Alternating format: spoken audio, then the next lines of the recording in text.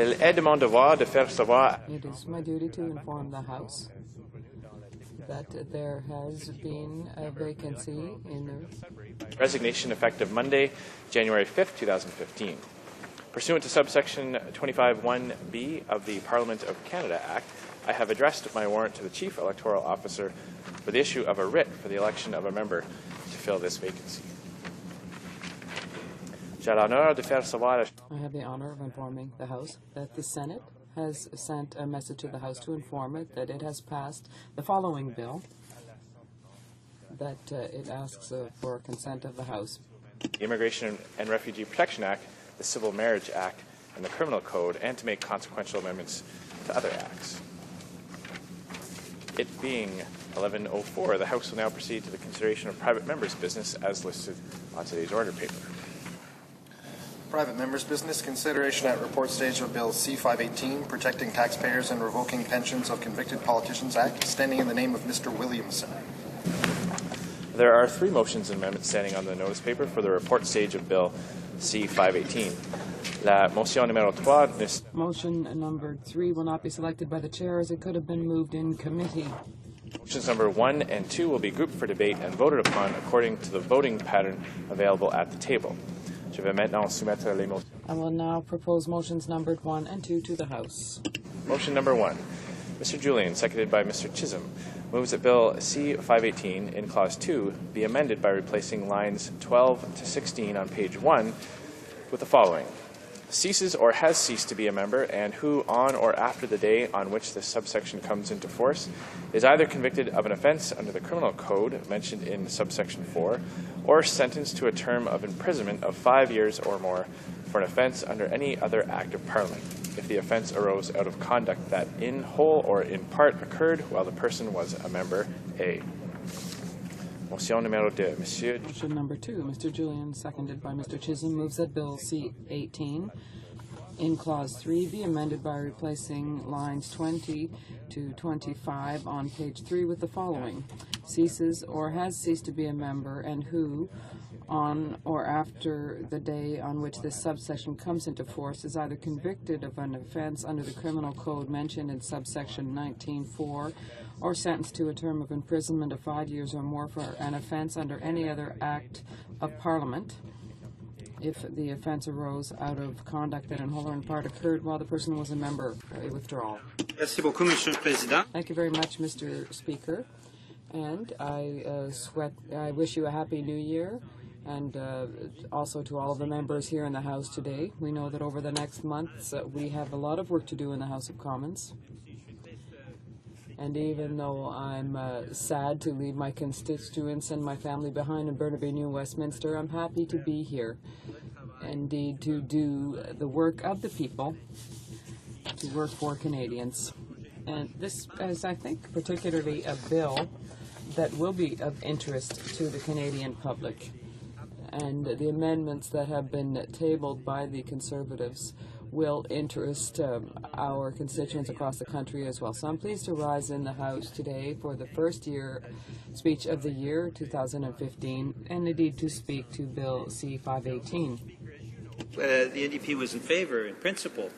And this bill, in fact, when the bill was originally presented, we raised the fact that the former NDP government in Nova Scotia was actually a pioneer in this regard, presenting legislation in the Nova Scotia legislature that took away the ability of people who, representatives who had been convicted, to be able to fall on a pension coming out of that conviction. And we supported it in principle and supported bringing it to committee. Now, Mr. Speaker, this is where I think what I can only consider to be the centralized control of the Prime Minister's office kicked in around this particular bill. And that's why we're offering the amendments that have just been proposed by the Speaker, amendments that will seek to close the loopholes that were opened up in committee. And we certainly hope that the Conservative members of Parliament will be supporting the amendments that we're bringing forward. We believe most Canadians support those amendments as well. Now, Mr. Speaker, when this bill was brought forward, we raised the very clear concerns around loopholes around acts of Parliament that are violated. Now, as you know, Mr. Speaker, when an act of Parliament is violated, that is something that is a serious breach of trust by any member of Parliament. And we have seen, particularly in the Senate, Conservative and Liberal senators, but also here in the House of Commons, we can think of our former member, Dean Del Mastro, who resigned just before Christmas. These are crimes were committed, and in the case of Mr. Del Mastro, he was convicted in court. Crimes that were brought about by this particular member of Parliament, and we felt it important that the legislation that this particular Bill C-518, actually reference those criminal violations, which result from a violation of an act of Parliament. Now, to our surprise, Mr. Speaker, and this is, I think, in the actual heat of the scandal around Mr. Del Mastro, Conservative members at the committee that was given the task of actually studying Bill C-518 actually put in place an amendment that would simply subtract these types of criminal violations from the overall thrust of the bill. So what we have, Mr. Speaker, in a very real sense, and I don't fault the member who's proposed the bill for this. I think he's very well-meaning in this regard. I have a sense that he believes that the bill should cover every member of Parliament convicted of serious criminal violations, including acts of Parliament. But at committee, I think the order came down, as we've seen with other pieces of legislation brought forward by Conservative members. Legislation came down that, or the order came down from the Prime Minister's office, I can only assume, Mr. Speaker, that basically subtracted out any violation, criminal violation of an act of Parliament from the overall thrust of the bill. What does that mean, Mr. Speaker? Well, what that means is that the Del Mastro loophole, which is a sizable loophole in this legislation, if this legislation was passed as is, but basically allow the Conservative and Liberal senators the violations that they've committed and violations that we have also seen in the case of Dean Del Mastro, even when it is a serious criminal conviction, the bill, as amended now by Conservatives in committee, doesn't actually allow for their retiring allowance to be withdrawn. So what we have is this curious cherry-picking of what offenses should be included and what offenses are not included, Mr. Speaker. And that is why we decided to bring forward the two motions, the amendments that we have brought forward today. The idea, Mr. Speaker, is to assure that any serious violation, any criminal conviction that includes violations of acts of Parliament, which are certainly breaches of trust by any member of Parliament who, as part of our duties, is we are to uphold acts of Parliament, that those be considered in withdrawing the retiring allowance. Alors, c'est pour cette raison-là. And it's for that reason, Mr. Speaker, that we moved these two amendments. And what we're saying in the two motions that we hope will have the support of the government and government members, we're saying that if it is for an offense under the criminal code mentioned in subsection 4, so that all would support other aspects that are already in the bill as amended by the committee with a Conservative majority, that whether it's for an offense under the criminal code or whether it is a sentence of a term of imprisonment of 5 years or more for an offense under any other act of Parliament. So there, in that circumstance, we would have the right to remove that member's pension. So, Mr. Speaker, for the moment, what we have is a list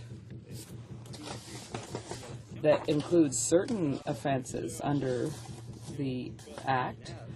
It specifies certain provisions of the criminal code that are mentioned, and violations of federal legislation that we as members of Parliament are supposed to enforce are not included. So, indeed, Mr. Speaker, it's for that reason that we want to repair the damage that has been done by the Conservative majority at committee, because there certain pieces of legislation were removed from this bill, and the effect was that for major offenses, and we're talking about offenses that subject to terms of imprisonment of over 5 years, that's major, that those offenses not be included in this bill. So I think it's only logical, Mr. Speaker. We're not talking about anything radical here. We are even talking about something that the great majority of Canadians would agree with, that we are here to support legislation, whether we're talking about the criminal code or other federal pieces of legislation. In any case, in either case, a major breach or violation of that legislation should be punished. And in these cases, as we look at the situation currently, it would not be the case. It would only be for some offenses under the criminal code. We're not talking at all about other federal statutes, which has a scope when there are offenses, really that brings it under the criminal code. In the case of Mr. Del Mastro, he is a Conservative member, and that was a major offense. So that was happened at the same time, during the same week that the committee was studying this. And it was an opportunity for the Conservative members at that committee to send a message. So what have the Conservatives done? Well, they have damaged their own bill. What we are trying to do is to repair that damage. And so, Mr. Speaker, I really have to mention, with the leader of the official opposition, we have the experience of our leader. He's very experienced, and we are ready with the legislation that will follow to repair the damages done by the Conservative government. And today, Mr. Speaker, we are continuing our work in this regard by trying to fix the amendments that were brought. We find that these are common sense amendments, and the goal is to repair the damages done by the Conservative majority when they removed federal legislation from the scope of Bill C-518. Thank you, Mr. Speaker. Reprise the débat, resuming debate. The Honourable Parliamentary Secretary to the President of the Treasury Board. Thank you, Mr. Speaker, and I'm very happy to be here with you again, with all of my colleagues. I'm very pleased to have this opportunity to speak in support of Bill C-518, an act to amend the Members of Parliament Retiring Allowances Act. This is a laudable bill put forward by an honourable member who is concerned that parliamentarians can break the law and walk away with pension benefits paid by the taxpayers of this country. Mr. Speaker, all parliamentarians must be held to the highest standards of accountability. They have a duty to protect the integrity of our public institutions, and their actions should be based on integrity, trust, and respect for the tax dollars of Canadians. The bill before us today is consistent with these key principles of our democracy, and that's why the government firmly supports it. Specifically, this bill would disentitle the pension of a senator or member of Parliament who is convicted of an offense based on a specific threshold that I'll discuss shortly. This would bring an important and welcome change to our system of government. As it stands, if a parliamentarian retires or resigns prior to being expelled or disqualified from Parliament as a result of them committing a crime, they are still entitled to their pension. In many circumstances, this is unacceptable, particularly when the crime constituted is a serious offense under the criminal code. Indeed, there are many situations where parliamentarians who are convicted of certain offenses should not continue to receive a benefit from pension benefits funded by taxpayers. The bill, as amended, clearly states what the disentitlement threshold would be, Mr. Speaker. It's based on a list of prescribed offenses under the criminal code, which would apply only if a conviction was rendered on or after the coming into force of this bill. This includes serious offenses such as bribery of an officer, perjury, or intimidating Parliament, which all carry a maximum prison sentence of 14 years. It also includes offenses such as obstructing justice and theft over $5,000, which carries a maximum prison sentence of 10 years. Any parliamentarian affected by this bill would be entitled to only a withdrawal allowance, which is really a refund of their own pension contributions minus any retirement allowance already paid, plus applicable interest. However, any contributions made by the employer would not be included. In addition, they would no longer be eligible for post-retirement health or dental benefits. Mr. Speaker, as you know, the government has already taken action to ensure that public sector pension plans are sustainable, fair, and financially responsible. In 2012, we reformed the pensions of members of Parliament and public servants to make them more broadly consistent with the pension products offered by other jurisdictions, as well as fair relative to those offered in the private sector. As a result, contribution rates for public service employees and MPs will be moving to a 50-50 cost-sharing model by 2017. Mr. Speaker, we have vowed to strengthen accountability and transparency in our public institutions, and that we have delivered on. A major milestone was the implementation of the 2006 Federal Accountability Act and its companion action plan. Through the Federal Accountability Act and Action Plan, we implemented numerous measures to prevent undemocratic and criminal behavior from impacting our system of government. For example, we created a new standard of accountability for the financing of political parties. We did that by reducing the maximum annual contribution by individuals to political entities and prohibited unions and corporations from making political contributions. We banned secret donations to political candidates by prohibiting electoral district associations and parties from transferring money to their candidates from trust funds. We introduced a new Conflict of Interest Act and granted powers to the new Conflict of Interest and Ethics Commissioner to enforce it. We toughened the Lobbyist Registration Act by introducing stricter rules for lobbying activity and giving a new Commissioner of Lobbying enhanced powers to investigate and enforce them. We reformed the procurement of government contracts by adding transparency to the process and by appointing an independent procurement ombudsman to provide additional oversight. We strengthened the Access to Information Act by extending its reach and its scope.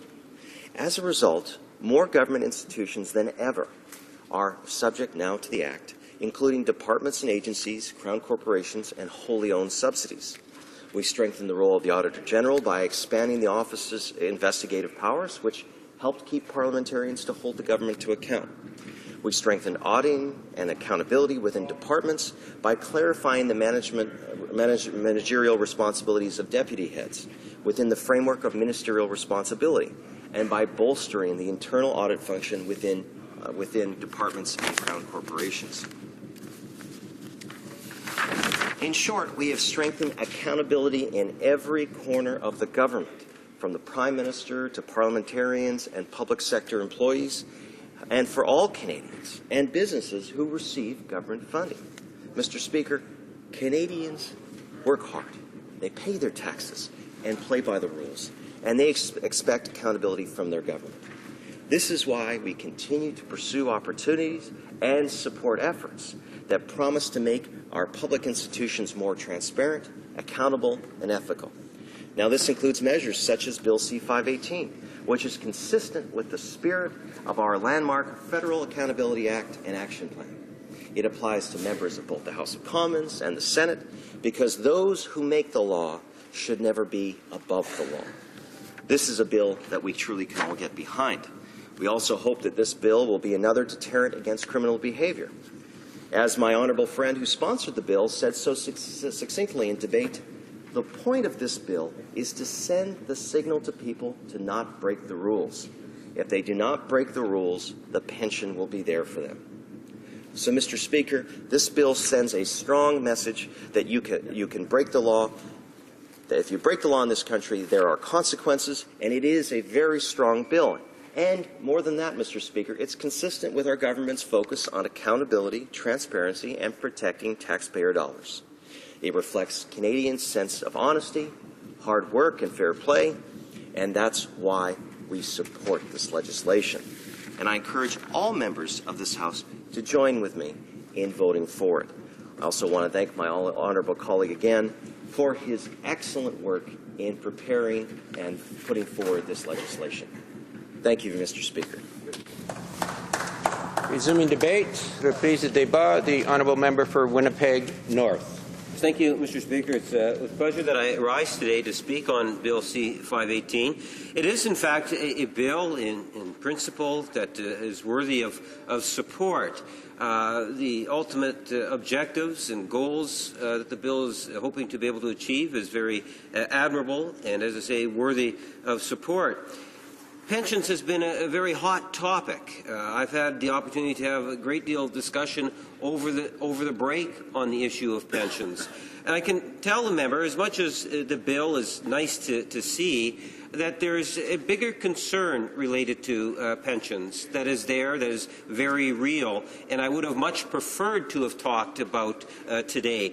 Mr. Speaker, the member that spoke before me talked a lot about transparency and accountability, ethical behavior. All of those are wonderful things to admire and I respect in terms of what it is the member is attempting to say there. But having said that, I can tell the member, as much as I look at this bill and will be supporting the bill, that I would have rather seen the government wanting to talk more about other issues related to pensions. For the last number of years, for example, Mr. Speaker, and I use it as an example, we've had a huge backlash to the government's decision in regards to the Canada pension programming, in particular the OAS, where the government has seen fit to increase the age from 65 to 67. And I would encourage the government, as much as they want to spend some time in dealing with pensions for members of Parliament, they also should be giving some time and effort and more debate in regards to the issue of pensions, generally speaking, Mr. Speaker, and recognize that the people that they're really hurting through budgetary measures is individuals that are so dependent on those public pensions. And that's why, Mr. Speaker, I think it would be a mistake for me to rise in my place and not remind the government in terms of just how bad they've missed the mark in terms of supporting, in particular, our seniors at a time in need, a time in which they are looking for comfort in terms of their retirement. And it was wrong of the government to increase the age of retirement from 65 to 67. With respect to the bill itself and the specifics, it does this by using the same mechanism that is already in place for politicians who become disqualified for their offices, Mr. Speaker. If an MP or senator is kicked out of their House, they currently lose their pension. If a member resigns beforehand, they keep their pension. The purpose of this bill, and I sat in the committee, at least in part, Mr. Speaker, was designed intentionally to disqualify that particular loophole. Now, Mr. Speaker, the issue of pensions and parliamentarians receiving their pensions and those that might disqualify for pensions because of inappropriate behavior is nothing new per se. We have had other provinces that have actually attempted to deal with this issue, some more successful than others.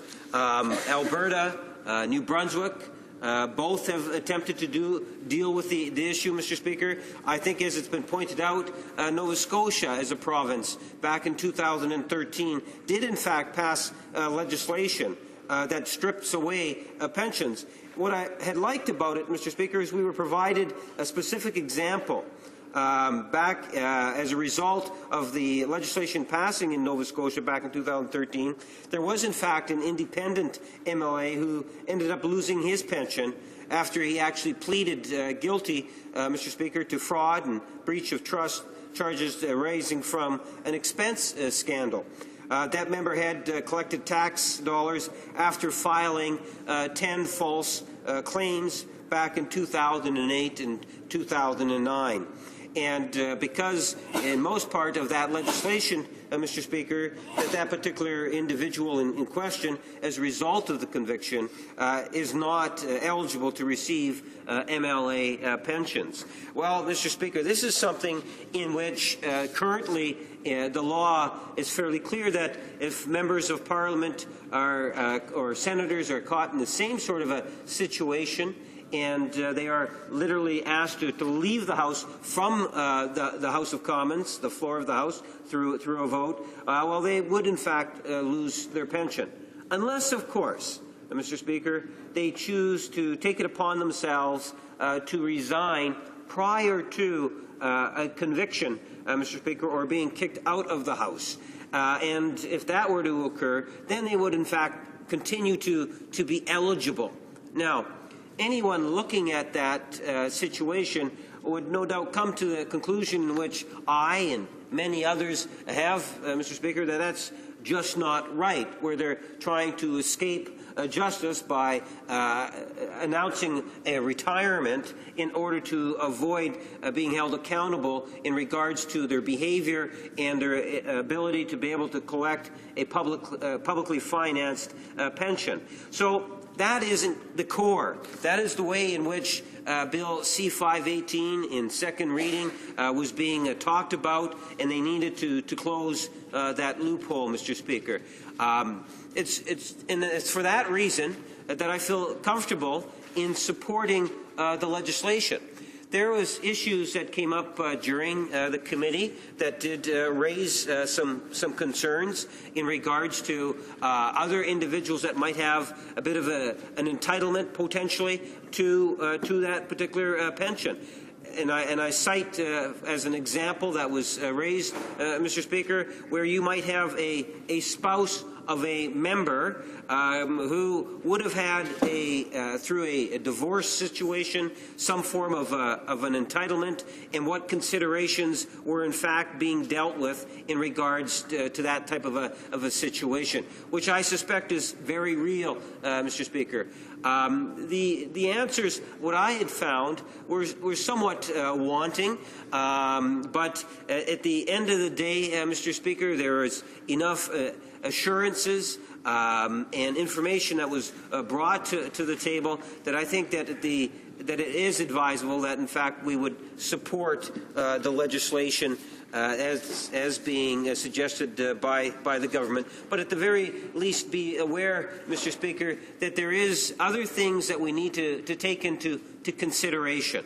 But the overriding theme of this has got to be, Mr. Speaker, is that as elected officials, we do have a responsibility. There is a moral higher ground that if you are an elected official, whether it's as a member of a legislative assembly or here in the House of Commons, or you're appointed to the Senate, we are bodies that will review and bring in legislation that ultimately becomes law. There is a huge expectation that we will follow the laws, Mr. Speaker.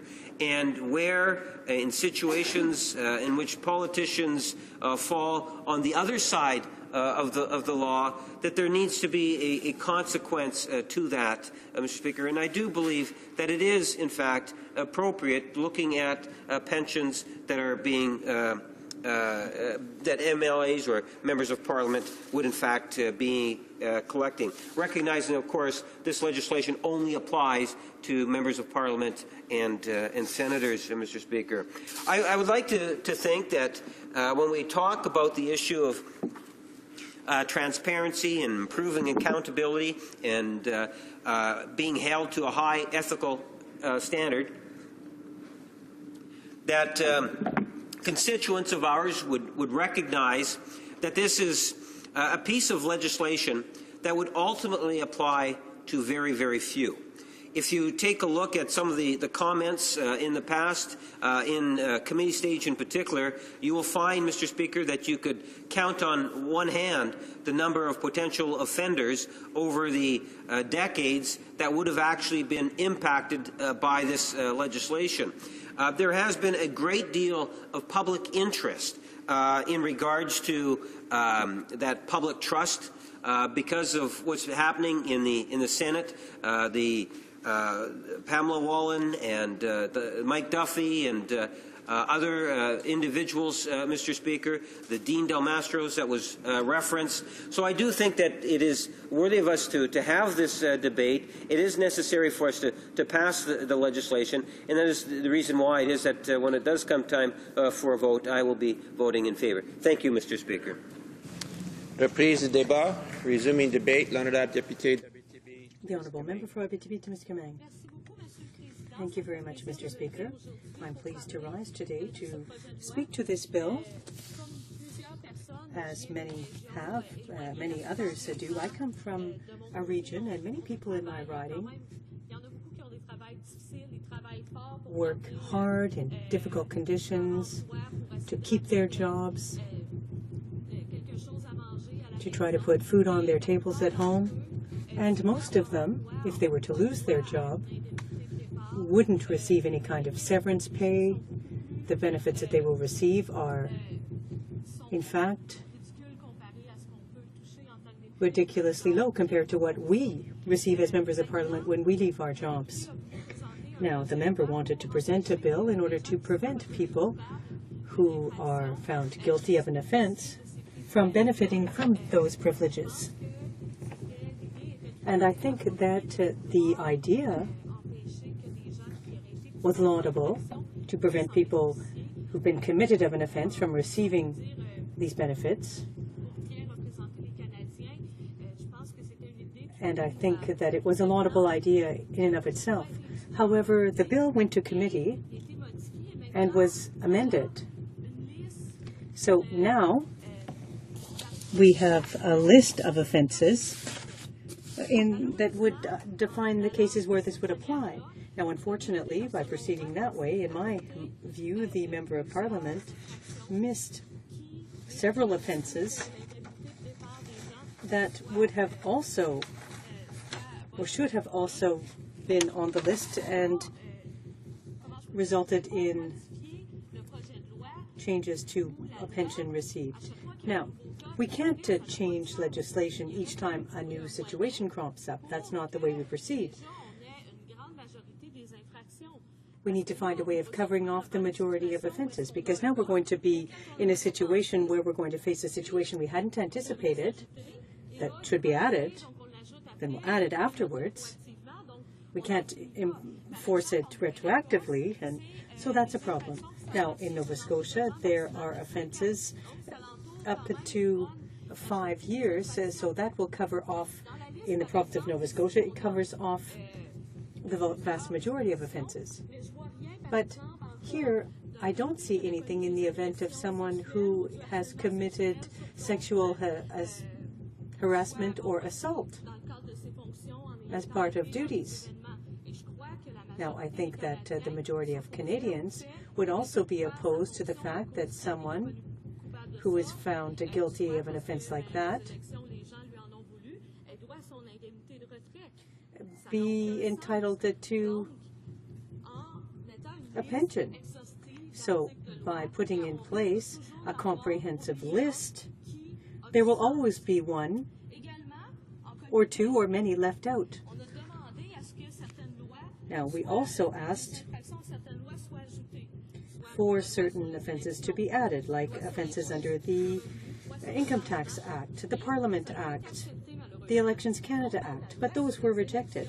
Now, when we look at the Elections Act, well, at least for members of Parliament, we can't talk about that for senators, but for members of Parliament, it's under the provisions of that legislation that we are here in our jobs, that we are members of Parliament. And that's what determines our right to sit as members and rise and speak in this House. It's directly linked to our parliamentary duties. But that was excluded from this bill. Everyone at home can realize, and does realize, that that makes no sense. Everyone wonders why they did that, why we did that. It makes no sense. But when I put the question, what I realize and what we realize is that in the case of the Conservatives, there's a member, Dean Del Mastro, who is no longer here, who was found guilty of having violated the Elections Act,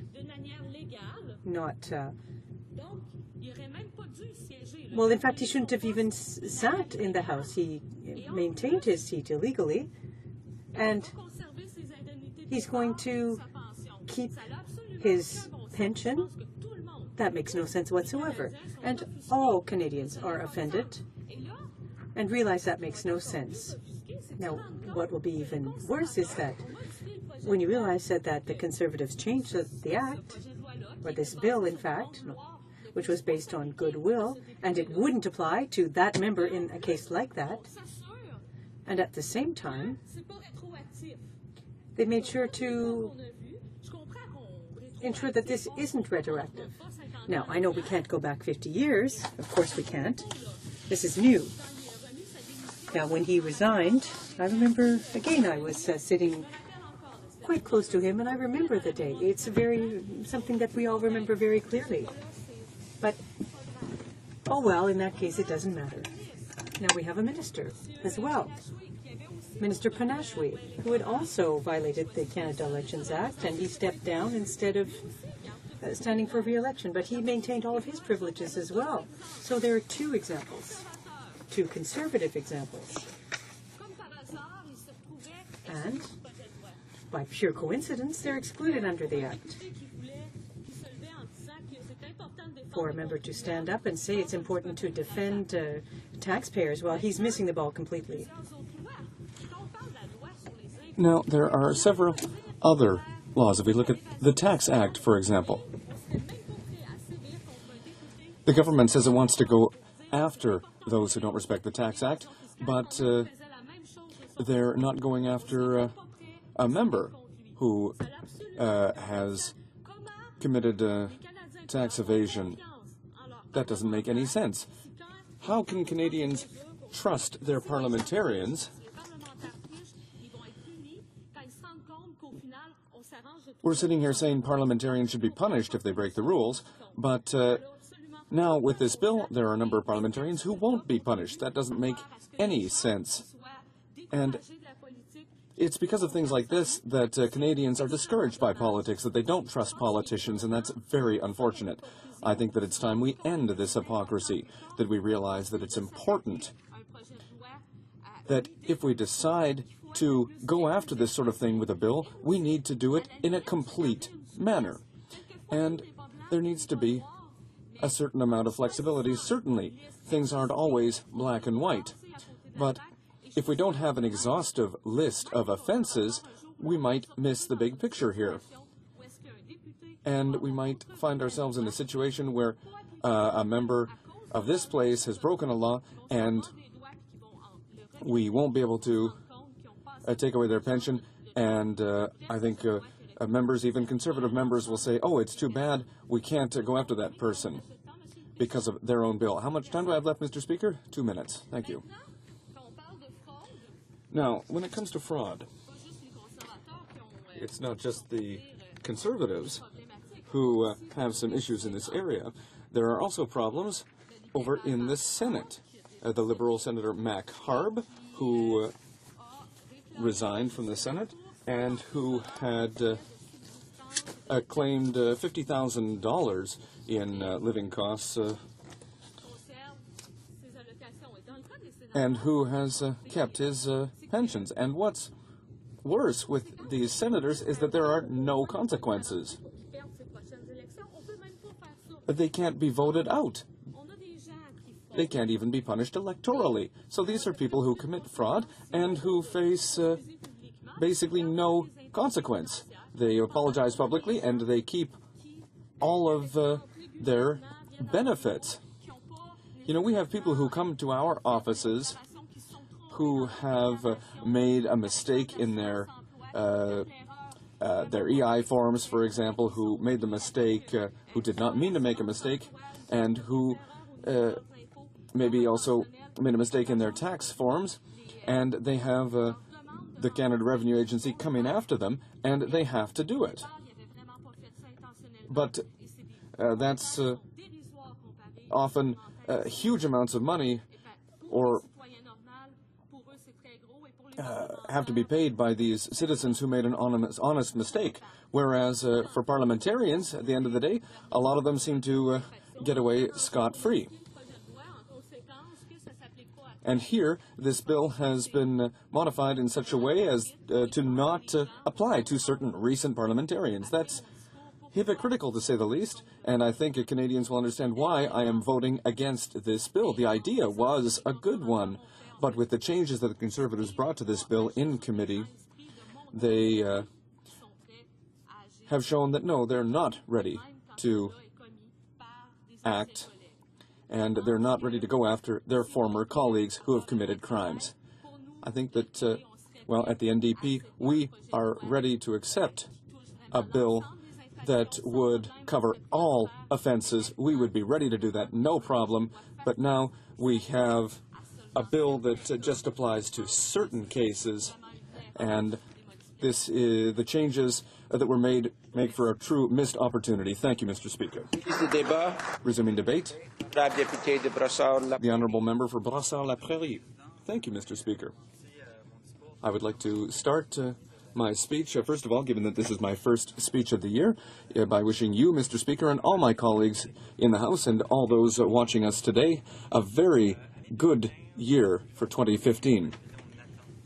2015, this is a year that we in the NDP have been waiting for quite a long time. This is an election year, and it's an important year for us because it's time to start fixing things. We need to fix the problems created by previous Conservative and Liberal governments.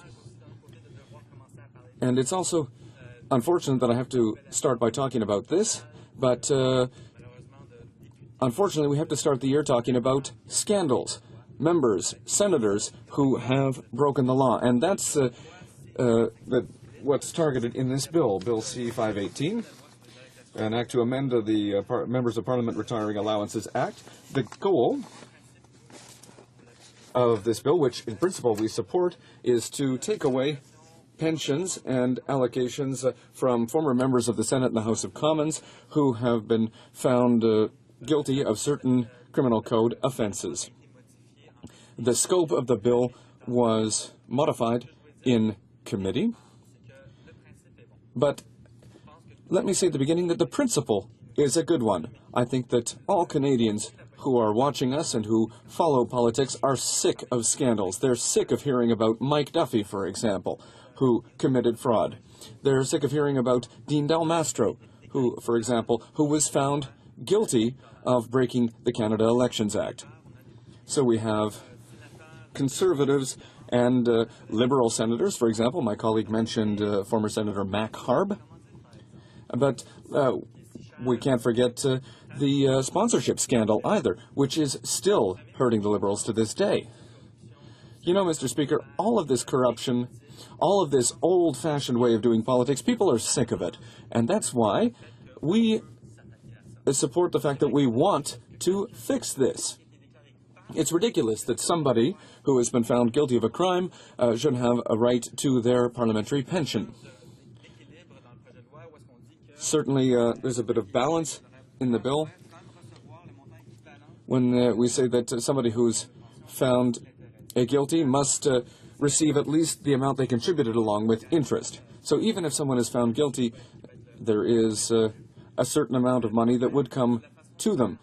But the problem here is the way the government is doing things once again. In committee, what they did is, in the middle of the scandals that took place over the last session, well, the Conservatives wanted to protect one of their own. After having thrown their own member under the bus. They decided they wanted to protect his pension. I'm talking, of course, about Mr. Dean Del Mastro. And so what they did was they started with an exhaustive list, a specific list of offenses, and they made sure that Dean Del Mastro, for example, will keep the right to his pension. They made changes to that list. So it's unfortunate. So they made changes to a bill that was good at the beginning, but the changes they made were made to protect one of their own. And that's unfortunate, doubly so given that the person in question was found guilty of breaking the Canada Elections Act. What we want to see and what we have continued to call for with motions and with amendments to this bill is that we widen the scope of this bill, that we close this door that has been opened to protect one of the Conservatives' own, and that we move forward in an impartial and honest way. Let me give you another example.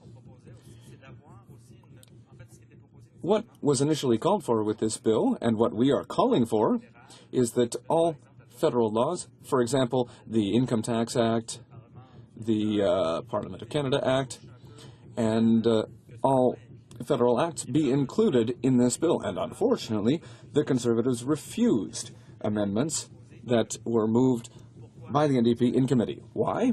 Well, as I said, Mr. Speaker, it was to protect one of their own. But this way of doing things,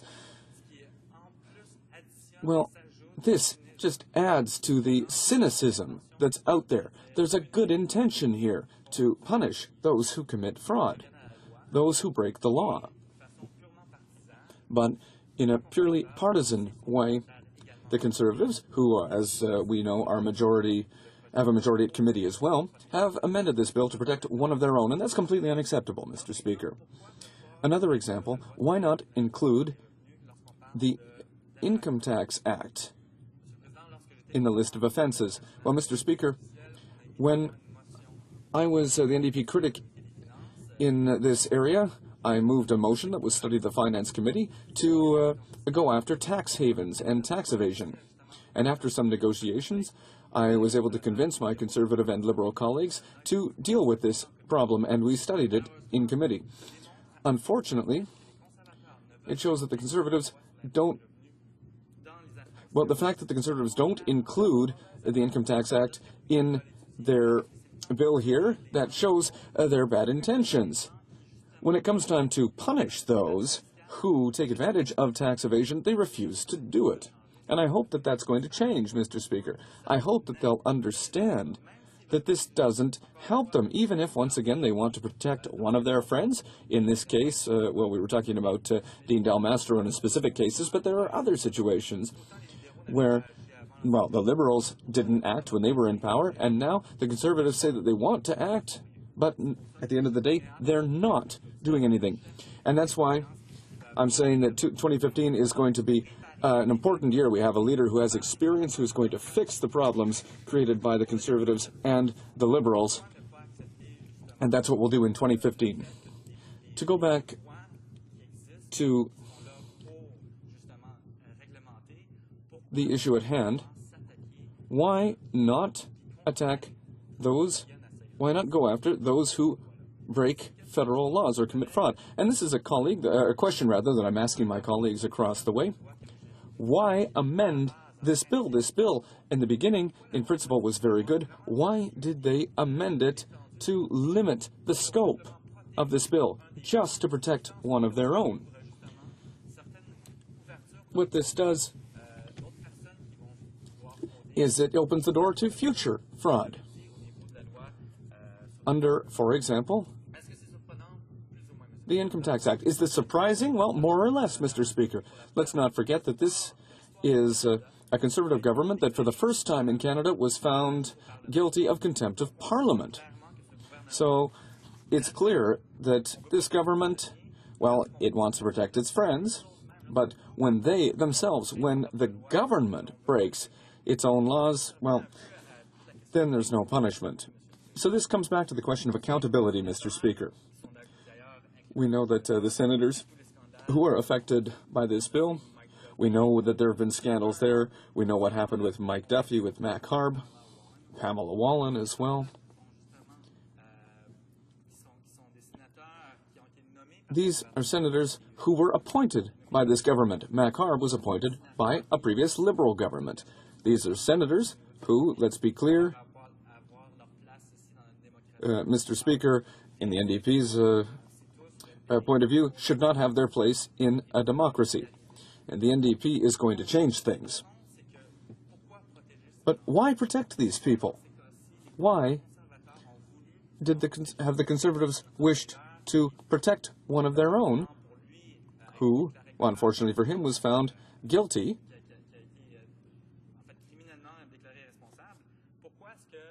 of an offense, a criminal offense? Why did the Conservatives want to protect him? Why have they amended a bill that at the beginning was good, that had the support of the opposition parties? Why did they amend it to help one of their own, so that now we have a bill before us that is diluted? A bill that confirms what we've been saying all along, which is that here, once again, we're letting the fraudsters get away with it. We're letting MPs who commit fraud get away with it. And if we want there to be true accountability, if we want to eliminate the cynicism which is created by politicians themselves in many cases, why act in this way, Mr. Speaker? And that's why I find this unacceptable, Mr. Speaker, and I hope that my colleagues from across the way will listen to the opposition and that they'll support our amendments. Thank you, Mr. Speaker. Resuming debate, reprise de débat, the honourable member for Dartmouth, Cole Harbour. Speaker, I'm pleased to have a few moments to rise as the first day of the House is back for the 2015 for the winter session. Some have suggested that may be our last session, and that as a few people in my riding have said to me, it'll be about time that we'll finally have a chance to get rid of these rascals and replace them with an NDP government and actually make some real changes for Canadians, Mr. Speaker. But in the meantime, we still have to deal with some of the legislation that's before us to try to correct some of the egregious errors that this government has made, and try to make sure that the concerns of the constituents of mine in Dartmouth Cole Harbour are properly represented. Let me begin by saying that I certainly recognize the intent behind Bill C-518. The whole question of public officials breaking the law and the public trust is something that the Canadians have completely lost patience with, and they expect government to do something about that. Unfortunately, the intention of Bill C-518 is, in that regard, just simply does not quite meet the standard that I think the sponsor of the bill might have expected that it would. Let me say to you that, Mr. Speaker, in Nova Scotia, as a result of a spending scandal back in 2010, have introduced a similar bill that in fact goes further and deals with a couple of the issues that we have actually raised before in both committee and in here in debate. One in particular is the whole question of retroactivity, to make sure that MPs and senators are not able to just duck out at a period of time and feel that they're going to be okay, even though it's pretty clear, and whether the conviction has gone through or not, that they have in fact broken the law and the public trust. There are other parts of the bill as it regards to, for example, in Nova Scotia, what they were able to do was to ensure that in the case of a former spouse or spouse of the public official, that they would be entitled to the amount of the pension that they would normally have been entitled to, and likewise the government still had the right to garnishee if there were amounts owing that the government would be allowed to garnishee from that pension amounts that in fact it was entitled to. Two extremely important provisions, I think you would agree, Mr. Speaker, as it relates to the whole question of balance and fairness. There's no doubt that I'm hearing from constituents of mine in Dartmouth-Cole Harbour that they've seen the province of Nova Scotia move forward in this regard and put an end to public officials breaking the law and breaking public trust and being able to continue to benefit from pensions and other entitlements that they may have enjoyed as a result of holding that particular office. That government, in fact, moved on that and were successful in that. And the people of Dartmouth-Cole Harbour have said to me that they applaud this, the intention of this bill, and they want to see it go through. They want to see us move forward in this area, and we have had some discussions about the concerns we have with this bill. We want to see a law like this passed, but we are concerned about the weaknesses that we have already identified, and we have presented a couple of motions, and a couple of amendments to the bill, and we say to the government that if you are serious, if you are truly serious about making sure that this legislation does what it says it'll do, and there are two particular problems. One is that they basically wrote out that former MP Dean Del Maestro would have been covered by this legislation. They wrote out the bill so that he would in fact be absolved, that they wouldn't be able to touch him. That's wrong, Mr. Speaker. I think Canadians recognize that's in fact that should not be the case. The second thing is, Mr. Speaker, that this bill, rather than setting the terms of what should be required, the government has listed a number of different laws which needs to be broken. So they're kind of cherry picking what it is that specifically what law needs to be broken in order for this bill to apply, and they've exempted such legislation as the Elections Act specifically. And what we've said, Mr. Speaker, in our motion to make it very clear, and experts have said to us that it's wrong for the government to be picking and choosing the laws, that we need to make sure that the provision in this is sufficiently clear that it deals with the issue of breaking the law and breaking public trust. So the amendment is really important, where it says ceases or has ceased to be a member and who, on or after the day on which this subsection comes into force, is either convicted of an offence under the criminal code mentioned subsection or sentenced to a term of imprisonment of 5 years or more for an offence under any act of Parliament, if the offence arose out of conduct that in the whole or in part occurred while the person was a member. Mr. Speaker, any act of Parliament. So this idea that you can break the Elections Act, like former MP Dean Del Maestro did, and you can get away with it, clearly is what I've heard from my constituents. It just does not make sense. And if we're serious about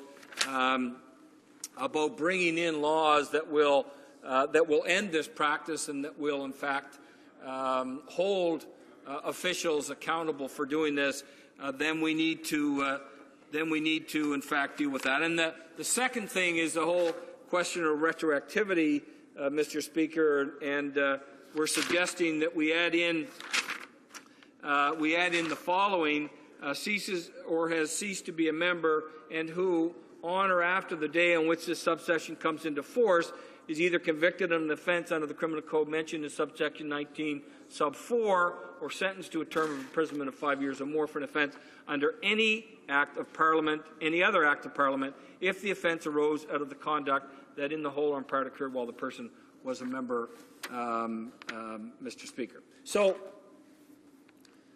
my message to the government is this. People of Dartmouth Cole Harbour support the intention of Bill C-518. But they're saying, let's not pretend. Let's not agree to accept legislation that pretends to do something, but really then doesn't. That in fact excuses some members of the government benches, for example, or the Senate, at the same time that they're trying to say that they're going to deal with the whole question of ethics and integrity in government and holding people to account. If that's what the intention is, then we're suggesting to government members, and I've indicated this to my constituents, that if the government recognizes this principle and recognizes our amendments to this bill, then maybe we're going to be at some point where we're going to be able to pass a bill that actually does what, in fact, it sets out to do. Mr. Speaker, that's the message that my constituents have asked me to bring here to this House. I hope the government is listening. I hope we can do something to actually make this bill work, to hold public office holders accountable who have broken the law and broken the public trust. Thank you.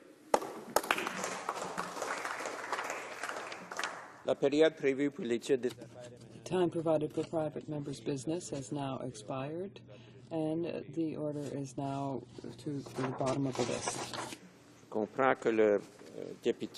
I understand that the member for Pierrefonds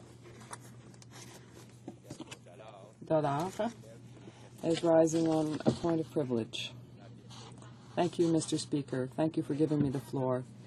I rise to speak to a question of privilege regarding written question Q393, which I placed on the order paper on March 27, 2014, on the answer provided to this question by the government May 14, 2014, and a document containing exchanges between officials at the Department of Citizenship and Immigration on the preparation of the response to my question that I obtained through the Access to Information Act. I'm of the opinion that the government interfered in the preparation of the response to my written question, which has impeded me in the performance of my parliamentary functions and is therefore a breach of my parliamentary privilege. The preparation of the answer of my written question has impeded me in the performance of my parliamentary functions and is therefore a breach of my parliamentary privilege. Je vous demande, Mr. Speaker, I'm asking you to examine the three following components of my request. First of all, I ask you to study the question that I submitted to the government. Second, I ask you to study the answer provided by the government to my question. And finally, I would ask you to review the documents that I obtained under the Access to Information Act.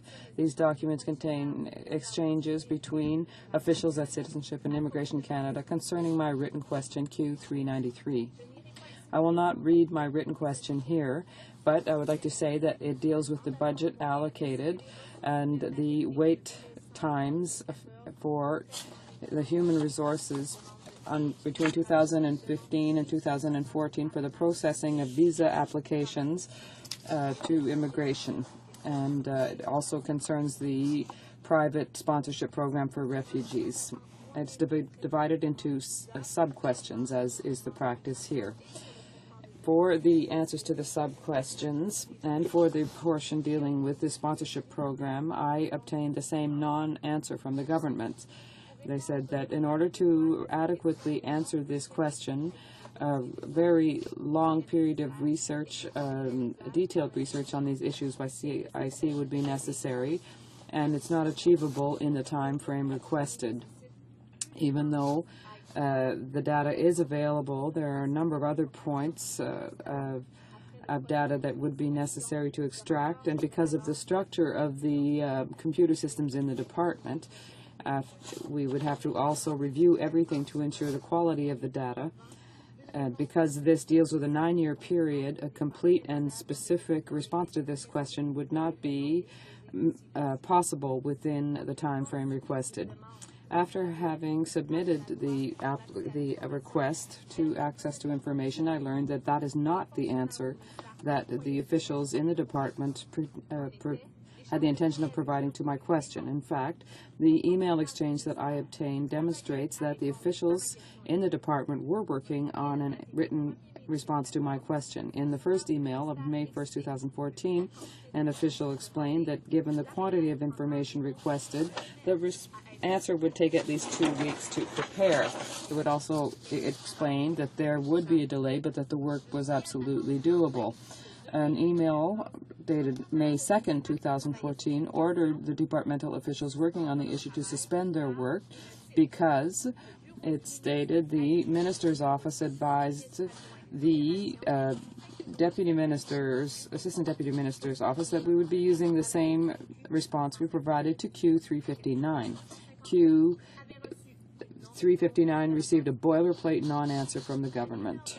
Next day, May 2nd, 2014, then ordered the officials who worked on this issue to stop their work because, and I quote, the office of the minister has come back to advise the office of the Assistant Deputy Minister for Operations that we will use the same response we provided to Q359. Question Q359 received a boilerplate non-answer from the government. Les questions privilèges. Questions of privilege have been often raised in this House on the issue of written questions. Each time, the Speaker has judged that he had to determine whether or not the content of the documents filed with the House were precise. I understand the principle, but it's not the nature of the answer that poses the problem here, but the fact that the minister's office impeded the work of the departmental officials. The minister's office interfered in the work of the officials in order to prevent them from producing a satisfactory response to my written question. Mr. Speaker, I feel that this kind of obstruction is a breach of my parliamentary privileges, a prima facie case. So according to the procedure in the House of Commons, second edition, page 517, it says the following. Members or questions are put on the order paper in order to from seeking from the ministry detailed, lengthy, or technical information relating to public affairs. Moreover, in the Auditor General's report of November 4th, Chapter 7, on the process involved in obtaining answers to written questions, the member has a right to have written answers from the government, and it's one of the fundamental principles of parliamentary government.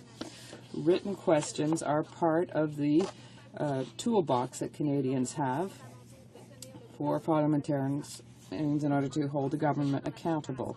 The government cannot interfere in the preparation of answers. They must allow their officials to do their work. The second edition of House procedure in the House on page 109 says, in order to find a prima facie breach of privilege, the Speaker must be satisfied that there is evidence to support the member's claim that he or she has been impeded in the performance of his or her parliamentary functions and that the matter is directly related to a proceeding in Parliament. The Procedure and House Affairs Committee also said in a 2005 report that the threshold for determining whether there is a breach of Parliament is necessarily high, and in the case of a member, there has to be a close connection to their parliamentary activities. Mr. Speaker, I would therefore like to demonstrate how the interference of the minister in the preparation of an answer to my written question had a direct impact on my ability to carry out my parliamentary functions. In February and May of last year, the House proceeded to study Bill C-24 at second reading. It was an act to amend the Citizenship and Immigration Act. In June, the Standing Committee on Citizenship and Immigration, which I sit on, carried out its study on the same bill. You can see that there is a direct link between the minister's obstruction and the parliamentary proceedings. In effect, during the study on Bill C-24, the government said several times that they wanted to eliminate backlogs and reduce by at least 1 year the delays in processing applications by immigrants. And in order to do this, the government intended to eliminate some of the intermediary in the process. Nevertheless, we know that the backlogs have in fact doubled in 7 years, and that we have seen the numbers go up again by the end of 2013-14. You'll understand that it is of the greatest importance to my work as a member to be able to understand how this impacts applicants, as well as how the budgets allocated to processing these applications can have an effect on the complete study of Bill C-24. It's more and more obvious that these processing delays cause great financial and psychological burdens to the families who are waiting for an answer. C-24 imposed supplementary delays, and an answer to my question would have provided me with a better understanding of what else could be done in order to reduce these delays and backlogs. In the 21st edition of HoC in May, where contempt is described, it says that any act or the omission of any act that impedes the House or any of its members in the exercise of their duties can be considered as a contempt of Parliament. Everything that I've mentioned, I think, shows that there's no doubt, Mr. Speaker, that the obstruction of the Minister of Citizenship and Immigration in the drafting of an answer to my written question Q393 constitutes contempt and a breach of my privileges as a member, which have affected my ability to carry out my parliamentary functions. In order to facilitate your study of this issue, Mr. Speaker, I will submit copies of my question 393 and the answer of the government, and the documents I received through the Access on Information program. Mr. Speaker, if you find that there has been a prima facie case of a breach of privilege, I am prepared to table a motion to that effect at the appropriate moment. Thank you. The honourable member for Niagara West, Glanbrook. Much, Mr. Speaker. Just regards to the member's question of privilege, the Minister of Citizenship and Immigration will get back to the House in due course. Thank you. On va attendre la réponse du ministre. We shall await the response of the Minister and the decision of the Speaker on this. Government orders. Government Bills Commons, study of Bill C-46, second reading. Rickford, appuyé par Madame Rampert. Mr. Rickford moves that Bill C-46, an act to amend the National Energy Board Act and the Canada Oil and Gas Operations Act, be now read a second time and referred to the Standing Committee on Natural Resources. The Honourable Minister. Well, thank you, Mr. Speaker. It's a privilege and an honour for me to serve the constituents of the Great Kenora Riding and proceed with this debate on pipeline safety. One of this country's greatest success stories, of course, is Canada's extraordinary ability to develop our natural resources through the use of new technology and innovation. Whether we're unlocking the incredible energy potential of the oil sands, mining uranium to generate nuclear power, or developing our vast hydroelectric power resources, Canada's energy industries continue to rise to the occasion. And as Canada's production of energy resources grows, we have an opportunity to export more of our energy products to international markets with growing demand. The choice is simple: build the energy infrastructure to reach these markets or leave them in the ground. Expanding our energy trade is not merely a priority for our government, it's an imperative. We recognize that in order for this opportunity to be realized, we must ensure that the public is confident in the safety of our infrastructure. Through our Responsible Resource Development Plan, our government strengthened environmental protection, it's enhancing Aboriginal consultation, and providing predictable timelines for regulatory review. This includes bringing forward regulations that ensure companies, not taxpayers, are responsible in the event of an incident. Mr. Speaker, there are over 73,000 kilometers of federally regulated pipelines that crisscross our country. They deliver oil, natural gas, and petroleum products from coast to coast to coast and then beyond our borders. These energy products heat our homes, our workplaces. They power factories, farms. They fuel cars, buses, trains, planes. They transport us across town, across the country, and around the world. More specifically, in 2013, Canada produced over 3.5 million barrels of oil and 13.7 billion cubic feet of natural gas per day. And the vast majority of it, over $100 billion worth, was shipped by pipeline. And while the economics themselves tell a compelling story, we have been clear that if projects are to proceed, they must be proven safe for Canadians and safe for the environment. In fact, Mr. Speaker, more than 99.999% of petroleum products going on more than 72,000 kilometers of federally regulated pipeline that I referred to moments ago between 2008 and 2013 were transported safely. Much of the credit for this solid track record rests with our stringent regulatory requirements and the excellent work of the National Energy Board. Les entreprises qui exploitent Businesses that run pipelines have to provide and manage situations that are essentially dangerous associated with the pipelines. They have to draft or create programs to deal with programs or problems rather dealing with security and emergency situations, manage with integrity, and make the public aware as well as protecting the environment. The National Energy Board examines and clarifies all of these measures. Even if the safety record of the pipeline industry is impressive, we want to have a zero incident rate. This is the goal of this bill. The Pipeline Safety Act is intended to improve Canada's record because it brings the National Energy Board Act up to date. Mr. Speaker, this legislation sends a clear signal. Our government is fulfilling our commitment in the speech from the throne to have a world-class safety system that enshrines the polluter pays principle into law.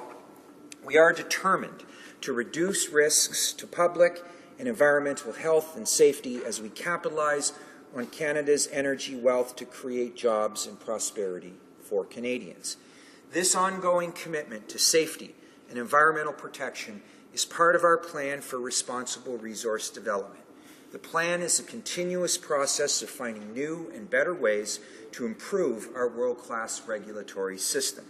This legislation represents the next steps in our continued process of strengthening Canada's pipeline safety system. It builds on previous pipeline safety measures that gave the National Energy Board new authority to levy administrative monetary penalties and increase the number of NEB inspections and audits. The Pipeline Safety Act goes even further. In other words, we're building on that 99.999% safety record of more than 72,000 kilometers of federally regulated pipelines. Our goal, our objective here, Mr. Speaker, is to ensure that we have a world-class, in fact, elements of it world-leading pipeline safety system. And it's built on three pillars. 1, prevention. 2, preparedness and response. 3, liability and compensation. The Pipeline Safety Act delivers on our pledge to enhance efforts that also ensure Aboriginal peoples are engaged in all aspects of pipeline safety operations. Let me explain each of these improvements in greater detail. Prévention. En premier lieu, nous allons... First of all, we will be looking at prevention measures to focus on the responsible development of resources. We must take all steps possible to limit incidents. We will call on the National Energy Board to set out directives with respect to the best technology available for the building and operation of pipelines. Technology continues to improve, and the government is resolved to ensuring that each project is sustainable from an environmental perspective. As a preventive measures, the Act includes powers by the Board over inspection and oversight.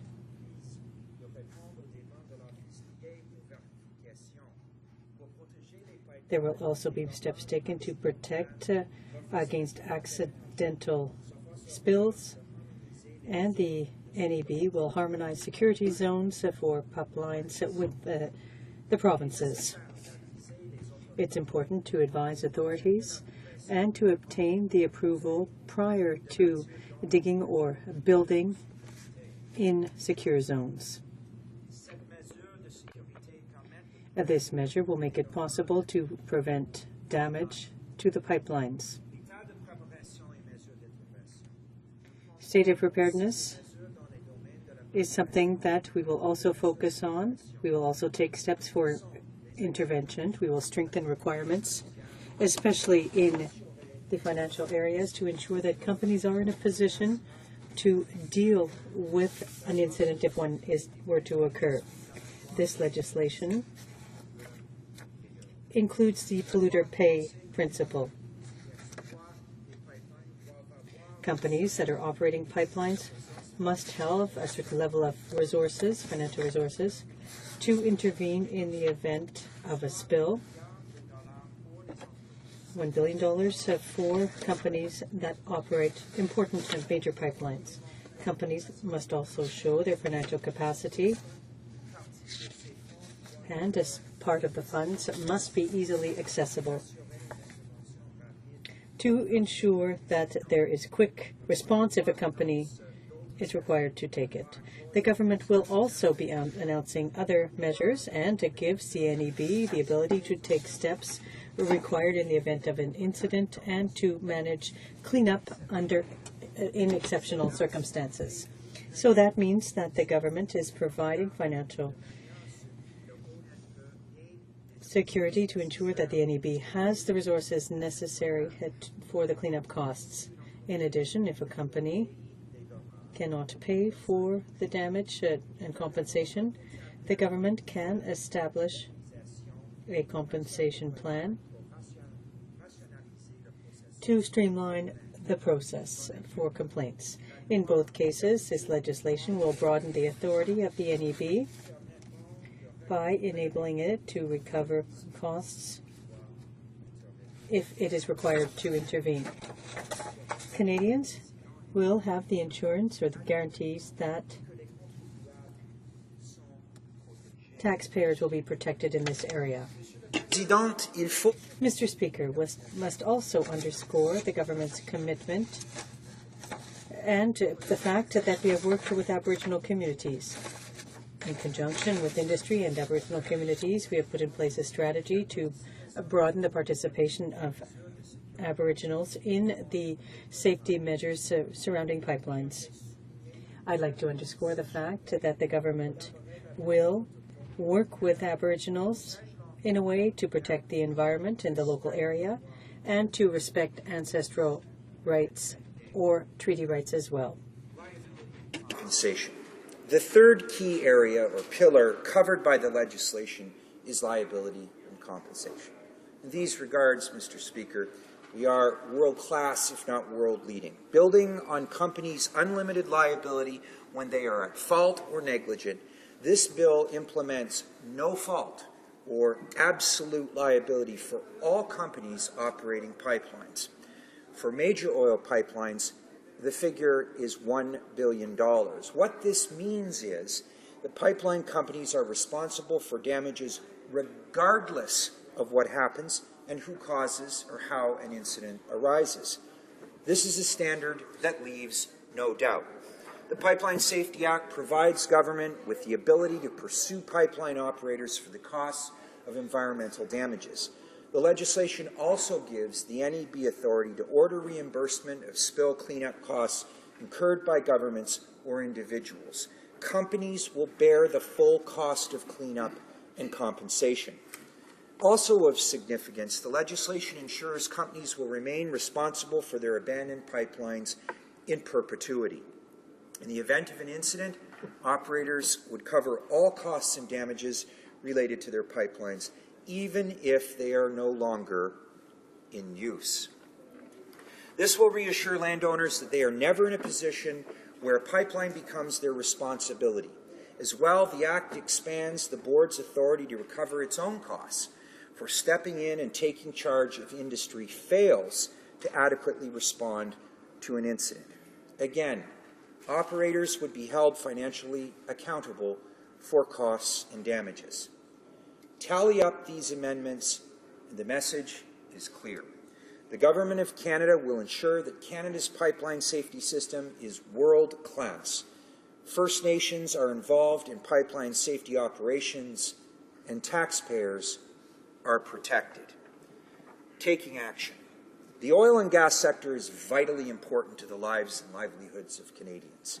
Contributing 7.5% of our country's gross domestic product, Canada sold $117 billion in energy products to the world in 2013. That's more than 1/4, 27% to be precise, of our country's merchandise exports. While we have an enormous endowment of petroleum resources, we have only one significant export customer. 100% of our natural gas exports and 97% of our oil exports currently go to the United States. This relationship has served both countries well and will continue to do so in the future. However, it's clear that Canada will need to find new markets as Canadian and United States oil and gas production grows. There are incredible market opportunities, Mr. Speaker, particularly in Asia and Europe. In Asia's case, the International Energy Agency forecasts that by 2035, the world will need 1/3 more energy than is being consumed today. The rise of China and India, among other emerging nations in that part of the world, is propelling the bulk of that demand. Même si on continue de faire... While we continue to make progress in the development of renewable energy sources and on replaceable services, the NEB considers that between now and 2035, fossil fuels will meet 3/4 of world demand. Mr. Speaker, Canada's energy sector can contribute more to the economy and to the energy security at the world level, but only if we build the pipelines that are necessary to carry this product to market, including national markets. We must develop new infrastructure to diversify markets and seize the opportunity, this historic opportunity. This is an essential point if we want the energy sector in Canada to be prosperous and to stimulate our economy in the future. Canadians would be enormous. According to the International Monetary Fund, building new energy infrastructure would boost Canada's GDP by an additional 2%. That's equivalent to $1,000 for every man, woman, and child in the country. First Nations communities are especially well positioned to benefit from responsible energy development. Many of the existing or proposed energy resources and infrastructure projects are located proximal to their communities. And over the next decade, hundreds of major resource projects worth more than $675 billion are planned or currently underway. As technology evolves, Canada's oil sand reserves could double to over 300 billion barrels to become the largest reserve in the world, leading to an even greater opportunity in the future for Canada. Likewise, Canada's marketable natural gas resources are estimated to be up to 1,300 trillion cubic feet. These are incredible reserves, Mr. Speaker. That's not only enough to meet our domestic demands for over 200 years of current production rates, but to meet the burgeoning demand from markets like Europe and like Asia over the medium term. And that's before we've even considered offshore gas reserves and new discoveries revealed or realized potentially through fracking. According to the Conference Board of Canada, between 2012 and 2035, the natural gas industry could invest over $386 billion in Canada, almost half of it in British Columbia. So in conclusion, Mr. Speaker, puisque les marchés de l'énergie...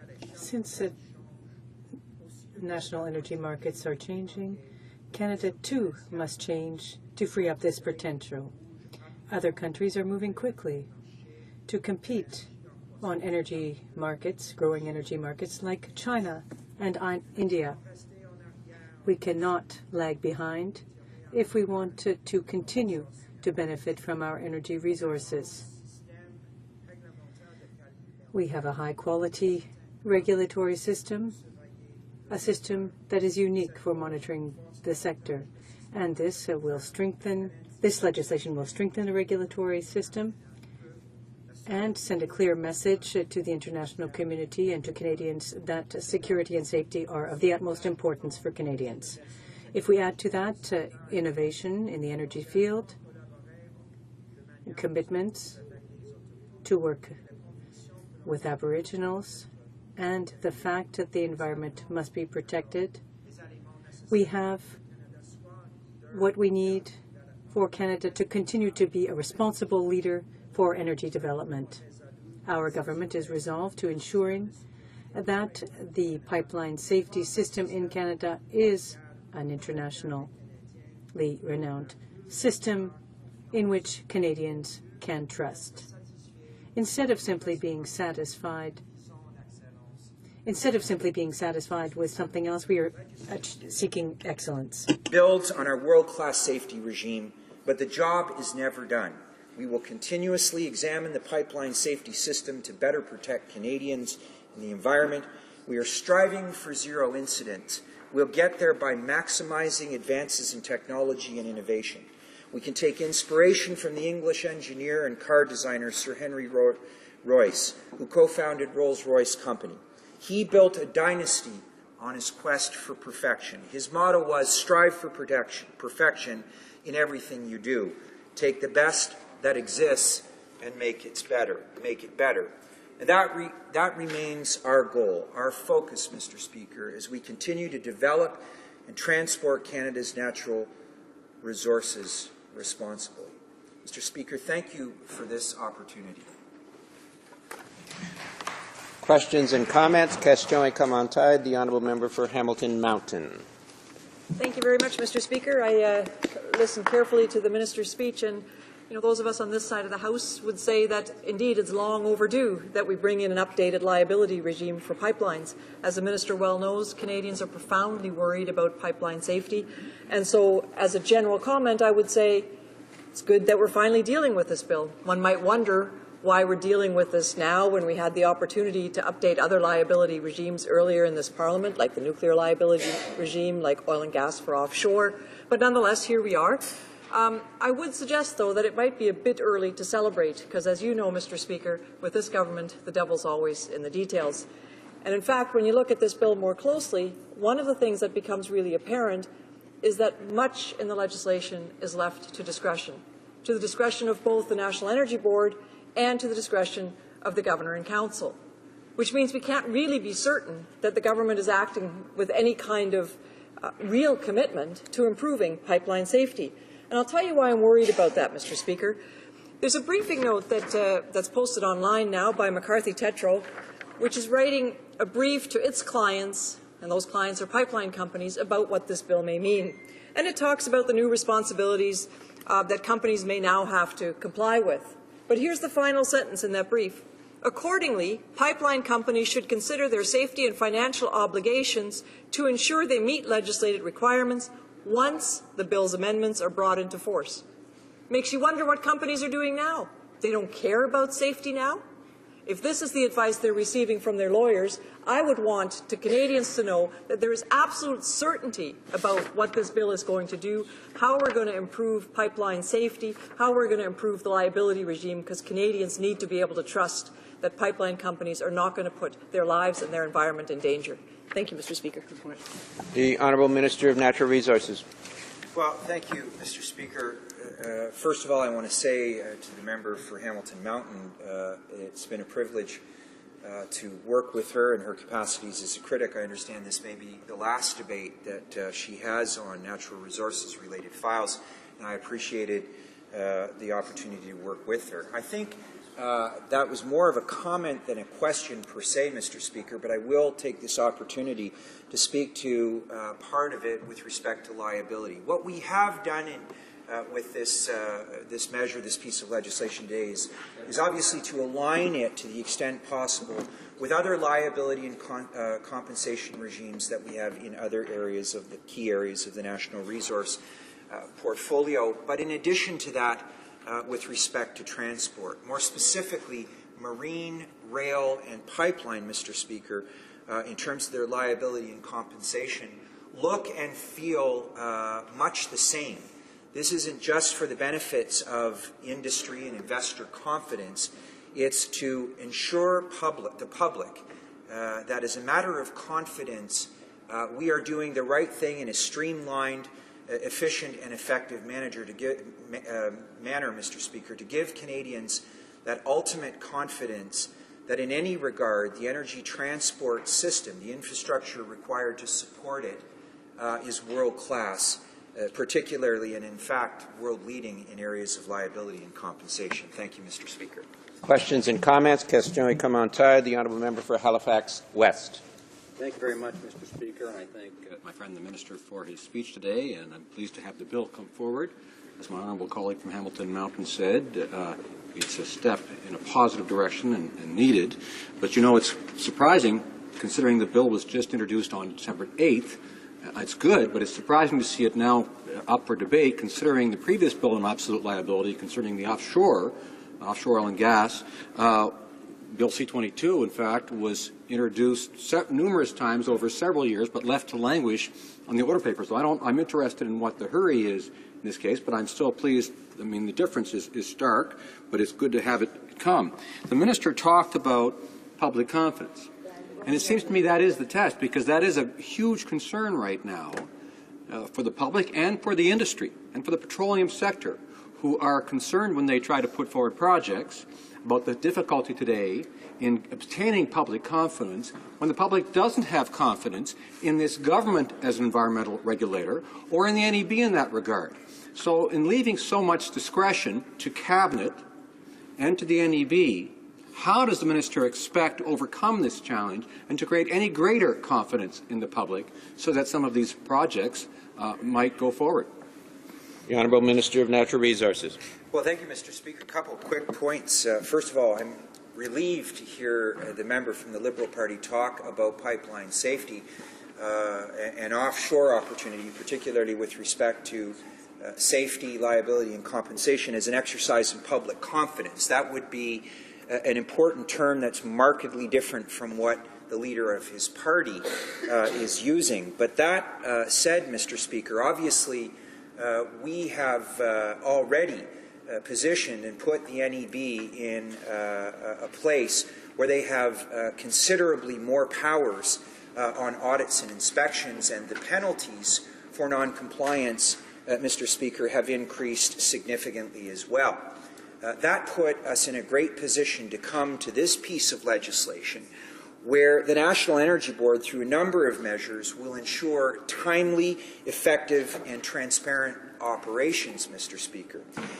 These changes will ensure clear roles and responsibilities within the NEB, implement mandatory timelines for committee hearings and decisions, as well as any governor and council decisions that would be made, to modernize the damage prevention regime. So I'm pleased that the tone of this debate is pointed towards this being a positive step forward in the conversation about public safety, public confidence, and moving pipeline safety to the forefront as the centerpiece for establishing everyone's frame of reference of how committed this government is to ensure we have world-class, if not world-leading, pipeline safety for this country. Thank you.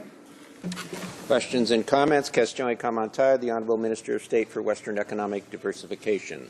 Thank you, Mr. Speaker.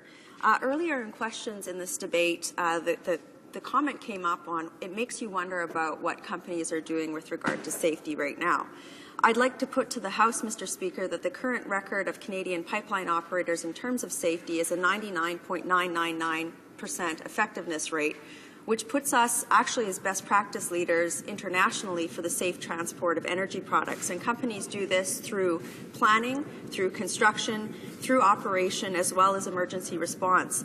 Now, what are companies doing right now, Mr. Speaker? I would say I would direct or get the Minister to comment on something like Seafer Technologies, Inc. in Alberta, which actually is a joint funded operation to look at new technologies in all 4 phases of safety planning, which we are a partner with, Mr. Speaker. But I'd like the Minister to comment on the $1 billion liability limit, because I believe that in further debate, that number will be questioned. I was hoping that he could speak to the acceptability of that number based on international best practice and the difference between when companies are found at fault and when they are not at fault, and the differences in liability coverage between the two, and why this particular number was selected. Thank you. The Honourable Minister of Natural Resources. I want to thank the member for that question, particularly with her work in Western economic diversification and the support this government is giving for certain companies to advance pipeline security, monitoring, and safety. Mr. Speaker, in this legislation, we have a reference here to best available technology. And it's through our support for these companies from Quebec City, across the country through to Alberta that are working on some exciting new technologies that will give a key frame of reference for all companies in the business of creating pipelines, essentially energy infrastructure, more to focus on to take the safety element even further. But with respect to liability, Mr. Speaker, obviously there are 2 key points here. Pipeline companies remain fully liable when they are found at fault or negligent. This is referred to in insurance nomenclature as unlimited liability. What is building on that, what is terrific about the Pipeline Safety Act, and by all accounts from stakeholders has been well received, obviously is the absolute liability of $1 billion. Analysis of historical data demonstrates that this level of absolute liability, in other words, no matter what the problem, source, or fault, or who is, the pipeline company would be responsible for up to $1 billion would pay. This is actually world-class, world-leading coverage.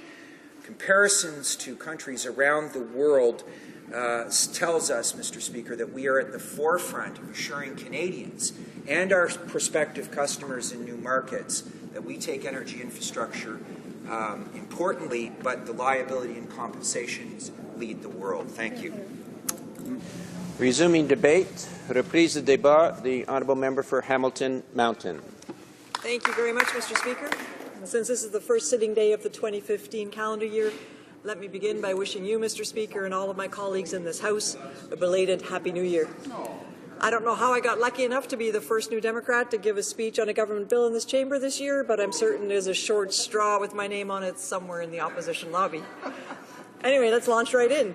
The bill before us today is Bill C-46, an act to amend the National Energy Board Act and the Canada Oil and Gas Operations Act. Perhaps it will help people to stop from nodding off if I explain at the outset that despite the unimaginative title, what the bill is really purporting to do is improve pipeline safety in our country. And that's where we find the yardstick for whether my NDP colleagues and I will ultimately be able to support this bill. Does C-46 actually improve pipeline safety, or is it a rhetorical exercise to provide the government cover in what is, after all, an election year? I'll spend the next 20 minutes or so in this House trying to answer that single and most germane question. Let me perhaps begin by providing a bit of context first. There is no doubt that Canada's natural resources are a tremendous blessing, and that our energy sector is the motor of the Canadian economy. It is imperative that we capitalize on those unique advantages. For New Democrats, that means that we have to leverage them by creating high-quality, middle-class jobs, by harnessing the full potential of Canada's natural gifts, and by maximizing the benefits of development for all Canadians. That development is vital to our economy and to our country. But the reality is that resource development can only move forward if development is done sustainably. If we're going to seize the opportunities ahead, if we're going to leverage our resources to create wealth and prosperity for generations to come, then we're going to have to rise to meet new challenges and adapt to the new realities of the new century. And that requires a new vision, a vision that my NDP colleagues and I have been promoting tirelessly, not just for months, but for years now. Our vision is one that promotes economic growth without sacrificing social or environmental sustainability, one that looks to the future instead of clinging to the past, and one that creates lasting prosperity instead of feeding an endless cycle of boom and bust. To that end, our vision is based on three key principles. Sustainability, to make sure that polluters pay for the pollution they create instead of leaving those costs to the next generations. Partnership, to make sure that communities, provinces, and First Nations all benefit from resource development and that we create value-added, middle-class jobs here in Canada. And most importantly, long-term prosperity that leverages our natural resource wealth to invest in modern, clean energy technology that will keep Canada on the cutting edge of energy development and ensure affordable energy rates into the future. For far too long, Canadians have been told they have to choose between our economy and our environment. But that is a false choice. It's an approach that's stuck in the past. A little less than 2 years ago, government documents revealed the very real economic costs of the environmental cleanup for the giant mine at Great Slave Lake. They doubled from initial estimates, ballooning to nearly $1 billion. This is a vast industrial waste site bordering on the second deepest freshwater lake in the world, a Canadian treasure. And yet, for more than half of the last century, it was contaminated with no regard for the cost that would impose on our children and our grandchildren. Communities from coast to coast to coast have made their voices clear. We will not let that happen again. But despite this mess, the Conservative government is continuing down the same short-sighted path. They are dismantling every major piece of environmental protection and hurting Canada's economic development at the very same time. Past generations can perhaps be excused for the way they treated places like Great Slave Lake, but our generation has no excuse. The fact is, in the 21st century, a social license is every bit as important as a regulatory license, if not more. In this day and age, any development model that relies on degrading our environment, on putting public safety at risk, or on exploiting our resources without benefiting our communities is no model at all. Canadians understand only too well the long-term consequences of the Conservative government's attacks on our environmental laws. And they are reacting to those attacks because they are sabotaging resource development and ultimately our economy as a whole. In big cities and in small towns, development projects are meeting increasing resistance. Northern Gateway, Kinder Morgan, and Energy East are but three of the most recent pipeline examples. And why shouldn't Canadians be worried? They see the Conservative government gutting environmental assessments. They see that dangerous pipeline spills are on the rise, and they worry whether their community will be next. A recent Harris Decima poll, which was conducted for the government, made it clear that only 27% of Canadians are confident that the Government of Canada is able to respond effectively to a significant oil spill on water, and that number is only slightly higher at 32% for oil spills on land. Similarly, a significant proportion of Canadians do not feel confident that pipelines, tankers, and trains are safely transporting dangerous goods. When it comes to rail transport, only 29% of Canadians feel confident that it is safe. Only 37% of Canadians believe oil tanker transport is safe, while 47% of Canadians are confident that pipelines can safely transport oil. Clearly, that is not a vote of confidence in the Conservatives' handling of this critical file. And it is equally clear that Canadians share the belief of New Democrats that we must take steps to ensure that we are developing and transporting our resources in a safe and secure way. We have to implement effective oil spill prevention measures. We have to increase inspections and oversight. And we have to push for expanded liability so that we are giving teeth to the polluter pays principle. When it comes to oil transport, with a huge expansion in production and transportation of crude oil, we need enhanced safety protection. This is common sense, no matter what the method of transport. Public safety and environmental protection must be the highest priorities if we are to develop our natural resources sustainably. And that brings us back to the heart of the bill that is before us today. Does Bill C-46 implement a true polluter pays regime in Canada, and does the bill go far enough to obviate Canadians' legitimate concerns when it comes to pipeline safety? Let's look at what the bill purports to do. Unfortunately, in the time allotted to me here today, it's only possible to do that in the broadest of terms. But I am hopeful that we will be able to undertake the detailed clause-by-clause scrutiny this bill merits at the committee stage of the legislative process. At its most general, the purpose of Bill C-46 is to improve Canada's pipeline liability regime. It is part of the government's larger review of the distinct liability regimes that govern different aspects of Canada's oil and gas development. Members will recall that last year, Bill C-22 dealt with liabilities related to offshore drilling and potential spills in both Arctic and Atlantic waters. As well, over the course of last year, the government began consultations on the liability regime governing rail transport, as it ought to do damage control in the wake of Lac-Mégantic. And now we have yet a third piece before us dealing with the liability regime governing Canadian pipelines. Here's what Bill C-46 does. It purports to reinforce the polluter's pay principle. It confirms that liability of pipeline companies is unlimited if an unintended or uncontrolled release of oil, gas, or any other commodity is a result of fault or negligence. It establishes the limit of liability without proof of fault or negligence at no less than $1 billion for companies that operate pipelines with capacity to transport at least 250,000 barrels of oil per day, and at an amount prescribed by regulation for companies that operate any other pipelines. It requires that pipeline companies maintain the financial resources necessary to pay the amount of the limit of liability that applies to them. The bill authorizes the National Energy Board to order any company that operates a pipeline from which an unintended or uncontrolled release to reimburse government institutions for the costs incurred in taking any action in relation to the release. It requires that pipeline companies remain responsible for their abandoned pipelines. It authorizes the NEB to order pipeline companies to maintain funds to pay for the abandonment of their pipelines.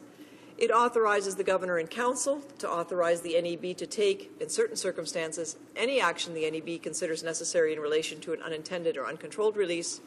And it allows the Governor and Council to establish a pipeline claims tribunal to examine and adjudicate claims for compensation for damage caused by an unintended or uncontrolled release from a pipeline. Many of these changes are long overdue, and I would be less than honest if I didn't acknowledge that they appear to be a step in the right direction. But it is also true that, once again, the Conservatives are late to the game. New Democrats have been waiting for the government to fix oil spill liability for quite some time. And as always with this government, the devil is in the details. So let's take a closer look at some of the pluses and minuses of what's been presented to us in this bill. On the upside, the fact that polluters will be absolutely liable for harm caused by a pipeline spill is obviously a good thing. What it means is that any company operating a pipeline will be liable in the event of a spill, even if it hasn't been negligent and hasn't broken any laws. And companies have to have enough financial resources to cover in full the absolute liability limit. For companies whose pipelines have the capacity to move at least 250,000 barrels per day, that limit will be $1 billion once this bill passes. That monetary amount may be increased by the government in the future, but the bill would prohibit Cabinet from lowering it. That, too, is a good thing. The bill also gives the NEB new tools to recoup cleanup costs from polluters, and in certain circumstances, it even gives the board the power to recover costs from the industry as a whole, not just from the individual polluter. And finally, on the plus side, the bill makes polluters liable for environmental damages. Members will recall that we spent a lot of time during the scrutiny of Bill C-22 talking about the need to make polluters responsible for environmental damages or losses of non-use value of public resources. It was as important then as it is now to ensure that liability is not just restricted to the environment's commercial value. Bill C-46 sets out to do that and is an important first step in catching up with U.S. oil spill regulation, which is much more developed with respect to the recognition of environmental damages. But as a thoughtful analysis from Ian Myron at EcoJustice makes clear, there is an overall lack of certainty in Bill C-46 that may well undermine what would otherwise be this positive first step. Specifically, Mr. Myron points out three things. First, and perhaps most crucially, Bill C-46 does not impose unlimited absolute liability on polluters.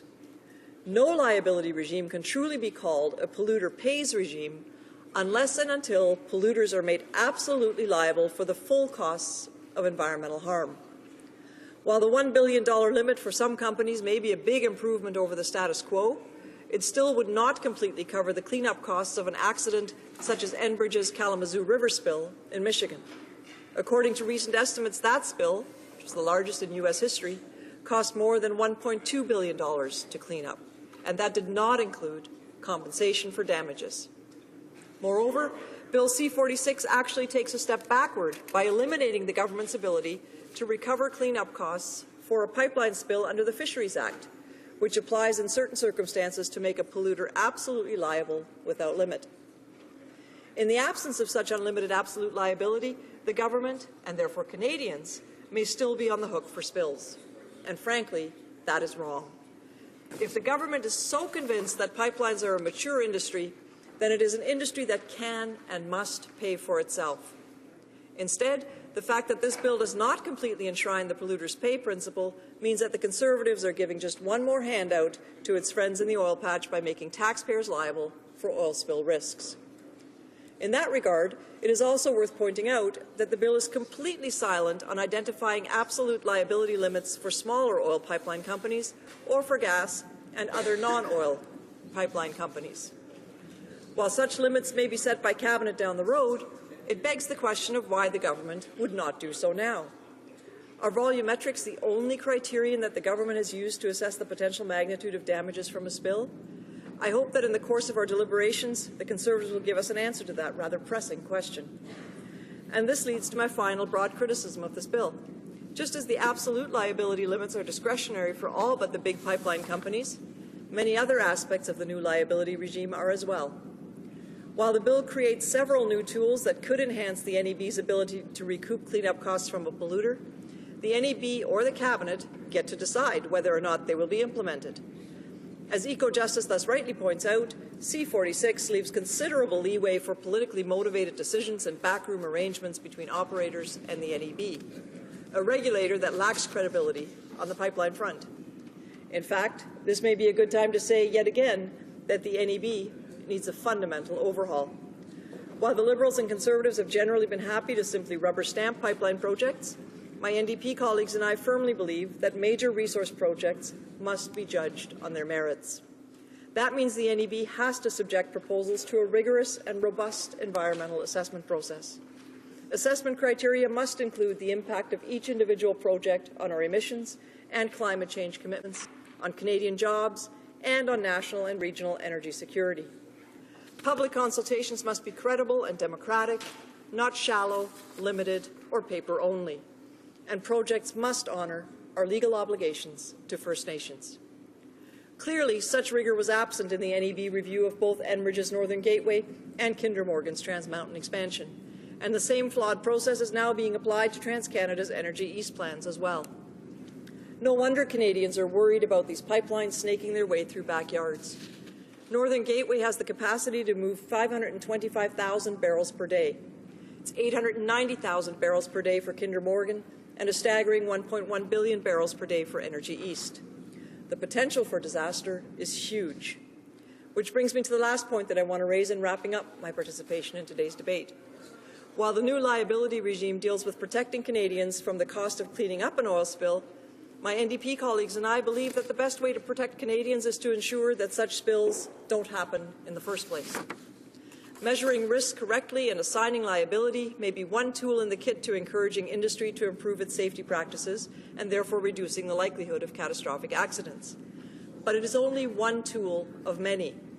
and nothing else is being done.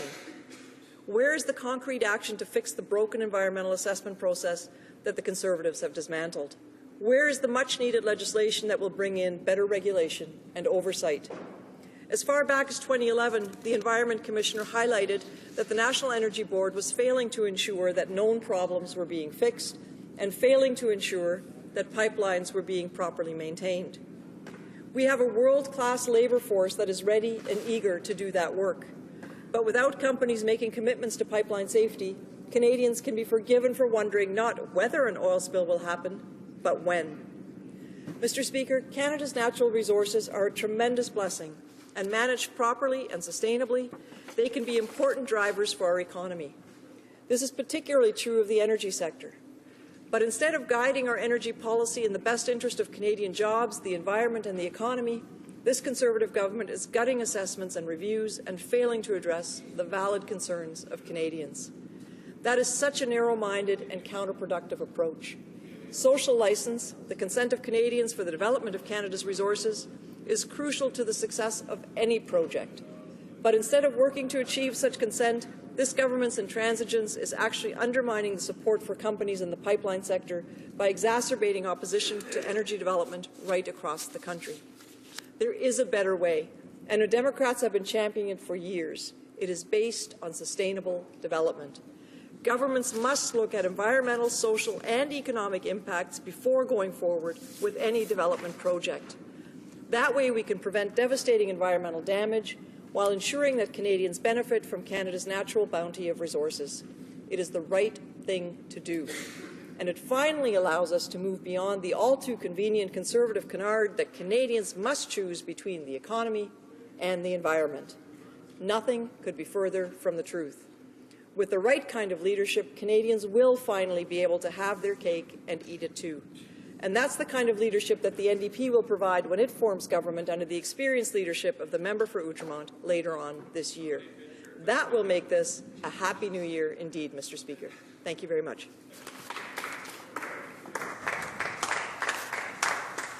Questions and comments? Question et commentaires. L'honorable député de... The honourable member. For Ottawa-Vanier. Thank you. Thank you very much, Mr. Speaker. And before I begin, I'd like to wish you and all members of the House a very happy New Year. I've listened carefully to the comments delivered by the honourable member. It's today that she's a thoughtful and considerate representative for her district for 3,291 days, and I congratulate her. But the gist of the message I heard today is that she's basically against pipelines. But she's for manufacturing. And in her district, they do manufacturing of pipelines. So I'd like her to make an equalization between those two arguments. Thank you. Honourable member for Hamilton Mountain. Thank you very much. I hadn't quite counted my presence here in this House in days. I guess I haven't quite had enough time to do that, but I do appreciate the numerical count, so thank you very much, and I appreciate the well wishes.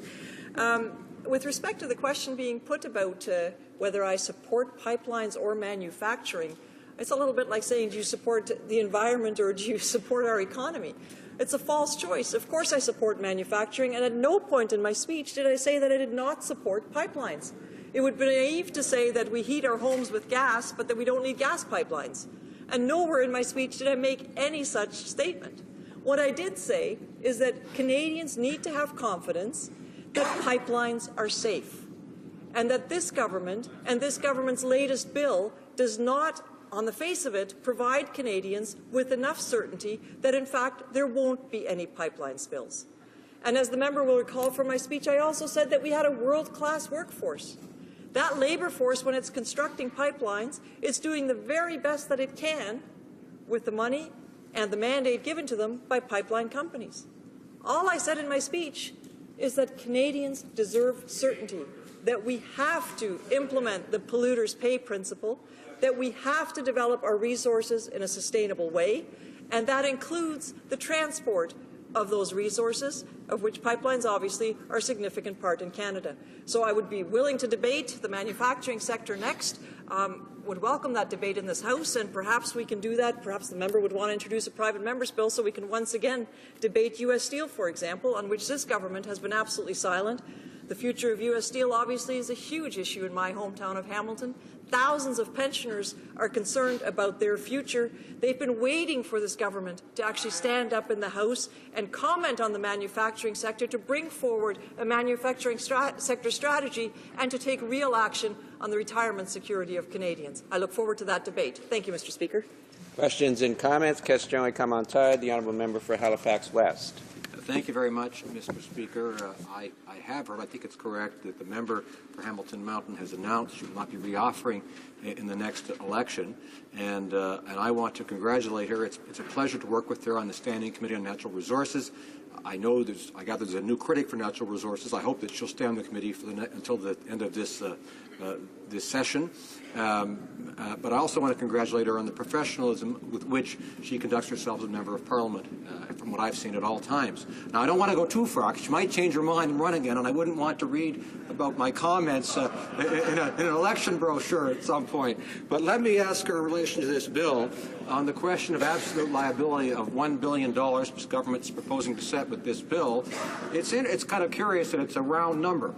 I mean, the government really hasn't told us what the considerations were, what the criteria were in their calculations that this particular number was the correct one. And so I want to ask her what, in the view of the NDP, should be the number for the absolute limit on liability, or the limit on absolute liability, excuse me, and what should be the considerations included in that calculation.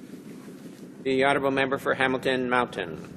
Thank you very much, Mr. Speaker. And I posted on social media some time ago that Canadians have been as nice to the nearly departed as they are to the dearly departed, and I think the same is holding true in this House, and I thank my colleagues for their comments. It is unfortunate that I wasn't able to use those comments in my last election brochure, but better late than never, I suppose. I welcome the question about absolute liability, because I think my colleague's absolutely right. It seems with this government that often these numbers are just pulled out of thin air. The member will recall that I think we debated nuclear liability in this House not just twice, but I think 3 times. And each time, the amount of money that the government had included for under the liability regime changed. And there was never any reason given for that change in numbers, nor frankly for the first number that they'd chosen. So now we're dealing with a bill that targets that number at $1 billion, as was the case with nuclear liability, as was the case with offshore liability. So I suppose at least we should celebrate the fact that there's some consistency here. But I do think we need to have a close look at that number in committee.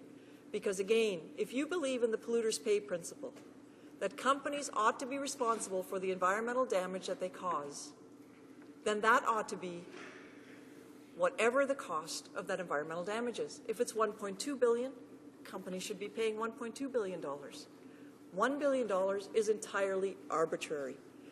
Perhaps the question about how the government got that number would have been better put to the minister, because it won't surprise my colleague that I can't speak for the Conservatives. Getting into their minds is always a scary place for me, and I wouldn't venture to do that here today. But it is a point that we definitely will have to pursue once this bill gets clause-by-clause scrutiny in committee. Thank you, Mr. Speaker. Questions and comments. Question et commentaire. The honourable member for Scarborough Southwest. Thank you very much, Mr. Speaker, and I'd like to thank my colleague for her speech, and in particular the response to the Conservative member. It's nice to see that they seem to finally be remembering that there is indeed a manufacturing sector in Canada, and that for many years it was one of the leaders of our economy, and certainly could be again with the right kinds of decisions made.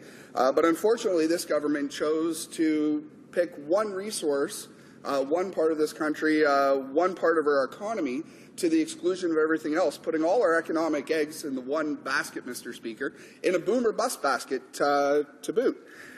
Now, I also wanted to ask, and I want to thank her for bringing up U.S. Steel and manufacturing in her riding, and changes that need to be made at the Investment Act would certainly improve what happened there.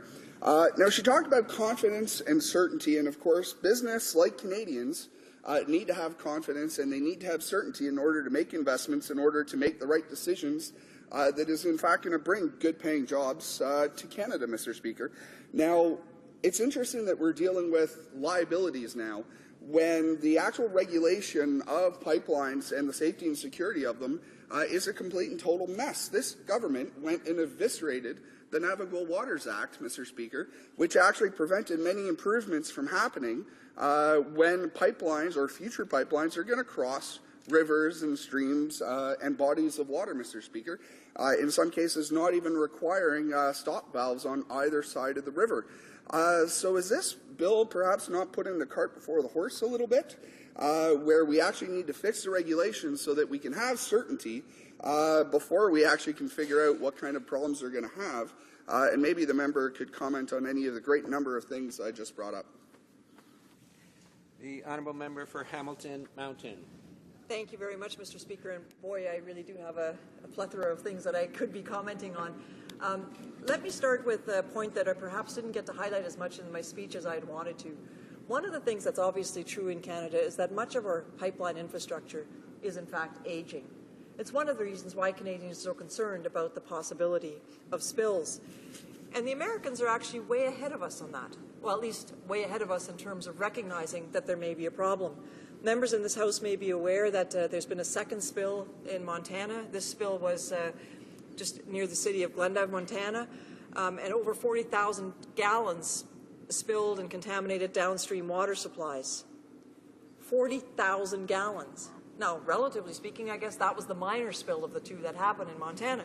But when the senator, local senator, was asked about that, who's a Montana Democrat, he told the media more frequent inspections by regulators are needed, and older pipelines should face stricter safety standards. Here in Canada, we're going the exact opposite way. Shame. As I said, in 2011, it was pointed out to this government that we need greater oversight, that we need stricter regulations. And what's the government doing? As my colleague from Scarborough said, they're gutting regulations. They've gutted the Navigable Waters Act. No wonder Canadians are so concerned about pipeline safety in our country. I don't often say this, but in this instance, we ought to be taking a page out of the book south of the border, where they're actually taking environmental damages and the potential for environmental damages much, much more seriously than we are here in Canada. And I think Canadians deserve that kind of certainty when it comes to potential impacts on the environment. Thank you, Mr. Speaker. Resuming debate, reprise de débat, the honourable member for Halifax West. Thank you very much. Thank you, Mr. Speaker. I appreciate the opportunity. Just making sure that my light is on so that I can be heard. I appreciate the opportunity, Mr. Speaker, to speak today in the House on Bill C-46, the so-called Pipeline Safety Act. J'ai écouté. I listened closely to the speeches made by the two last speakers here in the House, Mr. Speaker, and I hope that we will be able to work together, both here in the House and at the Natural Resources Committee, in order to improve and make this bill stronger and more effective. This is an important issue for the environment, for industry, and for Canada. Won't suffer the same fate as the legislation which we finally got through the House passed last year, which addressed the liability regime in Canada's offshore oil and gas sector. That legislation, Bill C-22, as I mentioned earlier in a question to the Minister, was introduced numerous times by the Conservatives, only to be left to languish on the order paper for several years. So the government seemed to be in no hurry at all for the longest time to move that forward. So the fact that they seem to be a little bit more anxious now is encouraging. But when that bill finally did pass, when it finally did move it forward through the House, the government refused to accept a number of solid amendments which would have improved the bill, making it stronger and giving greater protection for the offshore environment. So I hope, Mr. Speaker, it will be a different story for Bill 36. Now, perhaps one might say, when I express that optimism, that I'm feeling hope despite all past evidence to the contrary. However, I remain an eternal optimist. Mr. Speaker, the Liberal Party recognizes that pipelines are a critical part of our energy sector's infrastructure. And we've all seen the consequences, the government's failure to provide the means to get our resources to market. We've all seen what it's meant domestically in Canada for communities and in the international market, the international community, in terms of how this Conservative government is viewed as a regulator of the environment. It's certainly not seen as a defender of the environment, and it has no credibility when it comes to environmental regulation, which makes it an awful lot harder to get acceptance, for example, for the Keystone XL pipeline in the U.S., or frankly, to sell our resources in the international market and around the world. Bill C-46 has already drawn a number of comments from members of Parliament and from interested stakeholders and other groups. Some have raised concerns over the potential impact of leaving many of the proposed changes in Bill C-46, as I was saying earlier, to the discretion of Cabinet and the National Energy Board. Hopefully, again, I'm an eternal optimist, Mr. Speaker, hopefully the government side will address this issue during debate in legislation or perhaps in committee. And I'm also looking forward to hearing, I hope at some point on this bill, from the leader of the Green Party, who, according to media reports, sees nothing in the bill she'd oppose. However, she also indicated she looks forward to a discussion about why her party will always oppose any pipeline shipping diluted bitumen. I certainly look forward to hearing that discussion. But one thing I believe there is consensus on, Mr. Speaker, is the importance of the energy sector to our economy. I think it's undebatable. Clearly, the energy sector makes a large direct contribution to jobs and economic growth in this country. In fact, perhaps that's one of the reasons we're so aware across Canada of the impact of the recent drop in the price of oil and the impact that's having on the oil and gas sector. But let's look at what generally has been the case in that sector. For instance, we've seen from the oil and gas sector average annual government revenues of $26.6 billion. Now, that's paying for a lot of doctors, a lot of schools, a lot of teachers. It's a significant number, to say the least. $155 billion in the country's GDP. This is per year. And approximately 300,000 jobs. And, of course, there are indirect impacts in engineering and construction jobs, about $2.5 billion in engineering research and development in 2010, $32 billion in annual energy efficiency savings across the economy in 2010, important research and development happening in the energy sector. So this is, without question, an important sector. And this, in my view, has to be part of the consideration, part of the equation when we consider what ought to be the absolute liability limit for pipelines. Overall, Mr. Speaker, there seems to be a consensus that while the bill is long overdue, it's a move in the right direction, or at least a good first step. I don't think anyone would argue with the fact that we need to strengthen the safety and security of pipelines to ensure that companies operating them take every measure to prevent any spill from happening, and of course to be held accountable if a spill does occur. I know the Minister of Natural Resources is fond of pointing out that between 2008 and 2013, 99.9995% of oil transported in federally regulated pipelines moved safely. So it's not perfect, but it's certainly a remarkable, a very good record.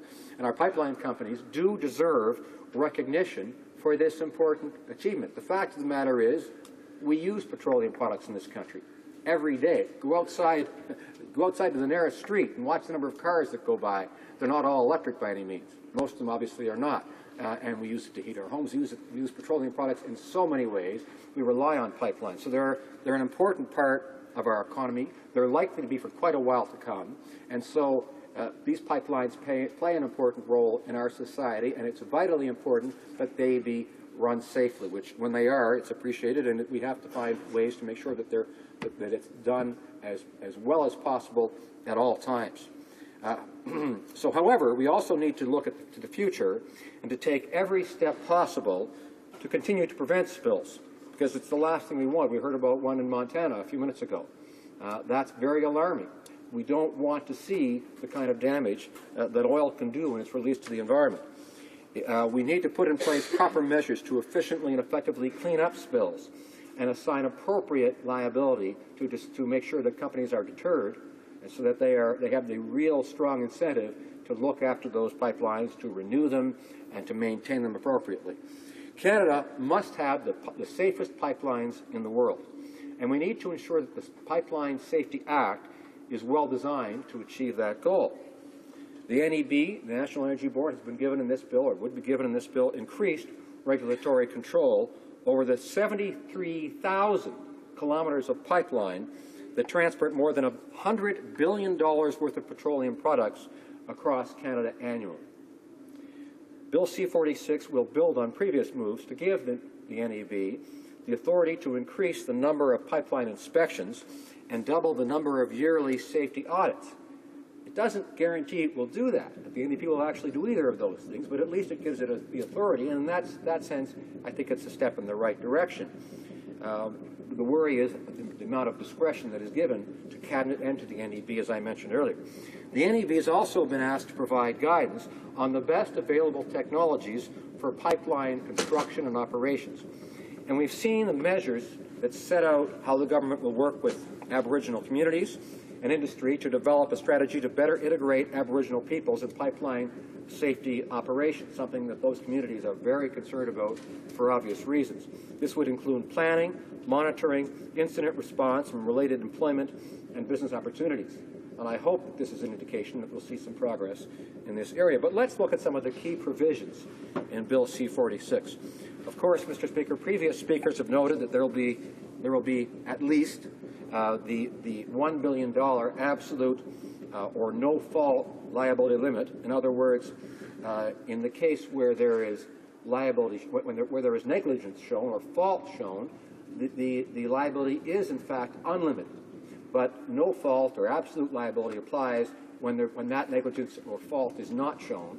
It means that no matter what you've done, if this product is a deleterious product, it can be toxic, and therefore we're going to hold you accountable when there's a release of it, whether or not we can prove that you were negligent. And that's an important measure, because it's a valuable product, and of course it produces important revenues for this industry. So we have to hold them to account appropriately for it. So this is of course we're talking here about an unintended or uncontrolled release of oil, gas, or other petroleum product from a pipeline. Absolute liability applies to companies operating under this bill, major oil pipelines. That is to say, those with the capacity to transport at least 250,000 barrels per day of oil. Lesser amounts, so smaller pipelines, will be prescribed by regulation for companies that operate those smaller pipelines. It should be noted, Mr. Speaker, that Bill C-46 confirms that the liability of companies operating pipelines remains unlimited if the spill is a result of negligence, as I was saying. Companies will be required to maintain the financial resources to pay the amount of liability that applies to them, and must make sure that the resources are readily accessible to ensure rapid response to any spill situation. So they are required, it says here in the bill, they would be required to have the materials and equipment necessary within a decent nearby in order to deal with the spill. And I hope that the NEB will enforce that. Under the bill, the NEB will have the authority to take control of an incident response if a company is unable or unwilling to do so, and to order reimbursement of any level of government, whether it be an Aboriginal governing body or a federal, provincial, municipal government, or an individual for their cleanup costs. That's a positive measure. Again, it's left to the discretion of the NEB. That discretion is a concern. If the NEB takes control of an incident response, the government may also establish a claims tribunal. Again, it may also establish, we don't know that the government will do this, we hope they would, but it may also establish a claims tribunal to streamline claims for compensation for those affected by the spill. This could be a good measure depending on how the government uses its discretion in implementing this. While the government would provide the resources to take control of an incident and set up a claims tribunal, they would have the authority to recover the cost from the individual or from the company. That's a good thing. The bill will also ensure that companies are liable for their pipelines until they're removed from the ground. and the National Energy Board will be authorized to make sure that companies are responsible for the maintenance of their abandoned pipelines.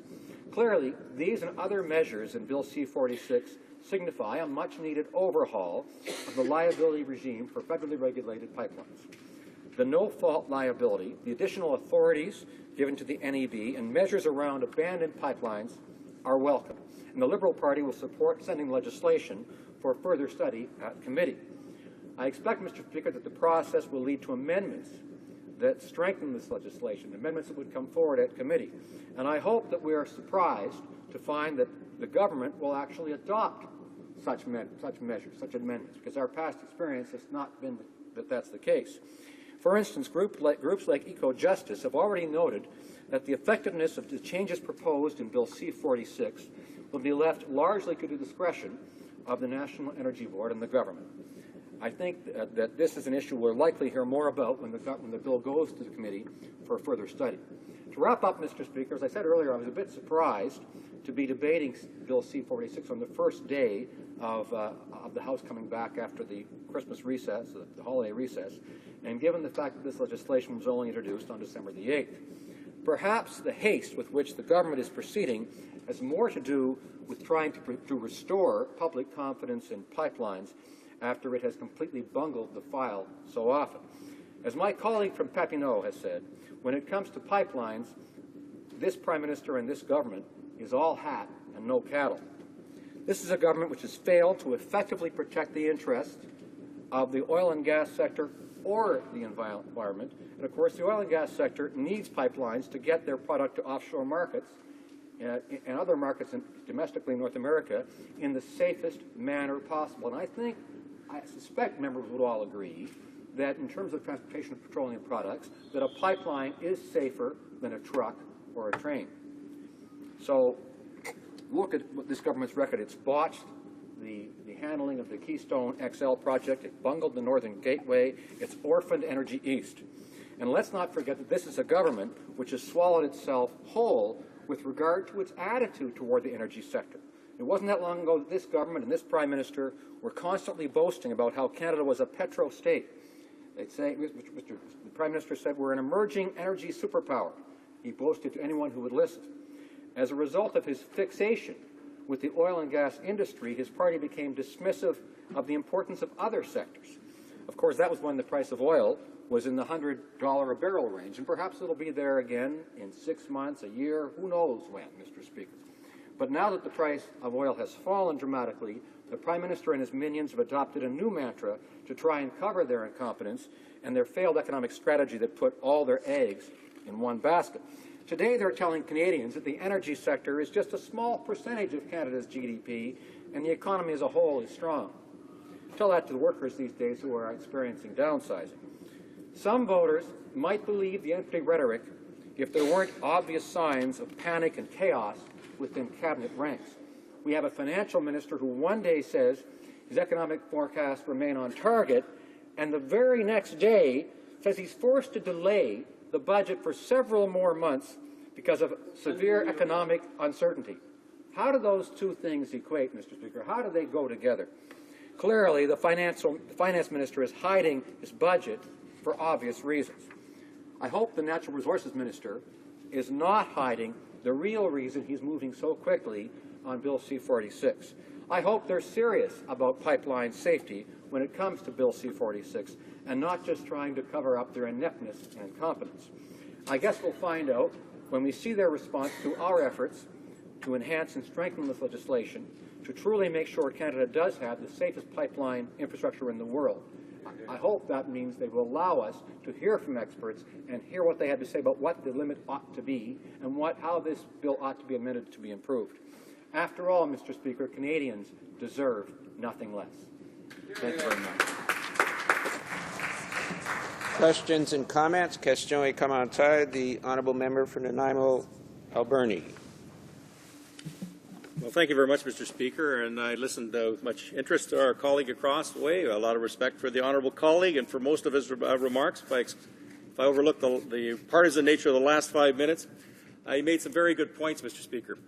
He mentioned, of course, we're bringing in the new measures on pipelines an absolute liability of $1 billion, and he mentioned there's Liberal support for measures around abandoned pipelines and so on. A lot of good measures that are coming in to build on an already tremendously successful pipeline record in Canada. And I think the member noted in his speech there's some 73,000 kilometres of pipelines in Canada. That's, if you convert it to miles, Mr. Speaker, about 45,360 miles with a few decimal points after that. That's almost 2 times around the world. And just to make this point, Mr. Speaker, and I'll pose my question, it's that in Burnaby, we had a pipeline going through there for more than 60 years, and most people in Burnaby didn't even know it was there until someone a few years ago inadvertently put a backhoe through the pipeline and caused a minor spill. No environmental disaster. So we've had a lot of furor, particularly in that community of Burnaby and other places, about pipeline security. We have one of the largest and most secure pipeline systems in the entire world. I appreciate the member acknowledging that. But I wonder if you would acknowledge that there has been a lot of media hype related to pipeline security that has raised the angst of the public.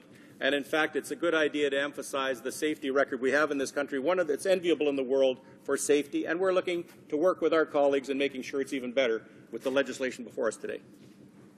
The honourable member for Halifax West. Thank you very much, Mr. Speaker, and I thank my honourable colleague and friend from Nanaimo, Alberni, for his question. I must say, first of all, that I was impressed in watching him do the conversion in his head from kilometres to miles. He said he couldn't come up with the decimals, but I thought the rest was pretty precise, so that was very impressive. He talked about how in a community is riding, there's a pipeline that's been there for 60 years.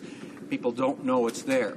And I guess one of the concerns we ought to have as we look at this bill and what the limits should be and how we regulate the pipeline sector is the concern that where there are pipelines that have been in place for 60 years, we want to know that they are properly being maintained and checked. You know, I'm sure he knows of the mechanisms that they use to run through pipelines, and they're called pigs that go through a pipeline.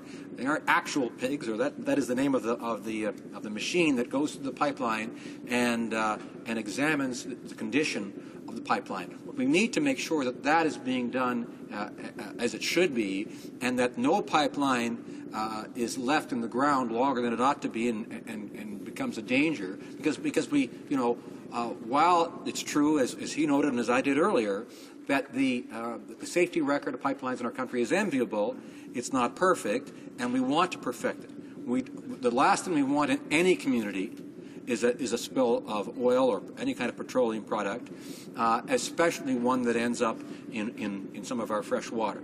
That is a grave concern, or let alone or our soil. So it's very important we look at this in detail, and I hope we'll be able to have a thorough study of this bill at committee. Thank you, Mr. Speaker. Questions and comments? Question Commentaire. The honourable member for Scarborough-Guildwood.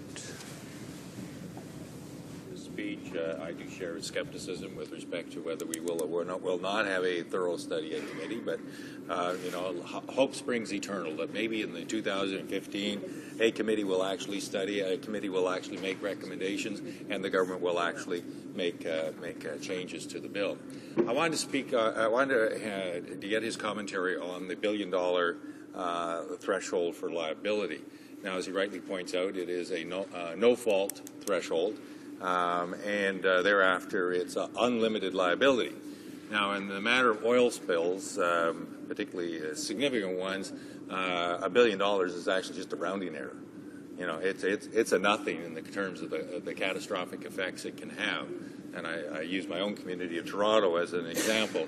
You have a certain oil spill in a certain part of Toronto or the GTA and environments, and the oil leaks into, say, the water courses and into Lake Ontario, close to a water pipe intake, the consequences are catastrophic. So I'm wondering whether the committee, in the fullness of time, might actually give some thought to whether $1 billion is in fact a threshold, that in fact liability beyond $1 billion is frankly limited by the bankruptcy legislation. No company is is immune from bankruptcy, and you can hit your bankruptcy threshold pretty quickly in some of these things. And the third thing I wanted him to comment on was say a terrorist incident where there was an actual series of well-planned incidents by people who had wished to do us harm, and how the liability would play through both on the $1 billion threshold and the post-$1 billion threshold. The honourable member for Halifax West. Well, thank you very much, Mr. Speaker, and I thank my honourable colleague from Scarborough Guildwood for his question. Or is it Scarborough Guildwood? Yeah. And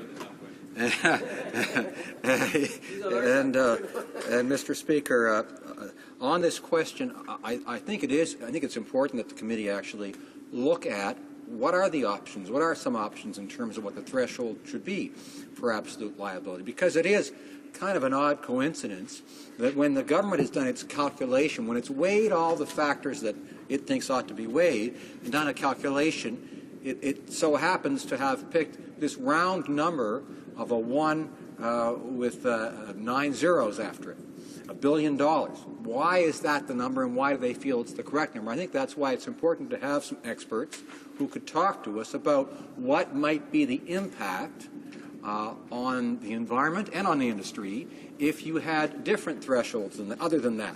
What is the argument for this particular threshold, and what are arguments for other possible thresholds? I mean, some people, I think the NDP, are saying basically that it should be unlimited, but let's hear the argument on that, and what impact would that have?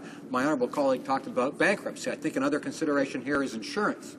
You know, I think it's not just a question of whether the company itself goes bankrupt in a case like this. It's also a question of whether the insurance company also goes bankrupt, because unless it does, I think insurance would be there, one would expect, to cover the consequences of a spill and to cover the liability that's provided for in the legislation, whether it is the unlimited liability where fault is found or the absolute liability where no fault is found. Questions and comments? Question et commentaire. The honourable member for Scarborough Guildwood. Yeah. With friends like me, he doesn't need any enemies. Mr. Speaker, this is actually an opportunity to actually have a real debate about this liability, and as opposed to the usual nonsense that passes for debate around here. I was wondering whether the concept of pooled insurance would be a concept that the committee might consider. That in effect it may well be something similar to Lloyd's of London, where the insurance company takes the first hit on the liability, and then thereafter some form of Lloyd's of London type insurance, whether it's by the industry itself or whether it's by Lloyd's of London, actually picks up the balance of the insurance. I appreciate the significance of the cost of the premiums, but on the other hand, as they say in the economics trade, these are externalities, and these externalities are things that heretofore we haven't actually factored in as to the cost of transporting carbon. We kind of got away. We feel it's perfectly fine to pollute environment, water, air, that sort of thing, and not price it. And as opposed to other forms of energy generation. So these are the kinds of things I would like to see a committee get into. Does he accept the minister's statement that it's 99.99% safe? There seems to be a heck of a lot of incidents in the newspapers about spills, small and larger spills. The member is going to use up all the time, and the member for Halifax West is not going to have an opportunity to respond. Member for Halifax West. Thank you very much, Mr. Speaker. I really appreciate your intervention. And I don't think I can answer all the points and questions my honourable colleague has raised. I found it's remarkable, Mr. Speaker, in my time in this job, I found it interesting how often some of the most fascinating debates around here happen inside our own Liberal caucus, and and it's great to have that we do have discussions, because we need to have that kind of debate around here. But I do think that this question of pooled insurance is one we ought to consider. I know that you have to have enough companies in the sector to make it worthwhile. For instance, in the nuclear sector in the U.S., apparently there are enough to do it. Well, it wouldn't work here in the nuclear sector, but perhaps it might work well in the pipeline sector. It's a good question to raise in committee. I hope we'll have a chance with a good study of this bill to do so. Reprise the débat. Resuming debate, the honourable member for Stormont, Dundas, South Glengarry. Thank you very much, Mr. Speaker. Mr. Speaker, I'll be sharing my time with a member from Saskatoon-Humboldt today. And let me begin by saying I'm very pleased to have the opportunity to speak about the Pipeline Safety Act and its critical importance to all Canadians. You know, most Canadians hardly think twice about about the impact that pipelines have on their day-to-day lives. But these energy highways are essential for delivering energy that Canadians need to heat our homes, power our industries, and fuel our vehicles. Mr. Speaker, when Canadians turn up the thermostat, we hardly bat an eye. We tend not to consider where energy comes from. Most homes in Canada, like mine, are heated with natural gas, all of which is delivered by pipelines. But Canadians don't need to give it a second thought, because it all happens so safely and seamlessly every single day. Behind the scenes is a vast network of federally regulated pipelines, some 73,000 kilometers throughout Canada. These pipelines transport $100 billion of oil and natural gas each year. When you stop to think about it, energy fuels our daily lives, and pipelines carry that energy. Pipelines are used to move oil from producers to refineries and on to customers right across the country. Whether you travel by car, by bus, train, boat, or airplane, your journey is fueled by energy that was most likely transported by pipelines at some point.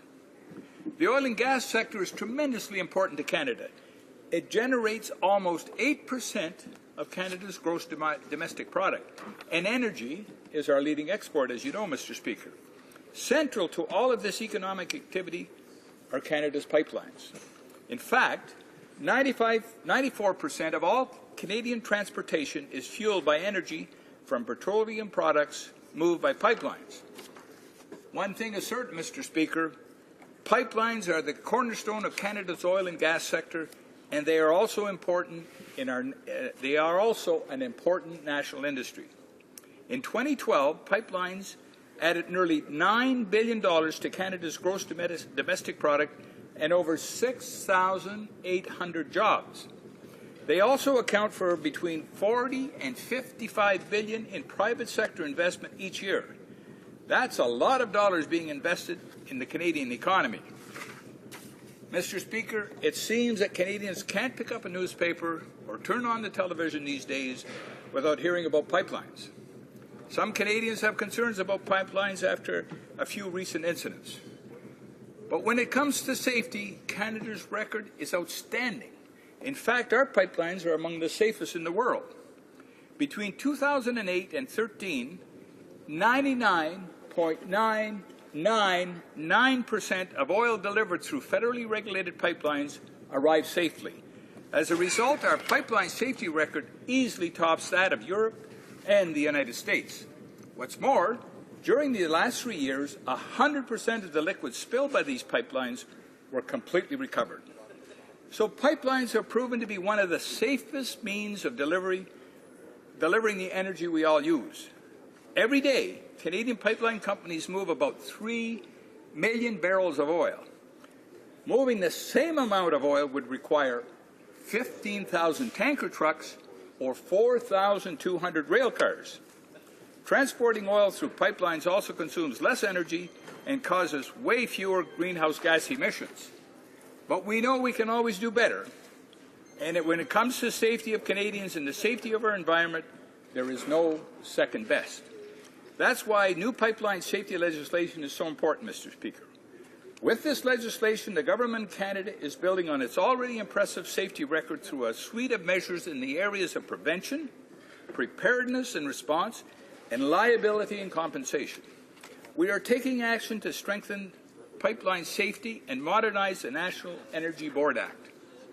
This legislation proposes preventative measures that will clarify the rules and responsibilities of pipeline owners to prevent pipeline incidents, increase safety for Canadians, and better protect the environment. It will ensure that pipeline operators have the financial resources to respond in the unlikely event that an incident were to occur. For example, in the case of major oil pipeline operators, they will be required to show proof of $1 billion in financial resources. In addition, they will be required to carry a certain portion of these resources as cash on hand in order to ensure an immediate response. New regulations also give the National Energy Board the power to directly administer tough new penalties that will address contraventions quickly so that larger issues do not arise in the future. We will enshrine the polluter pays principle in law so that polluters, and not Canadian taxpayers, will be held financially responsible for the costs and damages they cause. It also introduces absolute or no-fault liability. This means that pipeline operators will be held liable even when fault or negligence has not been proven.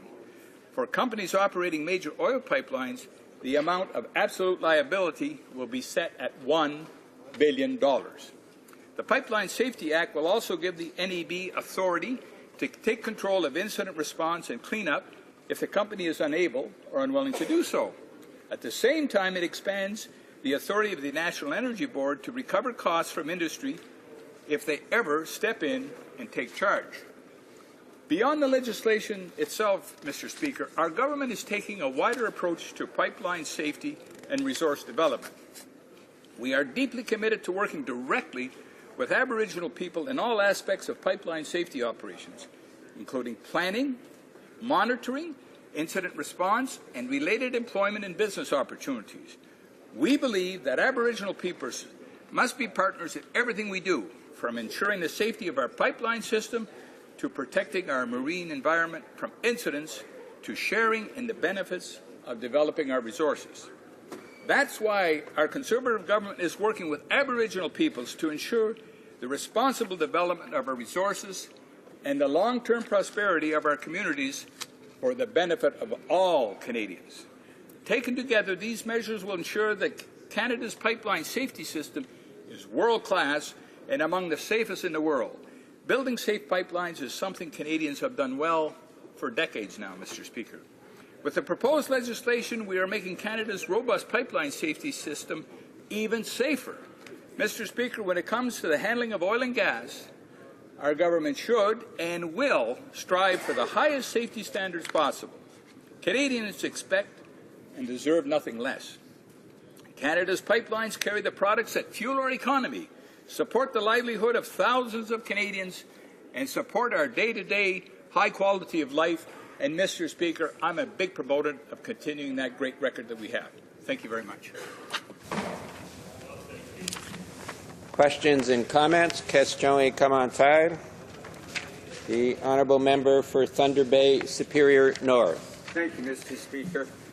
Mr. Speaker, my dad was an investment banker, and he taught me from the time I was 2 that the first rule of business is buy low, sell high. Here in Canada, we buy the world's most expensive oil in the East, 80% dependency on oil from places like Arabia and Nigeria and Venezuela, large carbon footprint and very expensive. And we sell at a huge discount in the West. Yes, we want safer pipelines, and this act isn't going to do it without some major changes. But the real question to this member is, does he understand that we have to reduce our use and export of oil, that we need to transport it more safely, and that this bill is not going to do what we really need to do, is to get off of having all of our eggs in the oil basket. Thank you, Mr. Speaker. The honourable member for Stormont, Dundas South, Glengarry. Well, thank you very much, Mr. Speaker. Excuse me, and I want to thank the member for his question. Diversity is, of course, the key to the success of our Canadian economy. And yes, I agree with the member opposite that we have to look at all alternatives for energy. But you know, Mr. Speaker, when you have a 99.999% success rate using pipelines to transport oil, I think it's incumbent on us to continue to look at this as a very, very viable option. And with this new act, we're going to even improve on that record. So I think that as long as we're going to be using oil as an energy, we need to do the best job we can transporting it. And this is one of the finest records that we have so far. And this new act will do nothing but improve that record. Questions and comments? Question commentaire. The honourable member for Winnipeg North. Mr. Speaker, there's no doubt that the issue of pipeline safety is of great concern for Canadians from coast to coast to coast.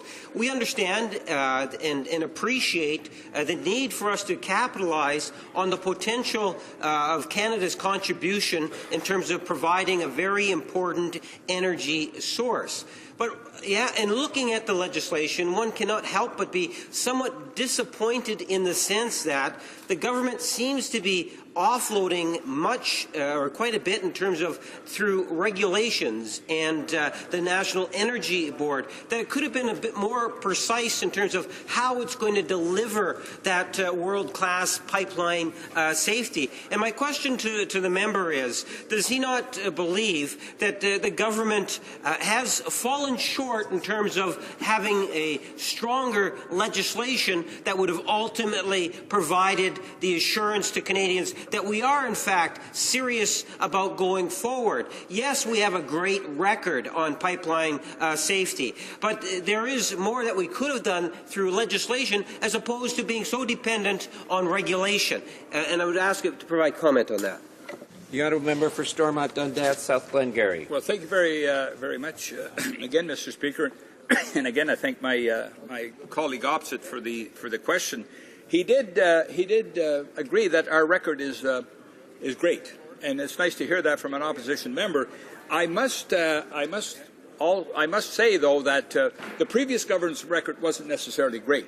We lived through a period of time there of about 13 years where that particular government's record wasn't great. Now our government is doing what we're supposed to do. We're supposed to keep Canadians safe. We're supposed to keep our economy growing going forward. And this is what this act is all about, Mr. Speaker, is to push forward the economy of this wonderful country, to make sure that we deliver energy in a safe, secure manner. And this does nothing but do that. Thank you very much. Resuming debate, reprise de débat, the honourable member for Saskatoon-Humboldt. I'd advise the member that he'll have approximately 6.5 minutes before we end the debate for question period. Well, thank you, Mr. Speaker. Because as with many members, we get in late on Monday mornings with flights, I have not unfortunately been able to listen to all of the remarks of my honourable colleagues, so I hope I don't engage in too much duplication in my remarks here. Let me just say, as a quick summary, as someone who's been on the Natural Resources Committee, I actually quite enjoy doing legislation like this. Because Pipeline Safety Act and other safety acts we've done actually are a demonstration, a clear demonstration of how we as a government, how we as responsible legislators, try to bring together natural resources and the environment, one and together, to provide safety and deliver results for all Canadians. And this is something we sometimes take for granted here in this country because we have a modern society, we have a technologically advanced society, and we have a clean society. And we have a clean society and clean industry that is, in many parts of the country, based on natural resources. And other parts of the world don't necessarily have this. They produce natural resources, they produce products for world markets, but they don't always have the safety, they don't always have the technology, they don't always have the culture and the mentality to actually deliver and produce natural resources in a safe way. So that's why I enjoy talking about issues such as the Pipeline Safety Act, because Canada does have extraordinary expertise in pipelines, and we do have an extraordinary safety record. Environment and oil production can go hand in hand. So let me make a few notes here about what I think a few other people have already said in this debate, but needs to be repeated. Building and operating safe pipelines is something Canadians have done well for decades. we have a 99.999% of oil transported by federally regulated pipelines in Canada move safely. Our environmental performance has been strong. It's world-class. And as technology and regulations are improved, safety standards are raised. In fact, the government has structured its plan based upon 4 basic key objectives.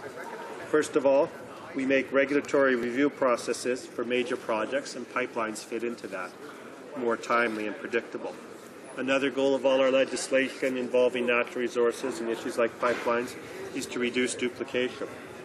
We also try to strengthen the protections for the environment in everything that we do. And we are also strongly committed to engaging First Nations in every aspect of resource development. Across Canada, we believe the opportunities for prosperity in Aboriginal communities from infrastructure and resource development has never been greater.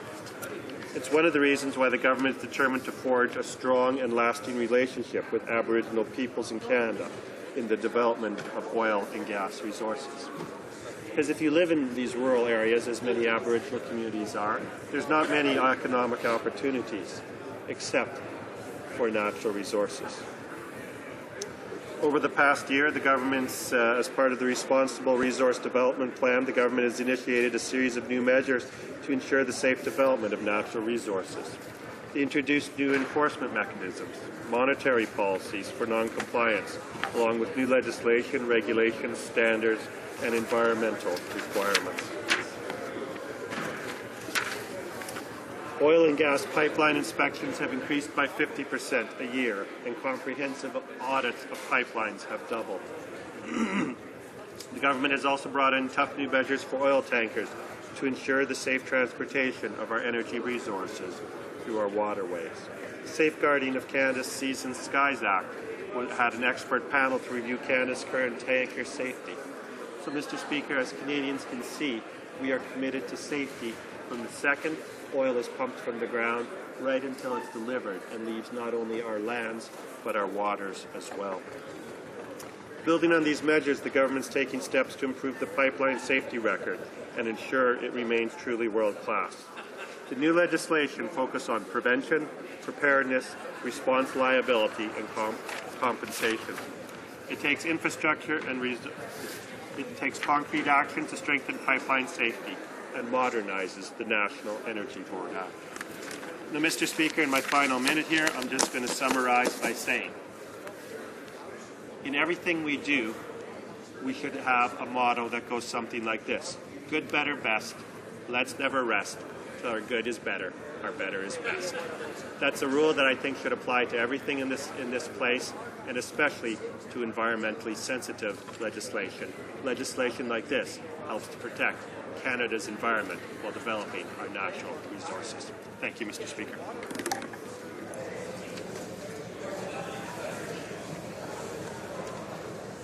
That will bring to an end the debate on this bill at this time.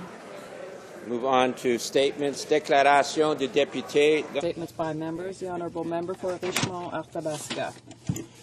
Mr. Speaker, it's with great sadness that we've learned of the death of our colleague, Michel Guimau, the member for Montmorency, Charleroi, Haute-Côte-Nord from 1993 to 2011, with whom I had the honour of sitting for 7 years.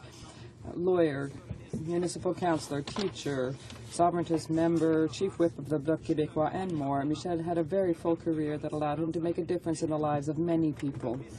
Appreciated and respected by both allies and adversaries, we will remember him as a determined and passionate man, and let us not mince words. He was fiery and passionate, and his frank words still resonate in this House. But above all, he was available and wanted to serve. And he often entertained us in the evening with his Piano Man interpretation. So I offer my most sincere condolences to his wife, the former member Joanne Deschamps, his 2 children, his grandchild, parents, and all of his family. He left us too soon, but we will never forget you. Thank you, dear friend.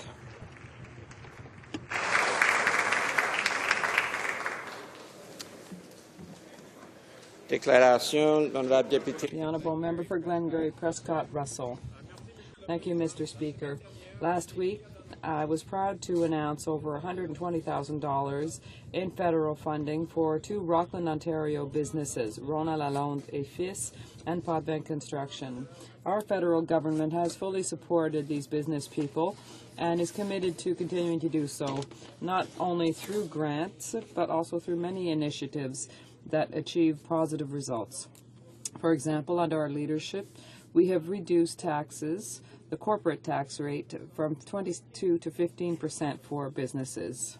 Tax reductions strengthen our businesses. They keep more of their hard-earned money to reinvest in employees and create new jobs. This is a winning recipe, Mr. Speaker, for economic growth and job creation. Je suis ravi. I'm delighted that our government has shown its constant support for businesses in order to ensure growth of the Canadian economy as well as for all local economies. Thank you, Mr. Speaker. Déclaration, l'honorable député. The Honourable Member for Saint-Bruno Saint-Hubert. Mr. Speaker, my riding of Saint-Bruno Saint-Hubert is in a forested corridor that includes 4,000 wetlands, 18 exceptional forested ecosystems, and shelters no fewer than 84 species at risk. Today, we want to salute the work of Nature Action Québec, the Fondation de Mont-Saint-Bruno, and the City of Saint-Bruno, as well as of all of the citizens who are mobilized and working for the preservation of our natural environment. It's thanks to their commitment that we can claim such a great biodiversity in the region. All too often, the personal interests of some members of the other place threaten this environment that we care so much about. That is why I invite my constituents to join in on the many conservation projects of Nature Action Québec, the Fondation de Mont-Saint-Bruno, and the City of Saint-Bruno, so that we can continue to benefit from such a quality environment. Thank you. The Honourable Member for Lotbinière-Chutes de la Chaudière. Mr. Speaker, how can one become aware of the role alcohol plays in our lives in a simple and healthy way?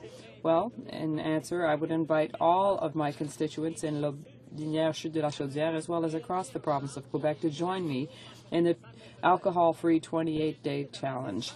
The goal is to collect $100,000 to raise awareness of the 50,000 young people between the ages of 12 and 14 of the many risks related to alcohol and drug use. Over the long term, we all know that immoderate consumption is as devastating for young people as it is for their loved ones and family. I therefore invite anyone who would like to join for $1 a day for 28 days, follow their progress through a downloadable mobile app, and we can achieve this together. Thank you, Mr. Speaker. The Honourable Member for Guelph. Mr. Speaker, January is Alzheimer's Awareness Month, a time to renew our efforts to be more attentive to and better combat Alzheimer's disease, its stigma, and the heavy burden it places on the family and caregivers of the hundreds of thousands of Canadian sufferers. In Canada, someone is diagnosed with Alzheimer's disease every 5 minutes, and with baby boomers approaching their senior years, this rate will increase exponentially over the next few decades. Beyond the $33 billion direct cost to our economy, this disease takes a terrible physical, psychological, and financial toll on the many families who care for a loved one with a form of dementia. Family caregivers spend hundreds of unpaid hours a year looking after loved ones with cognitive impairment. It shook the foundation of my family when my father, Miko Valeria, developed Alzheimer's. The disease took a terrible toll not only on his quality of life, but dramatically altered how my mother, siblings, and I related to him and to each other. In his memory, and the memory of so many Canadians with Alzheimer's, we all know, let's be the difference this year. Thank you, Mr. Speaker. The Honourable Member for Willowdale. Thank you, Mr. Speaker. It is my honour today to rise in the honour of Canada's first Prime Minister, Sir John A. Macdonald, as we celebrate the 200th anniversary of his birth this year. Our first Prime Minister turned his vision of trade and prosperity into reality. Sir John A. Macdonald approached challenges without intimidation and asked for a big vision for Canada. Canada's first Prime Minister was the first national leader to attempt to grant women and Aborigines the right to vote. Sir John A. Macdonald is remembered for his role in the expansion of Canada's boundaries from sea to sea, the completion of the Canadian Pacific Railway, and the creation of the Northwest Mounted Police. The 200th anniversary of Sir John A. Macdonald's birth speaks of what Canadians have accomplished together, to the historical moment that has served to define us and to the promising future of this great country. In this country where we celebrate our diversity, our values of freedom, unity, and tolerance, let us be reminded of the great words of our first Prime Minister. But above all, let us be Canadians. Thank you, Mr. Speaker. Member for Rimouski-Neigette. More than 1,500 people gathered last Sunday at the Saint-Robert-Bellarmine Church in Rimouski to pay homage to Monseigneur Pierre-André Fournier, the Archbishop of Rimouski, but who was also president of the Assembly of Catholic Bishops of Quebec, who died suddenly on January 10th. He was the Archbishop for only 6 months, but he truly loved the community. And people could have believed that he'd been there for 60 years. He was humble and down to earth, so accessible and close to people that many people just called him PAF, his initials. He had the gift of making every person he spoke with feel like he was the most important person to him in that moment. He was omnipresent among the poor, the vulnerable, and those on the margins of society. And he lived by his motto, happy are the poor. He was generous with his time and rarely refused invitations to participate in community events. As one member of the huge crowd shouted during the funeral, "Thank you, PAF. Thank you not only for everything you did, but also for everything that you were." For Saskatoon, Humboldt. Mr. Speaker, today we honor Ron Ardell of Saskatoon, who exemplifies the faith of the common man that inspires us all. Ron and his wife of 40 years, Marianne, met at Moose Lake Bible Camp, where he was a camp counselor, she the camp nurse. They raised a family of 3 boys and supported many local community and sports events, flipping thousands of burgers with fried onions for good causes. Ron's tireless support of grassroots democracy focused on pro-life and pro-family issues, and is evidenced by his missing working in only 2 federal and provincial election campaigns in his entire adult life. A lifelong supporter of the local church, Ron viewed it as a calling to reach out to community and fellow neighbors in friendship and love. In 2012, he received his Master's of Theology degree, reflecting his lifelong love of God's Word. In 2013, he received the Queen Elizabeth II Diamond Jubilee Medal for lifelong volunteer efforts. In all that he has done, Ron has made, putting Jesus Christ first and foremost in his life, running life's race alongside his wife and family. I'll miss you, my friend. Thank you for being there for so many. The Honourable Member for Kildonan, St. Paul. Mr. Speaker, I want to express my sincere condolences to the family of Constable David Wynne, who will be laid to rest in St. Albert, Alberta today. Today I stand with all the families who have lost loved ones in the line of duty. What a tragedy that 4 RCMP officers have been killed in the line of duty this past year. With my own son being an RCMP officer who was on the ground following the Moncton shooting, I know the sacrifice and dedication it takes to be in the force, but none know that sacrifice more personally, more profoundly, or more painfully than the families and colleagues of a fallen officer.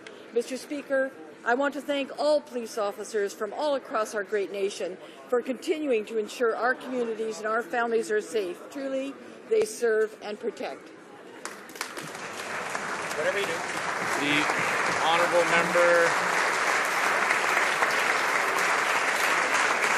for Dartmouth, Cole Harbour. Thank you, Mr. Speaker. I would like to thank the United Way for hosting their Living on the Edge poverty experience in Halifax last week.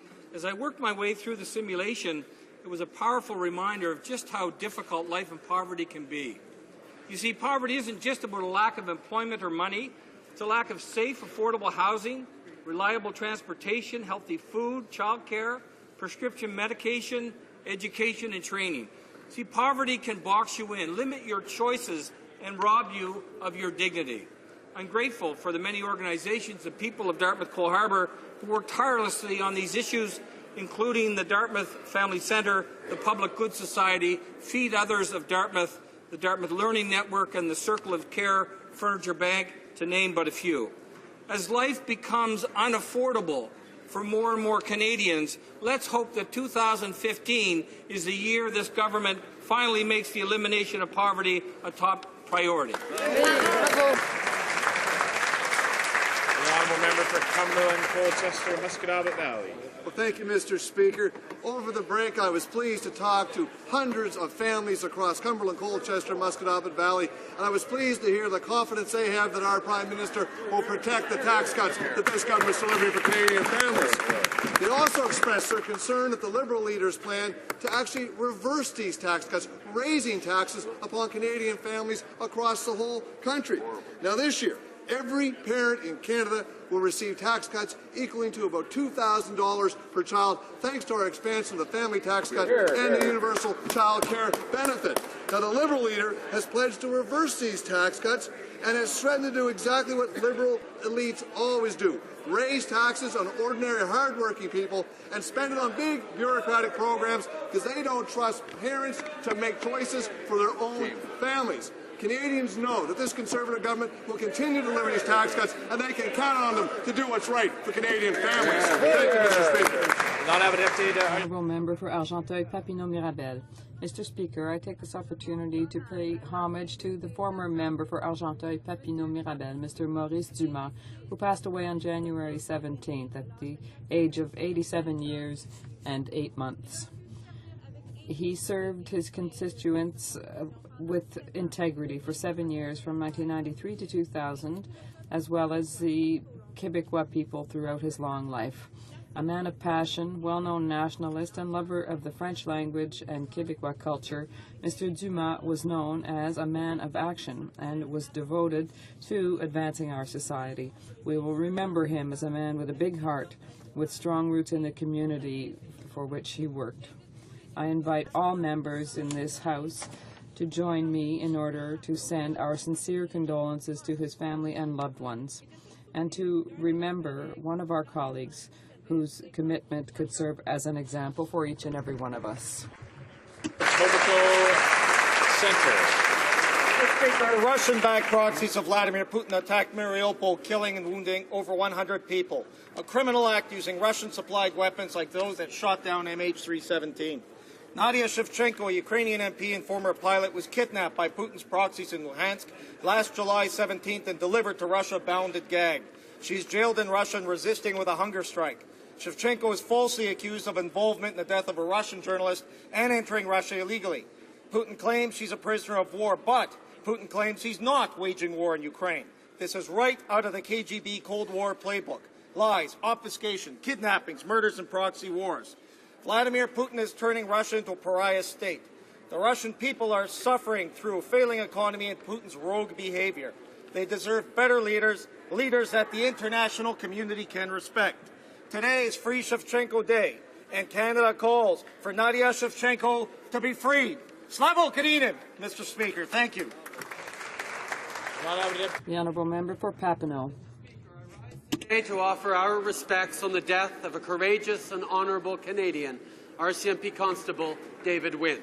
L'agent Wynne a été blessé. Agent Wynne was shot in the line of duty when he tried to arrest a criminal in St. Albert, Alberta, and tragically he died of his wounds last week. Case, know the bravery of the men and women who work to protect us.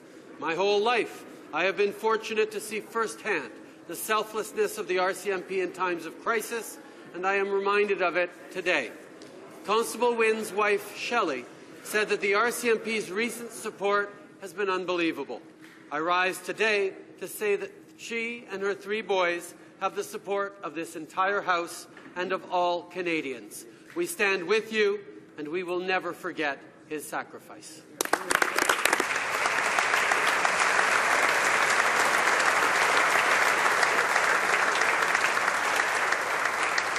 Honourable member for Don Valley East. Thank you, Mr. Speaker.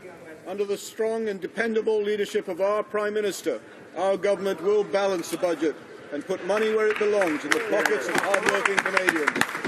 The last thing we can do is to put our economy at risk with high taxes and debt, as promised by the Liberals and the NDP. With the enhancement of the universal childcare benefit, moms and dads in my riding of Don Valley East and across the country will receive nearly $2,000 per year for every child under 6 and approximately $720 per year for every child between the ages of 6 and 17. But the NDP and Liberals want to take this money away and spend it on big government bureaucracy instead. Our government understands the challenge of balancing a family budget and saving on for education while ensuring that Canadian children can take advantage of the opportunities available to them. On this side of the House, we know that Canadian families deserve to make their own decisions, and we are proud to be the only party standing up for them. Thank you, Mr. Speaker.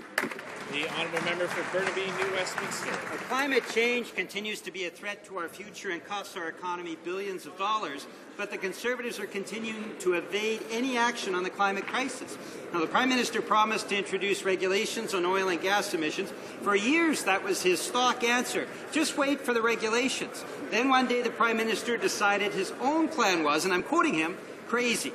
Despite promising a cap-and-trade system in the 2008 campaign, Conservatives now say they are opposed to dealing with the climate crisis.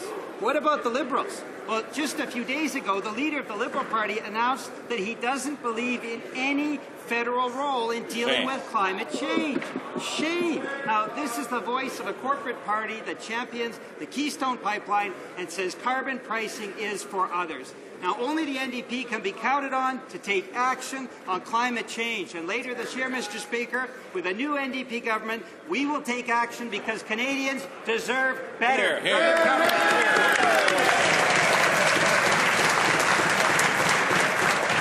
honourable member for Yellowhead.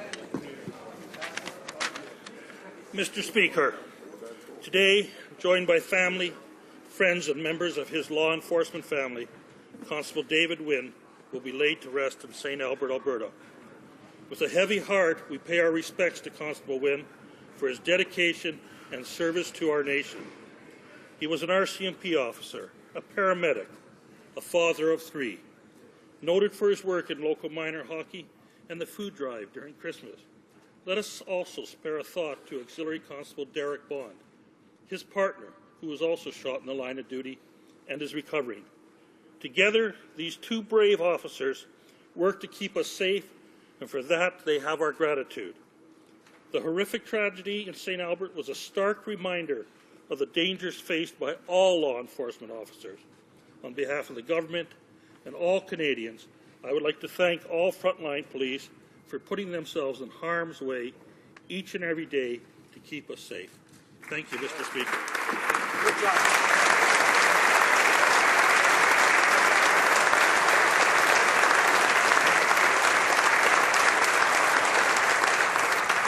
I understand there have been discussions among representatives of all parties in the House, and there's agreement that we now rise and observe a moment of silence to commemorate RCMP Constable David Matthew Wynn, who died on January 21st, 2015 as a result of injuries sustained in the line of duty.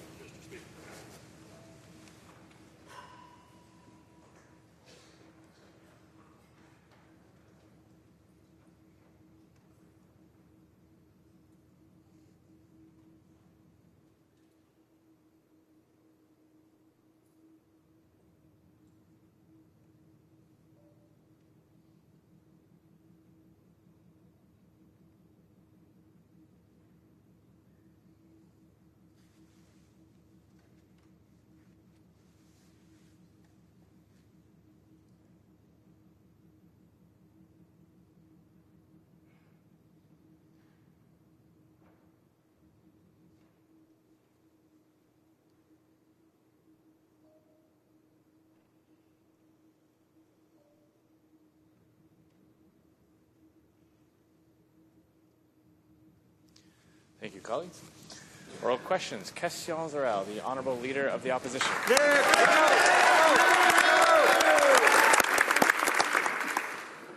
Monsieur le Président. Mr. Speaker, last fall, the NDP asked clear and precise questions on the deployment to Iraq, and the Conservatives repeated that our soldiers would be training Iraqis and that there was no question of them being involved in combat.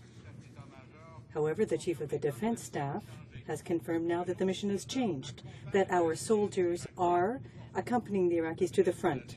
The Minister of Defense has said that there is no limit to this commitment, but that's not what the Prime Minister said here in the House last fall. Why are the Conservatives, and why have the Conservatives hidden the truth from Canadians.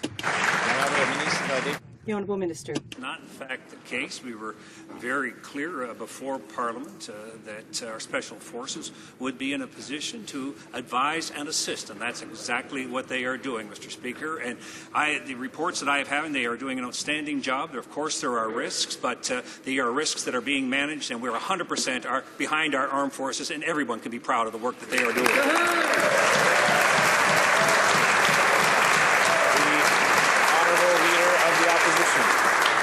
We are proud of our forces, less proud of a government that doesn't tell the truth to Canadians, Mr. Speaker. Last fall, the Prime Minister specifically said that Canadian forces would not be pinpointing targets on the ground. The Chief of Defence Staff agreed that that would be a, quote, semi-combat role and it wouldn't fit with a non-combat mission. Is the Minister of Defence now telling us that he disagrees with the Chief of Defence Staff and with his own Prime Minister? Or is he finally willing to admit that this is indeed a combat mission? The Honourable Minister of National Defence. We have been very clear, and we have been giving continuous up-to-dates to members of the opposition and to the public, just as we indicated that we would do. And as he asked if I agree with the Prime Minister says that if you shoot against Canadian armed forces, they will shoot back, Mr. Speaker, and I'm very proud of the work that they're doing.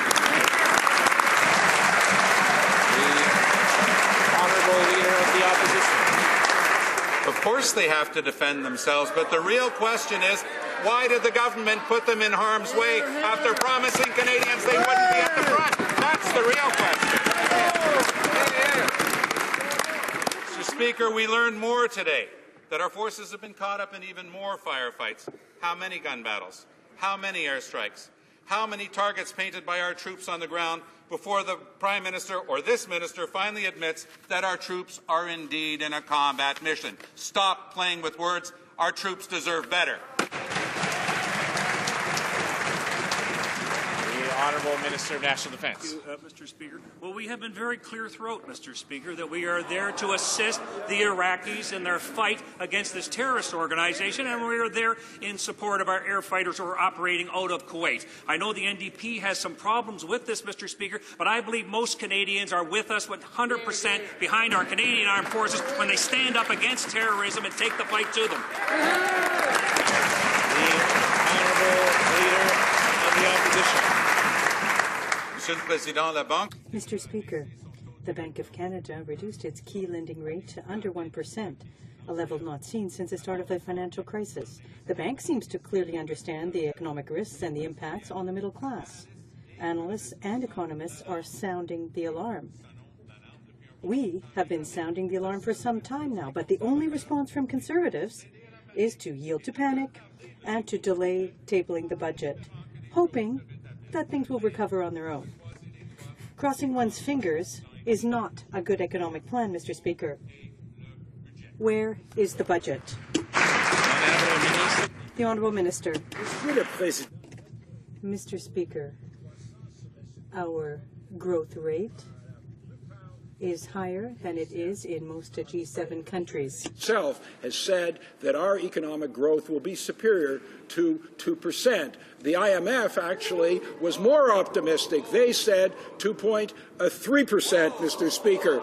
We will honor our commitments to the provinces to increase our transfer payments. We will honor our promises to 4 million Canadian families. We will honor our promises to 780,000 small businesses, and we will balance our budget.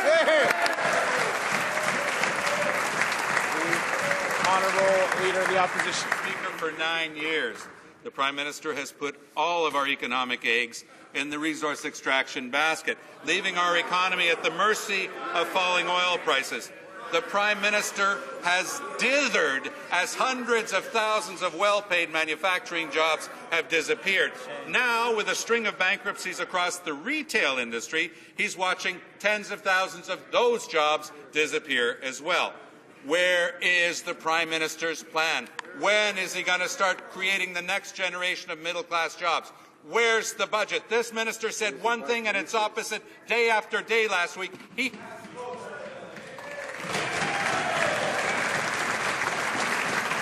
The Honourable Minister of Finance. Mr. Speaker, Canadians understand that we have a highly diversified economy.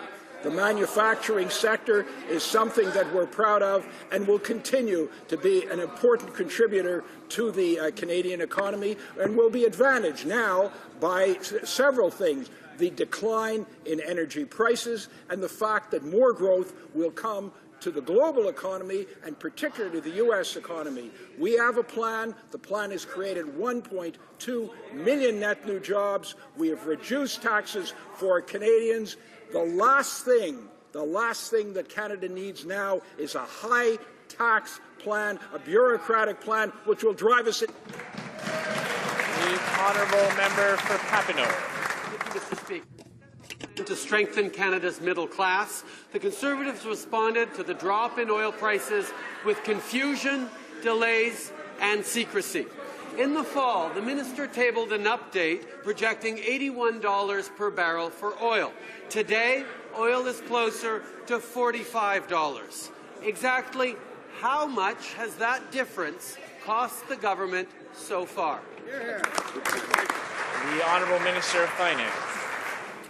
Mr. Speaker, when I presented the Economic and Fiscal Action Plan, we based our results, our bottom line, on the then price. We made an adjustment of $2.5 billion, and when we present our budget, we will take into account the 15 private sector economists. As we always do, we will base our projections on their projections, and what we're saying to Canadians is that they should be reassured we have a strong economy, we will balance the budget, and will honour our commitments. The Honourable Member for Papineau. The minister's officials have given him the answer to my question. He is choosing not to share that with Canadians. Le ministre de The Minister of Employment said the government would not be using the contingency funding. However, the Minister of Finance indicated on the contrary that it could be used. The improvisation by this government is bad for the country's economy. Which of those two senior ministers is right? The Honourable Minister. There's no difference in our economic forecast. We base it on private sector economists, all 15 of them. We take the average, and that's what we base our projections on. But you know, the leader of the Liberal Party last week told the hundreds of thousands of people working in the manufacturing sector that they should find another job. He has turned his back on manufacturing just at the moment that the manufacturing sector is emerging from the recession. The worst possible message to send to Canadians. The Honourable Member for Papineau. All Canadians support the right of our forces to defend themselves when they're sent into harm's way. The government said our ground forces would advise and assist, but not accompany Iraqi troops. Now we find out they're routinely on the front lines. Why did the government mislead Canadians? The Honourable Minister of National Defence. I'm not sure how you could train troops without accompanying them, Mr. Speaker. And we've been very clear that we would be in the business of assisting and training these individuals. What I don't get, Mr. Speaker, is the Liberal position on this, that we should know the outcome before we get in there and expect others to do the heavy lifting, Mr. Speaker. That has never been the Canadian way for 200 years, Mr. Speaker. We don't stand on the sidelines. We get out there and we stand up for those who are oppressed. Honourable Member for Halifax. Bury their heads in the sand, but they can't hide from the fact that they have done such damage to our economy. 375,000 manufacturing jobs lost since 2006, a 13% youth unemployment rate, family incomes that are shrinking, and household debts that have skyrocketed to 163% of disposable income. Mr. Speaker, Canadian families need help now. So why are the Conservatives making corporate giveaways a priority? Here. The Honourable Minister of Finance. Mr. Speaker, I'm proud that our government has presented a plan, a benefit plan for 4 million Canadian families, every one of them, and a plan where 2/3 of the benefits will go to low and middle income families, 25% to families earning less than $30,000 a year. We also are providing a tax benefit for 780,000 small businesses, 90% of all businesses. We're doing what's right for Canadians. What the NDP proposed would create deficits, they would cancel the tax plan, and they would go back to the old days of high spending and high debt. The honourable member for Halifax. Denial, but job losses are mounting, and the inequality gap between the privileged few and the middle class, it keeps on growing. It's time to make the economy work for all Canadians. But instead, this government is taking billions away from hardworking families and giving it away to the wealthy few who don't need it.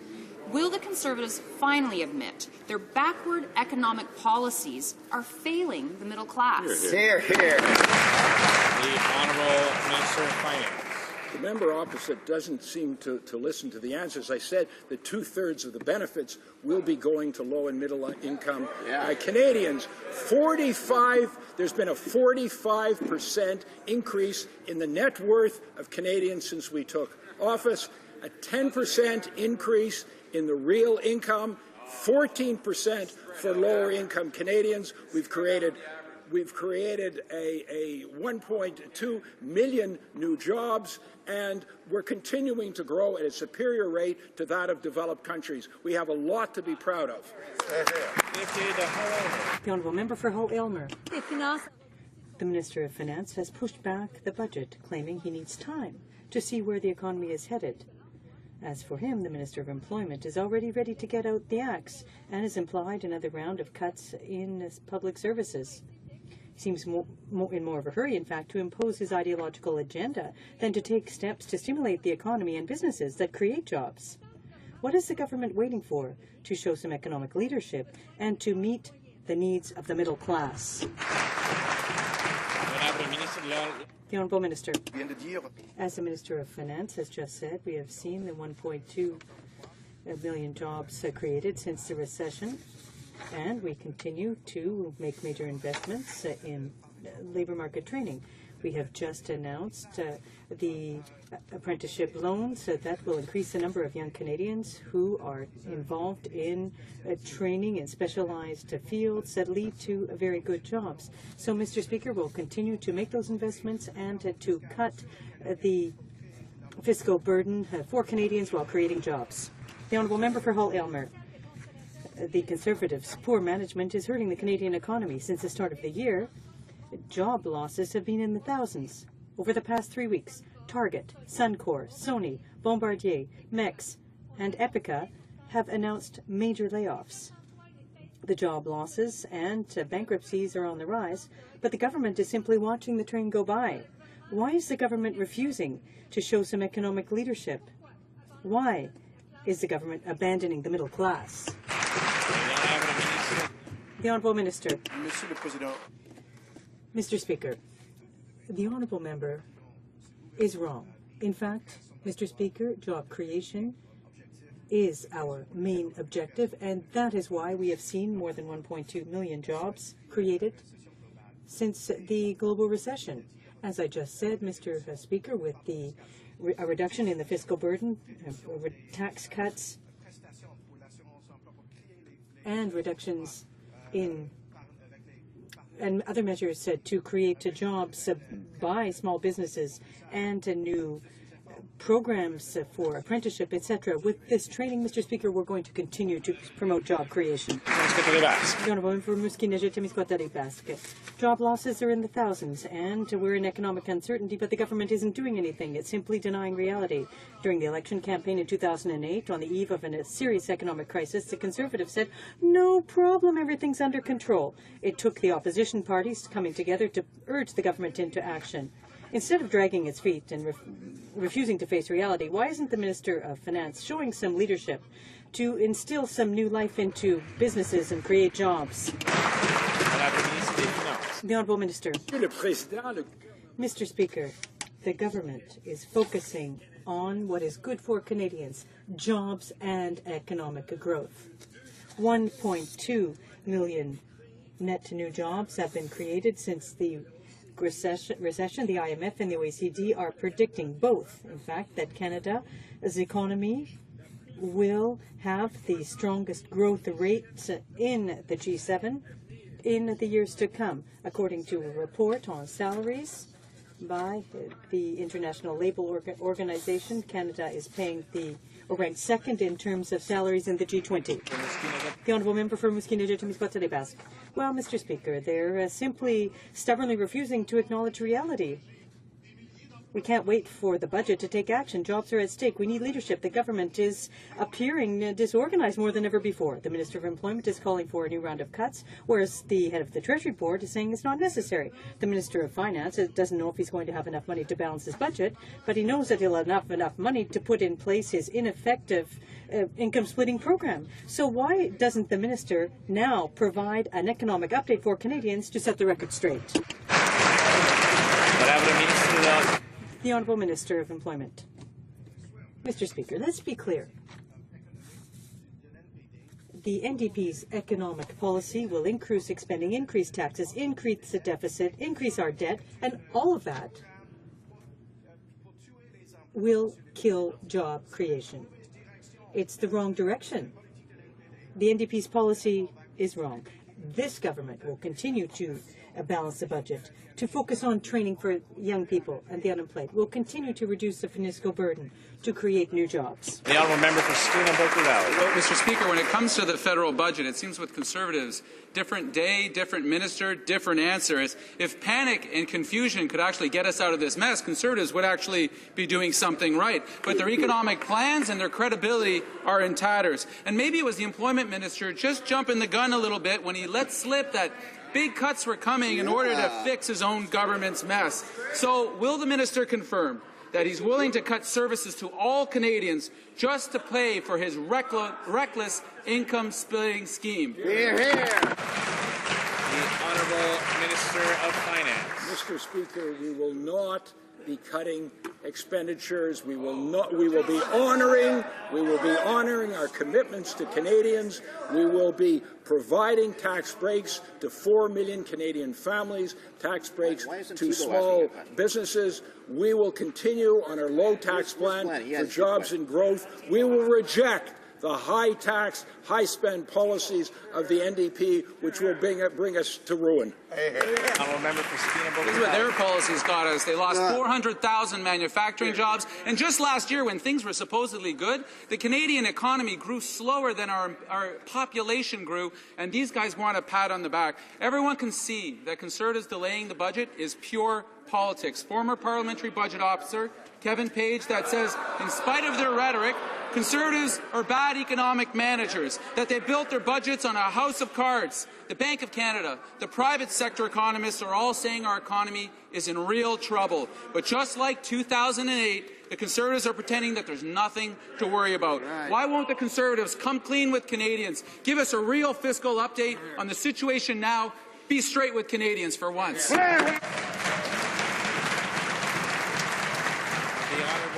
Mr. Speaker, whenever I have an opportunity to attend an international conference, I'm struck by how positive the experts and people, decision makers and economists from around the world, how positively they view Canada and the Canadian economy. And certainly that was the view at the World Economic Forum in Davos. In contrast to that, Mr. Speaker, the opposition is mired in negativity and a desire to talk down Canada's success.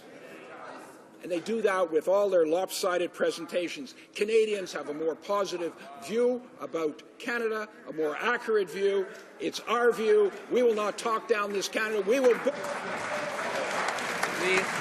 Honourable Member for St. John's South Mount Pearl. Mr. Speaker, the Minister of Justice is saying Newfoundlanders and Labradorians are demanding a, quote, CETA slush fund. Now that's coming from the minister who used a military search and rescue helicopter to taxi him from a fishing trip. It's also not true. What my province deserves is a, quote, transition fund for, quote, development and renewal. because that's word for word what the Trade Minister's Chief of Staff and Minister of State for ACOA promised my province, Mr. Speaker. Why won't the minister honour that promise? Honourable Minister of State for ACOA. Thank you, Mr. Speaker. As I've said in the past, we remain open, our government remains open to a transition initiative that includes support for displaced workers, research and development, as well as innovation. However, this fund was always intended to compensate hardworking Newfoundlanders and Labradorians for actual losses arriving out of the removal of MPRs. It was never intended to be a blank check that could be used to disadvantage other provinces. The honourable member for Toronto Centre. Mr. Speaker, last week the Bank of Canada said low oil prices will, quote, weigh significantly on the Canadian economy. The bank acted on its grave concerns by lowering rates to an astonishing 0.75%. Yet the finance minister has the gall to pretend, as he has done today, that the Canadian economy is in, quote, a good space. His actions belie his own words. Why else delay the budget? When will the Conservatives come clean with Canadians and present a plan to stimulate growth and create jobs rather than cling to their imprudent and expensive tax cuts for the Canadians who need them the least? And the Honourable Minister of Finance. Mr. Speaker, as I said, we will not have a budget before April because of the current instability in the market. We want to have as much information as we can, but Canadians should understand that the implications of a precipitous drop in oil prices will have different effects on the economy. Everyone knows it's going to advantage people at the pump, which should increase either consumption or savings. It'll advantage manufacturing and transport companies. It'll raise global growth around the world, but it will have negative effects on part of the economy. We're taking that all into consideration in planning the honourable member for Kings Hants. Speaker, last week the Bank of Canada cut rates because the bank's priority now is jobs and growth. But the Conservatives' priority is a $10 billion income-splitting scheme that does nothing for jobs or growth. And according to TD, income splitting will drive Canadians or the Canadian government $10 billion deeper in debt. When will the Conservatives realize that their pre-election income-splitting scheme does nothing for growth, is unfair, and now it's unaffordable? When will they scrap this $10 billion fiscally irresponsible scheme? And the Honourable Minister of Employment. Speaker, in fact, this is a massive tax saving for families with kids to help them cover the cost of taking care of their children, Mr. Speaker, and we do not apologize for 1 minute for a package of tax relief and child care benefits that will support 100% of Canadian families with children under the age of 18. The average benefit will be nearly $1,200. Families with 2 kids under the age of 6, Mr. Speaker, will be getting at least $3,800 in benefits annually. And, Mr. Speaker, we are proud to provide more support because, you know what, that's not the government's money. That money belongs to those working Canadian families. The honourable member for Kings Hants. Speaker, I guess it's that minister and not the finance minister who speaks on behalf of the government when it comes to the budget. But, Mr. Speaker, on January 14th, the finance minister said that his budget projections accounted for the lower price of oil. Yet, the next day, he said that the impact of the oil price was complex, and he postponed the budget until April. Speaker, which of the minister's stories should markets and Canadians actually believe? And more fundamentally, why is this minister creating instability when he should be strengthening the reputation of Canada in the world by introducing a real plan for jobs and growth? The Honourable Minister of Finance. Mr. Speaker, the member from the opposition may not want to acknowledge the fact, and that is that we've emerged from the greatest recession since the Great Depression more quickly and in better shape than other countries. We have half the debt on average in relation to our GDP of the G7 countries. We're growing faster than most of the G7 countries. Canadians are benefiting in terms of their net worth and in terms of their income. And we're able to sustain this international shock because we are in such strong fiscal shape. The honourable member for Châteauguay-Saint-Constant. We hope that the new Veterans Affairs Minister won't follow in his predecessor's footsteps. Our veterans have been abandoned, set aside, and treated as if they were a burden on this government. The men and women who fought for us, they often have to wait months, even years, before they can access their hard-earned health care benefits. Will the minister commit to taking concrete actions to fix the mistakes made by his predecessor and start by reopening the veterans' regional offices? Honourable Minister of Veterans Affairs. Mr. Speaker, it's a pleasure for me to rise in this House as the Minister of Veterans Affairs.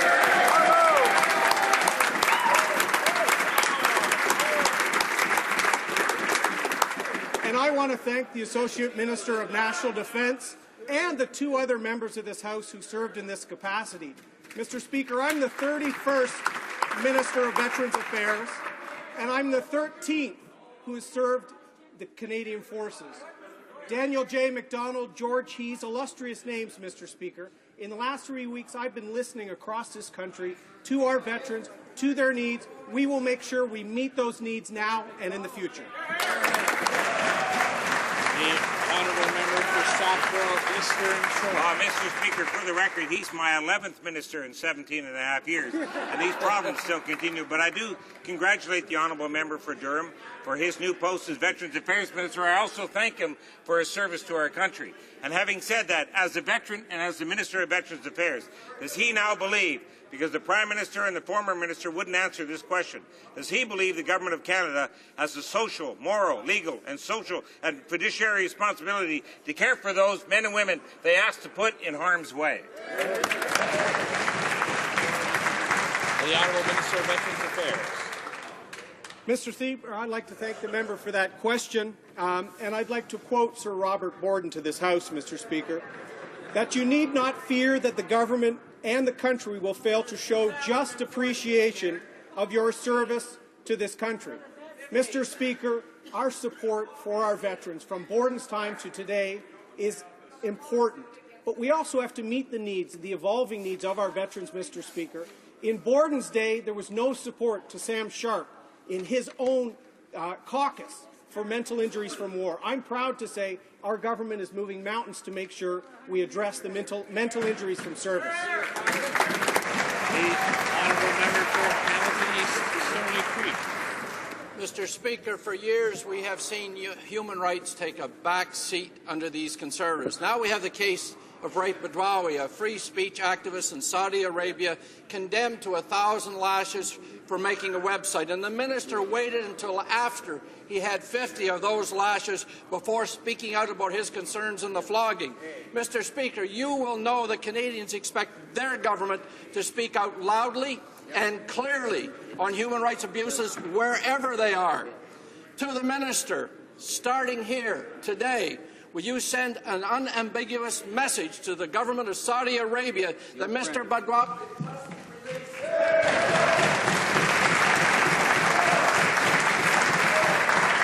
Just to remind the honourable member to address his questions through the chair, not directly at the minister. The honourable Minister of Foreign Affairs. Thank you, Mr. Speaker. Canada does consider the punishment of Mr. Badawi to be a violation, a very serious violation of human dignity, and we do continue to call for clemency in this case. The promotion and protection of human rights is integral to our policy, and we promote and protect human rights.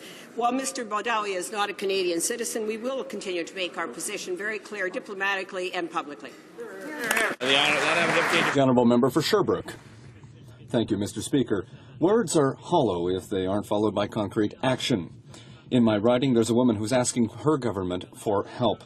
If the government really cares about human rights, now is the time to show it. Raif Badawi was sentenced to 1,000 lashes for creating a blog that displeased Saudi authorities. He's already received 50 lashes. How many more before the government puts out a clear position on this? When will the government finally act and pressure the government of Saudi Arabia to free this activist? Honourable Minister of State. Mr. Speaker, our government has been very clear. We have made our position known both publicly and diplomatically through diplomatic channels. We have called and continue to call for clemency in this case. while Mr. Badawi is not a Canadian citizen, we still continue to call for his clemency. The honourable member for Brant. Mr. Speaker, last week we saw how our government's strong support for manufacturing is creating jobs and generating economic growth in my community of Brantford and all across the region. Meanwhile, the Liberal leader was busy turning his back on Southern Ontario's manufacturing sector and on the hundreds of thousands of workers who depend on it. Many of my constituents were disappointed to hear the Liberal leader attack manufacturing. Can the minister responsible for FedDev Ontario update the House on our Conservative government's support for the manufacturing sector? The Honourable Minister of State. Southwestern Ontario's manufacturing sector is a driving force in Canada's economy, and our government is committed to helping these regional businesses and communities thrive. I, too, was shocked to hear the Liberal leader say that he has given up on Southwestern Ontario's manufacturing sector. Mr. Speaker, while the Liberal leader attacks and undermines this vital manufacturing sector, this Conservative government will continue to fight for these hardworking people, their families, and their jobs. Mr. Speaker, these comments are further proof that the Liberal leader is an economic novice who is completely incapable of managing Canada's economy.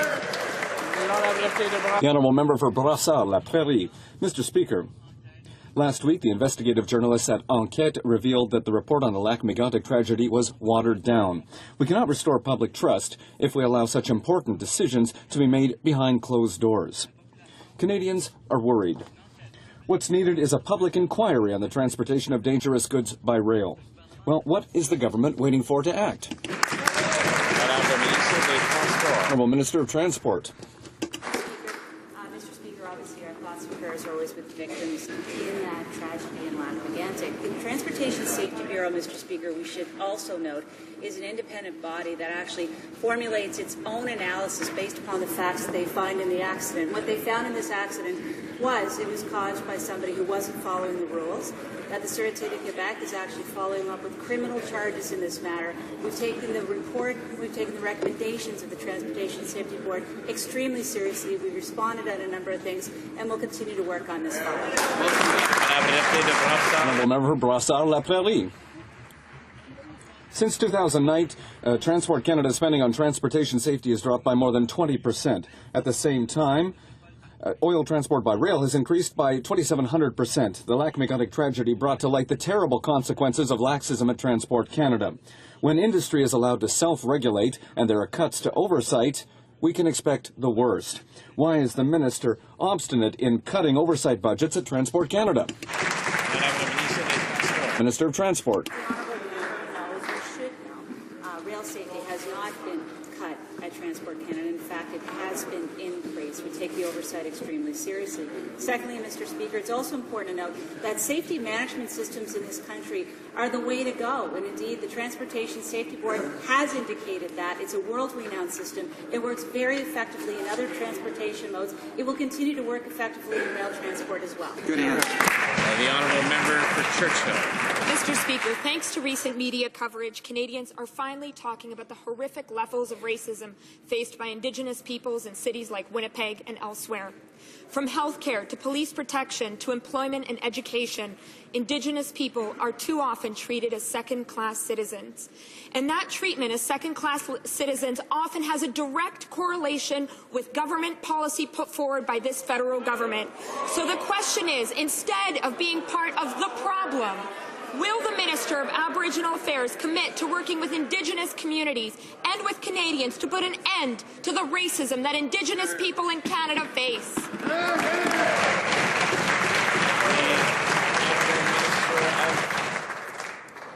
Mr. Speaker, our government believes that Aboriginal peoples should have the same quality of life, the same opportunities and the same choices as all other Canadians. And that's why we continue to work and take concrete action on priorities we share with First Nations, with Aboriginals, such as economic development, such as good governance skills, training, and advancing treaty negotiations and reconciliation. And we will continue in that vein, Mr. Speaker. The honourable member for Churchill. Mr. Speaker, Indigenous Canadians want action, not rhetoric, and that's what we need to end racism in this country. Speaking of systemic discrimination, let's talk about Nutrition North. People in northern communities have been forced to root around in garbage dumps to find food.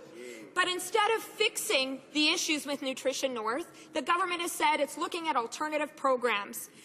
We are such a wealthy country. There is no excuse for people in the north of this country to look to the garbage dump for food. So the question is, why is the government refusing to take immediate action in fixing Nutrition North? Hear, hear.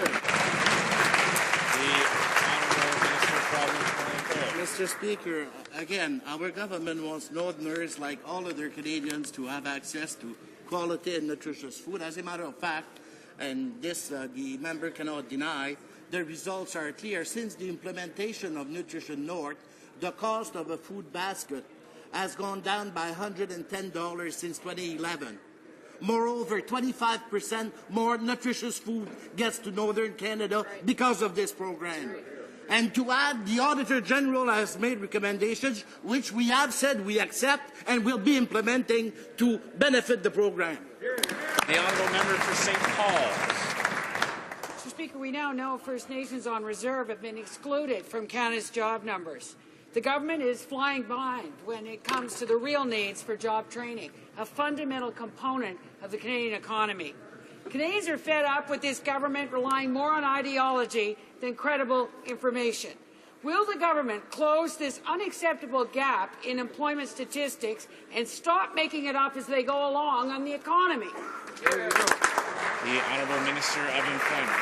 Well, Mr. Speaker, the fact of the matter is that Statistics Canada has never done surveys for the Labour Force Survey on reserves, including under the 13 years of the previous Liberal government, because Statistics Canada statisticians advise that there are very significant practical challenges to doing so. I have raised this with Stats Canada and asked that they come up with suggestions on how they can get better labour market information from reserves, because we do know that unemployment rates are typically far too high on Aboriginal reserves, which is why our government is investing record amounts in skills development and job training programs for Aboriginal people to ensure that they can benefit in Canada's prosperity. The member for Guelph. Mr. Speaker, I welcome the Minister of Veterans Affairs to his new role. I'm glad the Prime Minister has finally recognized how poorly he was treating veterans. A new face doesn't mean a change in attitude, though.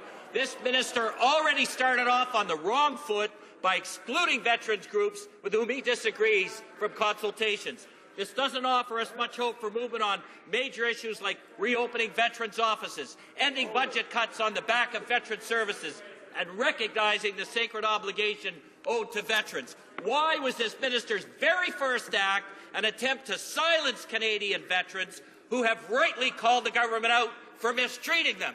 The Honourable Minister of Veterans Affairs.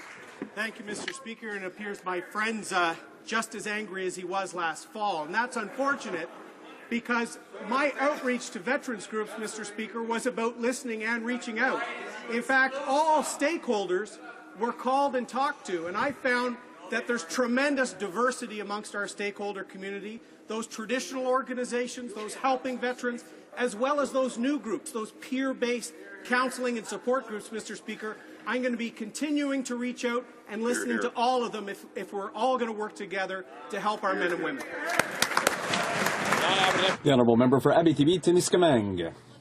In 1961, the Government of Canada made a terrible mistake when it allowed the use of thalidomide and kept it on the market for too long. It was only in 2014 that this House unanimously passed a motion in support of compensation for the victims. The government had until today to act on the terms of the motion, and nothing has been done. Can the minister guarantee that compensation will be provided to victims as quickly as possible? The Honourable Parliamentary Secretary. Absolutely assure the House that we remain committed to working collaboratively with the survivors to ensure that their health care needs are supported. Officials from Health Canada are working to undertake the analyses needed to approve spending. As you can imagine, in government, all sorts of spending programs will have checks and balances that need to be covered off. And so we're hopeful that the Minister will be able to make an announcement very shortly. The honourable member from Victoria. Mr. Speaker, thalidomide survivors just don't have the luxury of time. They've been suffering from their disabilities for their whole lives. The Canadian government told their mothers that thalidomide was safe. That means we have a moral responsibility to provide them with support now. In December, this House vowed to make things right, but today an important deadline has passed and the government still has not moved to action. Will the minister act quickly to give survivors the support they so desperately need? The Honourable Parliamentary Secretary, Minister of Health. Nothing can ever undo the pain and suffering that has been inflicted on these survivors. This tragic event from the 1960s reminds us why we need to take drug safety so very seriously. I've had the pleasure of meeting with many members of the Thalidomide Victims Association of Canada and will continue working to ensure survivors are properly supported. We hope that the Minister will be able to make an announcement very shortly. The honourable member for Thornhill. Mr. Speaker, earlier this month we witnessed the terrorist attacks in Paris. One of the targets was, tragically, a kosher grocery store. Mr. Speaker, too often we've seen that enemies of freedom and democratic rights target their hatred against the Jewish people. Anti-Semitism is globally on the rise, and we must stand ready to fight this rising hatred. Can the Minister for Citizenship and Immigration please update this House on our government's efforts to combat anti-Semitism? The Honourable Minister of Citizenship and Immigration. Mr. Speaker, and on behalf of all members of this House, I'd like to thank the member from Thornhill for his leadership on this issue across Canada, around the world, in opposing anti-Semitism in all of its forms. As the member said, with Canada and the international community standing up to the menace of terrorism, to the ideology of hatred and violence it represents, we find ourselves increasingly dealing with the scourge of anti-Semitism, one that we thought had been left behind. And that is why, Mr. Speaker, Canada continues to participate in a meeting of the UN just last week called by Israel to address the rise of anti-Semitism. We outlined our government's leadership on these issues, which will continue under the Prime Minister's leadership, which will continue with the participation of everyone on these benches. We've opposed efforts to promote Holocaust remembrance and are opposing the deeply misguided boycott, divestment and sanctions campaign. Mr. Speaker, this government will stand on the principle of opposing anti-Semitism. The honourable member for Saint-Laurent, Cartierville. Mr. Speaker, the Foreign Affairs Minister initially refused to intervene for Raif Badawi on the grounds that he's not Canadian. The Liberal opposition insisted that the minister publicly denounce the cruel and inhuman punishment being inflicted on this blogger and call on Saudi authorities to rescind the sentence, as has been done by the United Nations, the American government, and a number of other governments and Nobel Prize winners. Will the Prime Minister intervene directly with the new King of Saudi Arabia, as requested by Mr. Badawi's wife? Honourable Minister of State.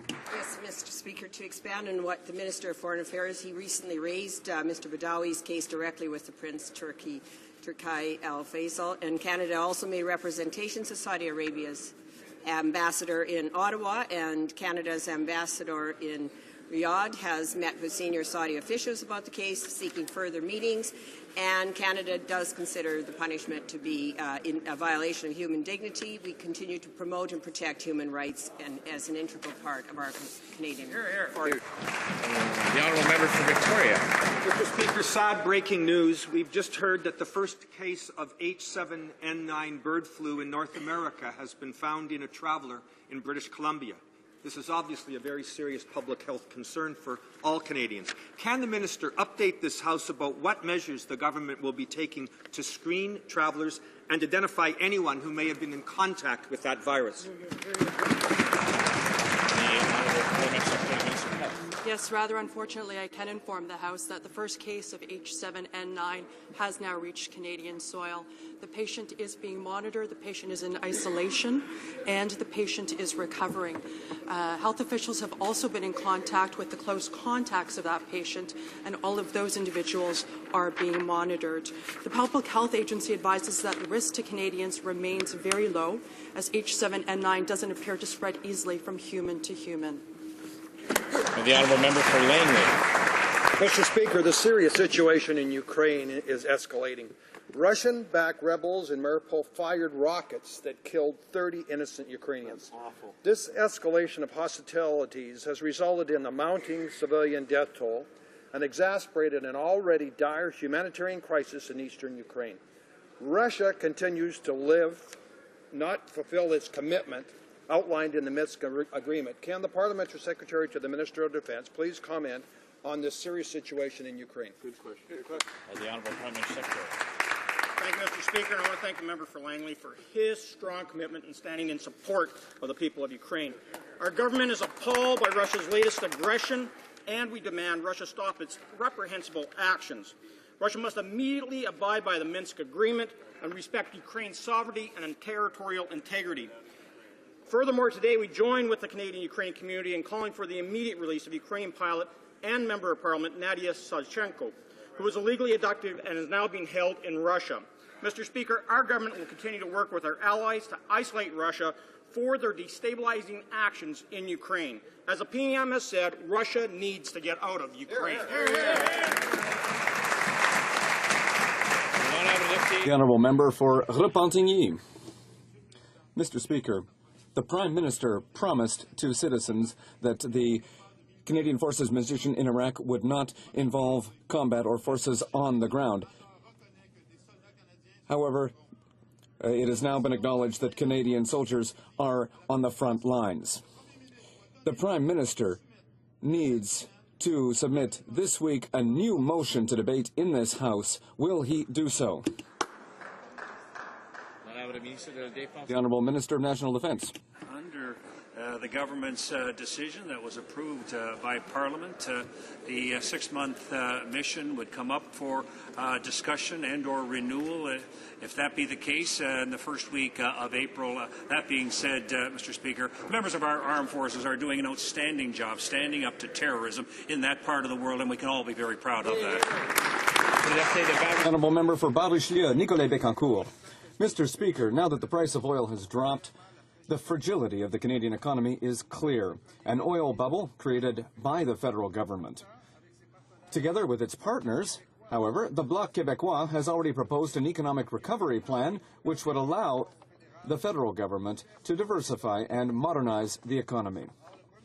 Yesterday, the Prime Minister said that he wanted to strongly encourage the manufacturing sector to favor Ontario and seduce voters. But what has he proposed for Quebec?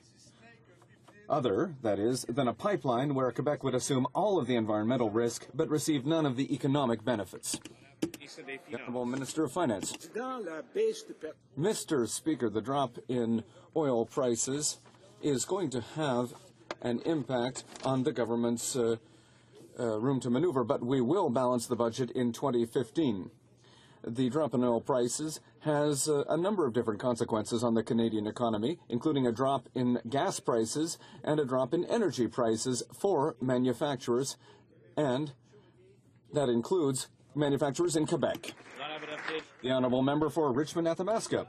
Mr. Speaker, the government has been caught with its pants down thanks to an economic strategy based entirely on oil production. This government, which didn't think that there was an economic crisis in 2008, didn't see the fall in oil prices coming, and now its re-election platform is in a shambles. And here's what worries us.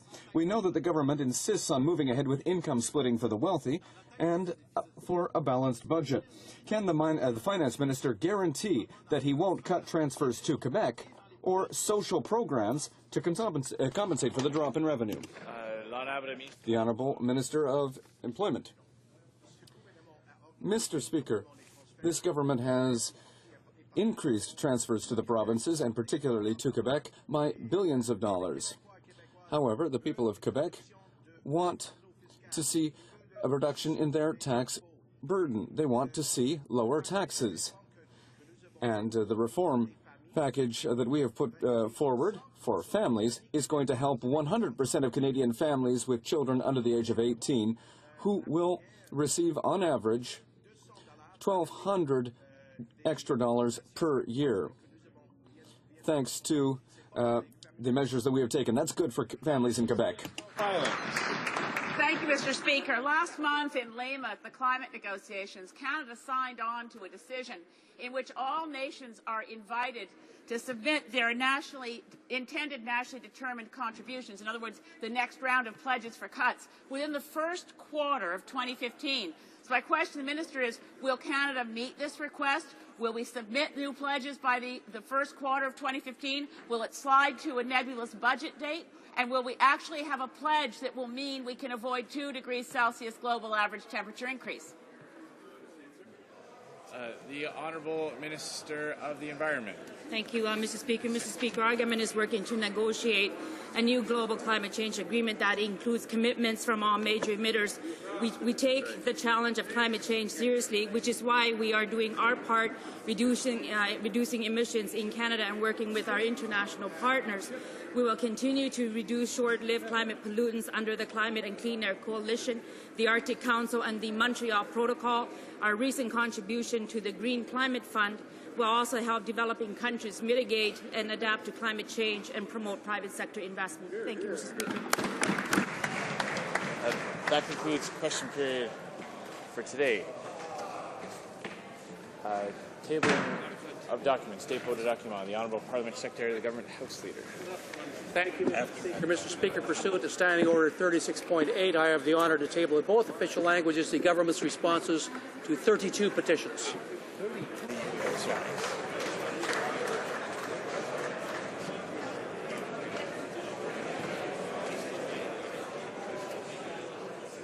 The Honourable Minister of National Revenue.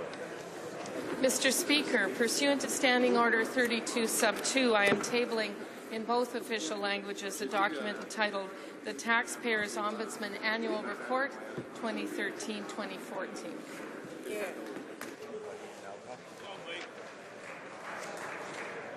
Introduction of government bills. Déclaration de ministres. Statements by ministers. Reports from interparliamentary delegations. Presenting reports from committees. The Honourable Member for Elgin, Middlesex, London. Well, thank you, Mr. Speaker. I have the honour to present in both official languages the 29th report of the Standing Committee on Procedure and House Affairs entitled Bill C-586, an act to amend the Canada Elections Act and the Parliament of Canada Act, candidacy and caucus reforms. The committee has studied the bill and has decided to report the bill back to the House with amendments. Introduction of private members' bills. First reading of Senate public bills. Motions. Motion. The Honourable Government House Leader. Much, Mr. Speaker, and strictly speaking, this is not a motion, but it is an opportune time for me to rise and confirm for the House information that was given to the opposition parties early last week. That being that tomorrow shall be the first allotted day, and the House will debate a topic of the New Democrats' choosing. Thursday shall be the second allotted day, when it will be the Liberals' next chance to share with us some insight into their policy positions. Motions. Motion. Presenting petitions. Présentation des pétitions. The Honourable Member for Red Deer. Thank you very much, Mr. Speaker, and it's certainly a pleasure to rise today on behalf of many Canadians and to present this petition regarding impaired driving causing death. These citizens want to see tougher laws and the implementation of new mandatory minimum sentences for those persons convicted of impaired driving causing death. Thank you very much, Mr. Speaker. The Honourable Member for Chambly, L'Honorable Député de Chambly-Bourdois. Honourable Member for Chambly-Bourdois. Thank you, Mr. Speaker. I have the pleasure of presenting a petition signed by many constituents in my riding who support my colleague from London, Fanshawe, in her strategy to help seniors. We know that there are seniors who have great needs because they need affordable housing, and this significantly affects seniors, and that's why we think it's important for the Government of Canada to act, and this is what the signatories to this petition want. Thank you very much, Mr. Speaker. I have the honour to table a petition today signed by many people in Regina and elsewhere across Canada, expressing their concern about the rights and interests of small-scale farmers, both in Canada and around the world, and they call upon the Canadian government to adopt policies and programs that will protect the rights of small family farms to preserve, use, and freely exchange seeds.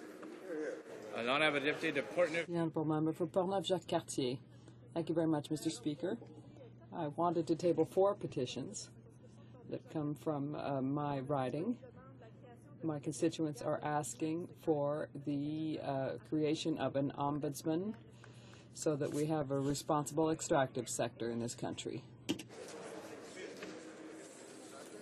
Thank you, Mr. Speaker. Mr. Speaker, I have the privilege to present in the House today a petition signed by hundreds of residents of southeastern New Brunswick, really concerned about the government's cuts to Canada Post and what the layoff of so many employees of Canada Post and the potential closure of so many small rural post offices will mean for seniors, for persons living with disabilities and small communities, and they're asking the government to reverse this ill-conceived plan from Canada Post. The Honourable Member for Alfred-Pellan. Thank you very much, Mr. Speaker. I'm very pleased to rise in this House today to table a petition signed by dozens of people from the North Shore and Laval, who in fact are asking the government to support my bill C-608 to adopt the National Midwife Day Bill. Thank you, Mr. Speaker. I have a petition signed by many of my constituents asking the federal government to help with caregivers and to stop cutting public services which are provided to citizens. Member for Sanisco Islands. Speaker, my honor to rise today to present petitions on behalf of petitioners primarily from Mississauga, Ontario, but also from Victoria and even from Sydney, within Sanisco Islands. All of them are calling on this government to save the CBC, to provide steady, predictable, long-term funding, and reduce the brutal recent cuts. Thank you, Mr. Speaker. Presenting petitions, the Honourable Member for Thunder Bay, Superior North. Mr. Speaker, I have a petition from hundreds of Canadians from across the entire country concerned about the Northwest Pipeline in BC. They're very concerned about it, but the particular focus of the petition is they want the government to allow the National Energy Board and the regulatory agencies to do their work and to not interfere in the process and to stop supporting the pipeline project explicitly. Thank you, Mr. Speaker. The Honourable Member for Winnipeg North. Thank you, Mr. Speaker. I too rise today on behalf of a number of residents of Winnipeg North that have expressed a great deal of interest in an issue that they would like to see that Canada ensure that Canadian policies and programs are developed in consultation with the small family farmers and that they protect the rights of small family farms in the Global South to preserve, use and freely exchange seeds. Thank you, Mr. Speaker. The Honourable Member for Etobicoke North. Reached critical levels according to a continent-wide survey. African forest elephant population levels declined 62% between 2002 and 2011. The petitioners call upon the Parliament of Canada to adopt a unanimous motion to support the implementation of the African Elephant Action Plan and to provide financial contributions to the fund to assist African and Asian elephant range states improve their capacity to manage and conserve their populations and to destroy Canada's stockpile of confiscated ivory to enforce the message that ivory is not a legitimate consumer product. Presenting petitions, présentation des pétitions. Questions on the order paper. The Honourable Parliamentary Secretary of the Government House Leader. Thank you, Mr. Speaker. Mr. Speaker, the following questions will be answered today. Q 773, 777, 781, 785, 791, 792, 795, Q 800 to 803, 809, 810, 815, 819, Q 822 to 825, 829, Q 832 to 837, 839, 844 to 846, 858, 862, Q 870 to Q 872, 883, 885, 886, 889, 891, 911, 915, Q 919, and Q 932. Furthermore, Mr. Speaker, if questions number Q 768 to 772, 774, 778 to 780, 782 to 784, 786 to 790, 793, 794, 796 to 799, Q 804 to 808, 811 to 814, 816 to 818, 820, 821, 826 to 828, 830, 831, 838, 840 to 843, 847 to 857, 859 to 861, 863 to 869, 873 to 882, 884, 887, 888, 890, 892 to 910, 912 to 914, 916 to 918, 920 to 931, 933, as well as Q 934 could be made orders for returns. These returns would be tabled immediately. Well, I'm sure we could consult the tapes to get some clarity. Is it the pledge of the House that the aforementioned questions be made orders for return and that they be tabled immediately? Agreed? Agreed and so ordered. The Chair, the Honourable Parliamentary Secretary, the Government House Leader. Thank you, Mr. Speaker. I thank my colleagues on the opposite side for agreeing to those as well. Mr. Speaker, I ask that the remaining questions be allowed to stand. And is that agreed? Agreed and so ordered. The Chair has notice of a, the Honourable Minister, okay. The Chair has notice of a request for an emergency debate from the Honourable Member for St. John's East, and I will hear him now. Thank you, Mr. Speaker. I rise under Standing Order 52, Sub 2, asking for an emergency debate in this House on the issue of the military mission of the Canadian Forces in Iraq. It arises as a result of revelations made only in the past week, and this is the first opportunity to raise the matter of the engagement of the Canadian Forces in matters that were not contemplated by this House during the authorization that was given on October 7th for a mission to Iraq, and in fact, contrary to those assurances given in this House by the Prime Minister, in the Foreign Affairs Committee by the Minister of National Defence, and since then repeatedly by the Chief of Defence Staff, that the engagement of the Canadian Forces on the ground troops, would not be involved in combat. And we have 3 occasions now, and one revealed last week, 2 more today, of engagement by Canadian Forces, Special Operations Forces, in firefights or gun battles with the ISIL operatives on the other side, spending considerable time, some 20% plus, routinely on the front lines, in harm's way, in reach of machine gun fire, which is an indication of how close, in fact, they are, and that this is not contemplated. In fact, when asked specific questions, the Prime Minister in this House, the Minister of Defence before committee, as to whether or not we would be painting targets for the airstrikes by our ground forces, when the Minister was asked specifically the same questions in the Foreign Affairs Committee, we were repeatedly assured that there would be no combat engagement by our Canadian Forces troops. These messages, of course, came as the news in the last week and this morning came as a shock to Canadians who were assured that this would not be the case. This Parliament gave the authorization for that mission back on October the 7th. The mission, as has been described in the last week, is very different from what Canadians were assured of and what this House was assured of and what this House was led to expect. And I think it's an opportune time for a full debate in Parliament about this. Other opportunities, such as question period, are not sufficient to respond. We see the kind of rhetorical response that we're getting today. We need a more fulsome debate, and an emergency Standing Order 52.2 is an opportunity for that debate. Parliament was where this motion was brought down in October, and Parliament is where this debate should take place. The emergency debate procedure is there. The conflicting messages from the government and military officials have left Canadians confused about what risks our troops are confronting in Iraq and the extent of parliamentary authorization for this mission.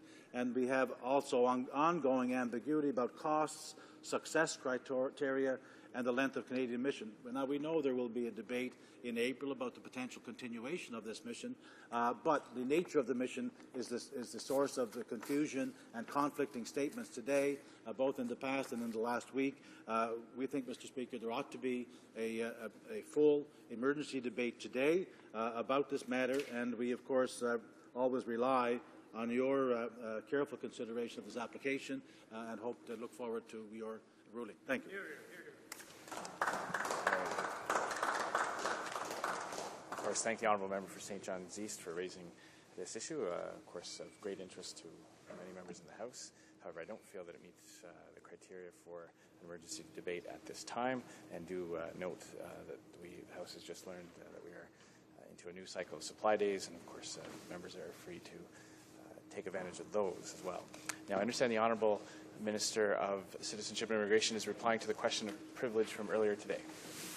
Thank you, Mr. Speaker. Yes, this question of privilege raised by the Honourable Member for Pierrefonds Dollard respecting Order Paper Question 393 is based on documents released by my department, the Department of Citizenship and Immigration, under the Access to Information Act on or about November 17, 2014. And as you know, House Commons Procedure and Practice, second edition at page 143, offers this relevant guidance for us all. The matter of privilege to be raised in the House must have recently occurred. Therefore, the member must satisfy the Speaker that he or she is bringing the matter to the attention of the House as soon as practicable after becoming aware of the situation. When a member has not fulfilled this important requirement, the Speaker has ruled that the matter is not a prima facie question of privilege. Mr. Speaker, the honourable member effectively had a month prior to the Christmas adjournment to bring forward her issue. Nonetheless, Mr. Speaker, her question of privilege also fails on the merits. As you've stated in the past, on April 3rd, 2012, at page 6857 of the debates, quote, there has been a notable increase in the length of the questions submitted. As noted on various occasions by government spokespersons, the length of questions can, in turn, have an impact on the ability to provide an answer within the 45-day limit and may require considerable resources, unquote. If I may read out the question, Mr. Speaker, and I'll just summarize it, you will in fact see that question Q393 required a lengthy search of CIC records, which was not feasible in the mandated time frame. Here it is. Quote, with regard to Citizenship and Immigration Canada, A, what was the budget for processing visa applications between 2005 and 2014, broken down by fiscal year, processing center, international student visas, work permits, broken down in turn by temporary workers, live-in caregivers, business people and students, temporary visas, broken down in turn by tourists, business, super visas, and transit visas. And then the same information, broken down in similar ways for the budget for processing immigration applications between 2005 and 2014, the number of full-time equivalent staff allocated to each processing center between 2005 and 2014, the average wait time for processing of visa applications between 2005 and 2014, broken down by similar distinctions, the average wait time for processing of immigration applications between 2005 and 2014, the budget for processing private sponsorship of refugee applications, how many full-time equivalent staff were allocated the processing of private sponsorship of refugee applications, the average wait time for processing of private sponsorship of refugee applications between 2005 and 2014. Mr. Speaker, what was asked for were operational details down to the individual case for an entire decade of our department's work. Just one of those requests, and I noted that there are about 10 major headings in the request, would have involved the review and the analysis of 16 million items from the department's records. And so it was clear to us, as I think it would be clear to you and to this House, that the 45-day limit would not have been met under any circumstances, and that the reasonableness of this request, as with other requests, regrettably, that we've seen made by the opposition of late, Mr. Speaker, is very much in question. As Minister, Mr. Speaker, I rely on the advice of our hardworking public service to carry out my duties, including those mandated by standing orders. The answers provided to this House by way of written questions are no different. Indeed, a full reading of the 70-some pages released under the Access to Information Act, rather than the narrow selection offered of just a few words, easily show that 45-day response deadline for this very extensive question posed a challenge to a number of officials in the department. Despite this, those public servants made every attempt to provide the member with the requested information. Due to the length and breadth of the question, the amount of time needed to research and the information requested meant that the deadline imposed by the standing orders could not be met. On page 522 of O'Brien and Busk, we find the following statement, quote, as with oral questions, it is acceptable for the government in responding to a written question to indicate to the House that it cannot supply an answer, unquote. Mr. Speaker, it was this practice that public servants invoked when advising me that they would not be able to provide an answer to this question within the mandated timeline. And it was on that advice that I provided the response to question Q393. Furthermore, your role with regards to written questions is limited and clearly spelled out in O'Brien and Busk. Also on page 522, it clearly states that, quote, there are no provisions in the rules for the Speaker to review government responses to questions, unquote. A long line of Speaker's decisions confirm this point, including most recently your ruling on April 3rd, 2014, at page 4207 of the debates respecting Order Paper Question 176. As such, Mr. Speaker, I respectively submit that there is no prima facie case of privilege to be found here. I understand that the member for Pierrefonds-Dollard may not be satisfied with the response provided. Perhaps the member will bear in mind Standing Order 39.5a. A member, quote, a member may request that the ministry respond to a specific question within 45 days by so indicating when filing his or her question, unquote, when filing written questions in the future. I, as minister, and the entire Department of Citizenship and Immigration stand ready to continue responding to any order paper questions, petitions, question period questions, access to information requests, or other correspondence concerning the policies and programs we deliver for newcomers and citizens on behalf of all Canadians. Merci, Monsieur le Président. Thank you, Mr. Speaker. Honourable member for Burnaby, New Westminster. Merci beaucoup, Monsieur le Président. Thank you very much, Mr. Speaker. In fact, this issue was raised this morning by the member for Pierrefonds-Dollard, and the minister touched on three aspects that need to be clarified. First of all, the member wasn't aware of the impact of the minister's intervention, who his officials had said that the work was doable. So it was at that point, in fact, that we received the information. And of course, she wanted to raise this breach of privilege in the House. So with respect to the timing factor, the documentation was already there. And secondly, the most important point is, as the member for Pierrefonds-Dollard said this morning, there was a reply from the public servant saying that the work was feasible on May 2nd, 2014. Information came out following that request for access to information, and I'll quote from the comments of the member. 2nd, 2014, then ordered the officials who worked on this issue to stop their work because, and I quote, the Office of the Minister has come back to advise the Office of the Assistant Deputy Minister for Operations that we will use the same response we provided to Q359. Alors, la question était très... So the issue was feasible. It was possible to do the work. And this is directly linked to her work as a parliamentarian. So for the minister to say, well, it's an issue that needs more time, no, the public servants, the officials had said, yes, we can reply. And secondly, Mr. Speaker, as the member for Pierrefonds-Dollard proved this morning, there is a direct link between this issue and her work. She's being prevented of having normal information that she should have as part of this process. I thank both the Minister and the Opposition House Leader for their further contributions to this question, and of course we'll come back to the House in due time. Orders of the day, ordre du jour. Orders of the day, government orders, government bills, Commons, consideration at report stage of Bill C-21, Red Tape Reduction Act. There being no motions at report stage, the House will now proceed without debate to the putting of the question on the motion to concur in the bill at report stage. Monsieur Clement, appelé par Monsieur Alexander. Mr. Clement, seconded by Mr. Alexander, moves that Bill C-21, an act to control the administrative burden that regulations impose on businesses, be concurred in at report stage. To adopt the motion. On division? On division? I declare the motion carried on division. When shall the bill be read a third time? Oh, right now. Okay. Mr. Clement, seconded by Mr. Alexander, moves that Bill C-21, an act to control the administrative burden that regulations impose on businesses, be now read a third time and do pass. Debate. The Honourable President of the Treasury Board. Thank you, Mr. Speaker. Always a pleasure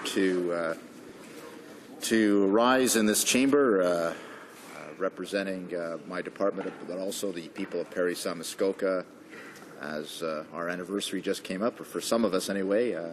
I'm currently in my 10th year of representation at this point. So, well, 9 years means you're in your 10th year. That's how it works. I'm just trying to get the age and longevity figured out there, but thank you very much. I do want to thank the people of Parry Sound Muskoka for their confidence in me, but I do want to talk about this legislation as well. It is one of the first of its kind in the world, and it will enshrine into law a rule that has been in place since April of 2012 administratively in this government, and it goes to our pledge to the people of Canada to continue to find ways to create new jobs and growth and rebuild our economy, create new opportunity. And one of the ways that we do that is by supporting small businesses in our communities and promote small business growth throughout the country. Notre plan visant Our plan to reduce the administrative burden will achieve those objectives. Quite simply, when a new regulation that imposes an administrative burden is introduced, the law would require that another one be repealed. Specifically, what we do is, I think, unprecedented in these kinds of operations around the world. We monetize the value of the administrative burden, and then we declare that that monetary value be offset by other regulatory changes. This, I believe, enhances transparency and accountability, and we further do so through an annual report reporting on the implementation. Now, what the bill won't do, this is very important, it will not compromise public health or public safety or the efficient operation of the Canadian economy. Le projet de loi ne compromise. The bill will not compromise public health, public safety, or the Canadian economy. Some may ask, why does reducing red tape matter? Well, red tape gets in the way of jobs, of growth, and of improving Canadians' lives. Complying with the information obligation of 12 of the most common federal, provincial, and municipal regulations in 5 sectors of the economy works out to a total cost to our small businesses of $1.1 billion per year. On average, the annual time per establishment, small business establishment, to comply with legislative tax requirements was 15 hours at an annual cost to these small businesses of $1,724. This, Mr. Speaker, is a hidden tax that hits the little guy or gal hardest. So it was 4 years ago now that we launched the Red Tape Reduction Commission. We asked how red tape was killing jobs and asked for recommendations on how to fix these problems. Now, this commission, Mr. Speaker, went coast to coast. We had 15 roundtables, 13 cities, and over 200 participants, along with online consultations and a dedicated website. What we heard was Canadians needed one for one, and they needed what became known as the Red Tape Reduction Action Plan. We introduced this regulation as a pilot project in April 2012, and the result is a reduction in the burden by some $24 million and a net reduction of 20 regulations. I want to give you some examples. We changed the Corporate Returns Act to collect financial and ownership information on corporations doing business in Canada. Now only corporations with revenues of more than $200 million or assets of over $600 million or foreign debt and equity over $1 million will have to report financial and ownership information. 32,000 businesses will no longer be required to file this complex government return. This one change saves our small businesses $1.2 million per year, Mr. Speaker.